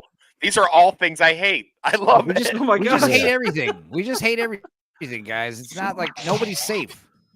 Oh, just barely. I thought you were going to get a quiplash on that one, to be honest with you. We know Three Santa's things real. that when you see them, you can't unsee them. Oh, boy. Martha Stewart's back leg, the Lollipop Guild, and Alexandra's Daddario's. All right. Or vote Tony for the one Collette you like best. gored a dead dog. Ew. Oh my gosh. Jesus. I've seen a dead dog. It's sad. It is sad. And delicious. Delicious. Don't forget. Yeah. The dead dog was like the last minute 5-second remaining answer. Shit. We pieced that together. We pieced that together. Calm down after an argument. Just one of those was pause, not like the other. breathe, rub your Tony Collette, Jesus Christ. or regurgitate, rinse, and now, repeat. pick your favorite. Jesus. But slowly, too. You know, why is it every time I share a quirky fact, you guys just beat it to death? It's like, I had to hear about chlamydia for months. Now it's going to be Tony Collette. Yeah. Okay. I got a quiplash, guys. I might have won. Holy shit. It's possible. Maybe. I Possible, but I was pretty far behind. Three things a good parent packs in their kid's backpack. All right, I'm Oh, waiting wow. on this one. Fruit snacks, sunscreen, and Kimber 45 with laser sight, or a gun, a condom, a MAGA hat. Decisions. Who's your favorite? These both went exactly where I was expecting them to go. I mean, I assumed American school, so, you know. Also, sunscreen has carcinogens in it, so Oh my god. Fruit snacks have high fructose corn syrup. Ooh. yeah. Sorry, I just had to go for brevity. I hear A ya. gun. I'm all Much about that simpler. carcinogen and juice. You rocked it. Did you rock the scoreboard? Maybe. Scared, guys. Maybe not. I don't think I won. Maybe. Where are you? Look, I was already in the lead. Oh, I won my Yeah. fucking 100 points. did it. barely. Wow. Oh. All right, guys. Well, See, The Tony game was Quit helps rigged. out. Now that I've won, I shall quit this stream as the reigning champion. No, I'm just kidding. Yeah. Well All right, played. well, Tony's Colette. that was fun. Tony's Um, Colette. okay, guys. State of Well, Grace. State of Grace tomorrow. I didn't realize Yeah. I can. You guys can't hear the stream anymore, right? You can't hear the stupid No. music. No. Cool. All right, well, I'm gonna stop sharing my screen. And I'm gonna turn this off. Close it. I didn't realize this holds like this. I should just keep this layout from now on. I didn't realize it holds on the background here. Cool. But anyway, let's just say hello to everybody. Say goodbye to everybody. Well, that was humiliating, Adam. Don't worry, man. It's just on brand with you, buddy. No, I'm just joking. We love you, Adam. Thanks for watching. I should have gave you the link, man. I think I know you and Jay usually have problems with early shows. But also, yeah, Melvin, thanks for stopping in. Jamalama was here for a while. Israel P. Who else was here? Nix is still here. Fan Dad, you're here. Thanks for hanging out with us all the way to the end. Also, a few other people that were here earlier. We had Smilex. Smilex he's here in the stream, of course. How could I have forgotten? Luke Northern was here. English R. He Tez made a brief appearance. Logical Spock. Who else? Common R2. people. Common people. Sammy, Repeat, Common People. All you guys, man. We had some good viewers. Wheel Snakes was here. Hell yeah. Someone else. Cannoli Sasquatch was here. Jacob Ironsides. Oh, you Melvin guys. Deeply. CLS, he could not watch it because of Lent, but I assume he'll watch the replay. We appreciate all you guys. And yes, Fan Dad, you were a Boral bag. We figured that out. Nick's, gents, thanks for the fun times and Oscars. Anyone around the table? What do you guys want? What do you guys get coming up? I guess I'll go first. I've got I think when I get home tomorrow, I might do like a 1,000 subscriber kind of celebration kind of thing. Maybe You I don't should. know. Yeah, you should. Congrats on that, man. Oh, thank you. I appreciate Send me the it. link. It's pretty cool. But yeah, other than that, nothing big going on. You're all my knitters, and I'm gonna go see Dune now. Hell yeah, bro. It's a good one. You'll be excited. Toxic Blue Collar. Just the Friday thing with Northern English Bastard for Terminator 2, and then tomorrow we're doing State of Grace, right? Yeah. Yep. And we're gonna do that early again. Yeah. I don't know. Are we? I don't Let's know. do it at noon. Yeah, let's do it around this time. Yeah, that was fun. Yeah. Yeah, I think the early shows are, we get more traction on them and stuff. Yeah. And they're fun. It works through the schedule. And yeah, that means I could pop on other streams later. Yeah, Dude, I literally got home when I was in the bathroom and I saw you guys were live and I was like, yeah, fuck it. Let me just hop on. I got from free That's time. mean. Yeah, no, I'm so going to pick up Jill G tomorrow finally, and gonna bring her back here. So we should probably have fun. Get that stream done early. Yeah. Gross. Blue Collar, what else you got going up? Anything? Not really. Any short reviews coming out? Anything interesting? Shogun. Yeah, Chris. no, I'm working on so much. We're backed up on Shogun. I'm trying to get Kung Fu Panda 4 done. It's because that movie was fucking terrible. But... We'll try to do a Damsel stream at some point. Talk about that movie, either on my channel or Chris's channel, or maybe we'll talk about it tomorrow on Nielsen Ratings. We'll be on Lance's channel tomorrow at 4-ish, so Central Standard Time. Yeah. And then I think tomorrow, I'm also going to be, I think I realized that Diabolical Souls is doing a Scavenger's Reign breakdown on Tuesdays. So Jesus. I actually like that show. So I'm excited. I know. We know Some you people do. didn't like it. I know Toxic, not just Toxic, but other people thought it was boring. Chris didn't like it either. Yeah. A lot of people didn't. No. I'm going to explain why it's good. It's like that Born the Heron for me. Like I respected the art design, but I was bored. Yeah, by no, it. the graphics, everything was beautifully rendered. It looked amazing, but it was just fucking stupid. Super weird. I like trippy shit. Well, what do you got on Inspired? What do you got coming up? In terms of videos, I'm not too sure yet. I haven't had time to actually check my notes and Any and update on Drunken Master? Our Drunken Master stream was I was very just about fun. to ask that. I was about to Got ask blocked. I'm sure the re-upload will go fine if you just put in a copyright dispute, right? Yeah, I mean, Dark Hour does the two host copyright stuff. I just re-upload, Yeah. so I'll speak with them about it probably Yeah. later tonight. Hopefully, it'll be up by tomorrow, depending on if you You'd be have time surprised to how upload. easy it is to dispute those copyright claims. When you first get your first dispute accepted, you're like, "Oh, is that easy? Oh shit!" So, YouTube's been on a tear with the fucking. They've been everybody Well, I follow. they're really good. They're really good at hitting you, but the thing is, like, if you just follow the rules and say, "Hey, fuck you, it's fair use," they 9 times out of 10 are going to be like, "You're right, sorry." Yeah, but It's kind of annoying because I actually take time to edit the clips to make sure that they're 6 seconds, Dude, even you less can't- than you 6 can't trust seconds. him.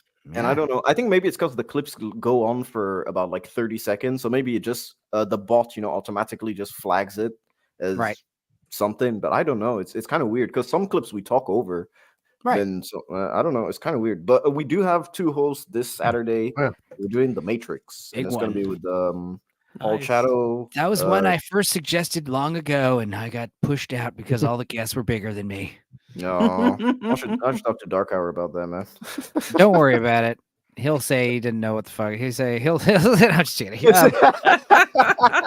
Guys, I get it. I only got 348. I almost got 350 subs, and that's not a lot. But Dude, you That's completely, nothing. He's asked me about my schedule. I'll be like, yeah, I can do it. Then I never hear back. What's upsetting is he's booked all the way to like next year. So if you didn't get booked, yeah, you gotta know. You gotta get him to work in a new one. He has the thing schedule. I think we're booked all the way till April, and that's it. Like no guests are booked. Ah, except for hey a Chris, few. remember when we used to stream with Dark Hour? Remember that? Yeah, well, apparently, he's got me coming on for Kung Fu Hustle, which I do. love. Oh, does he have you coming on? Yeah. Oh, does he now? I'll just go. I'll just be Yeah, here. listen. I'll just go fuck myself. Just For 2 hosts, me and my Tony talk to Collette Dark poster. Hour, man. He's my agent. He collects people like Infinity Stones. It sounds like he collates people. I like visibly winced at that one. I like we'll see the instant replay of me like closing my eyes. You could see it coming. You're like, it was so right in my face. Well, yeah, this was fun, guys. We're about to hit 3 hours and 45 minutes. I have Kazam coming out tomorrow or Wednesday, excuse me.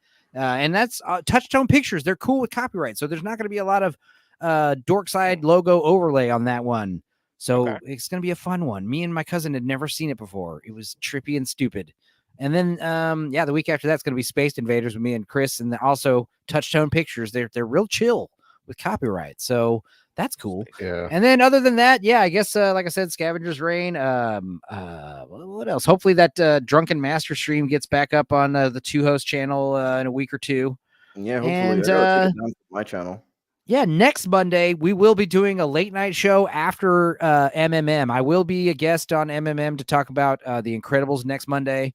And I don't know how long that stream will go because I could talk about The Incredibles for quite a long time, even though it's not a long movie. Dude, Michael Giacchino's score for The Incredibles, incredible. Man. Everything is great about that movie. It's perfect. It's almost damn near a perfect movie. It was a pod. It was a pod. All right. Well, maybe. Well, yeah, that being said, it was great going over all the Oscar winners and jerking ourselves off and patting ourselves on the back like our commentary is anyway valuable. The truth is, I just like hanging out with you guys and talking shop. It's fun. Same. I had free time, dude. I just hopped on. Hell yeah, guys. Well, I guess let me play this stupid video since I made it. And, I'm probably never going to play it again. So that being said, it's been great. You guys have a great week, and we'll see you all real soon. All right. Take care now then. Bye-bye. All right. There we go.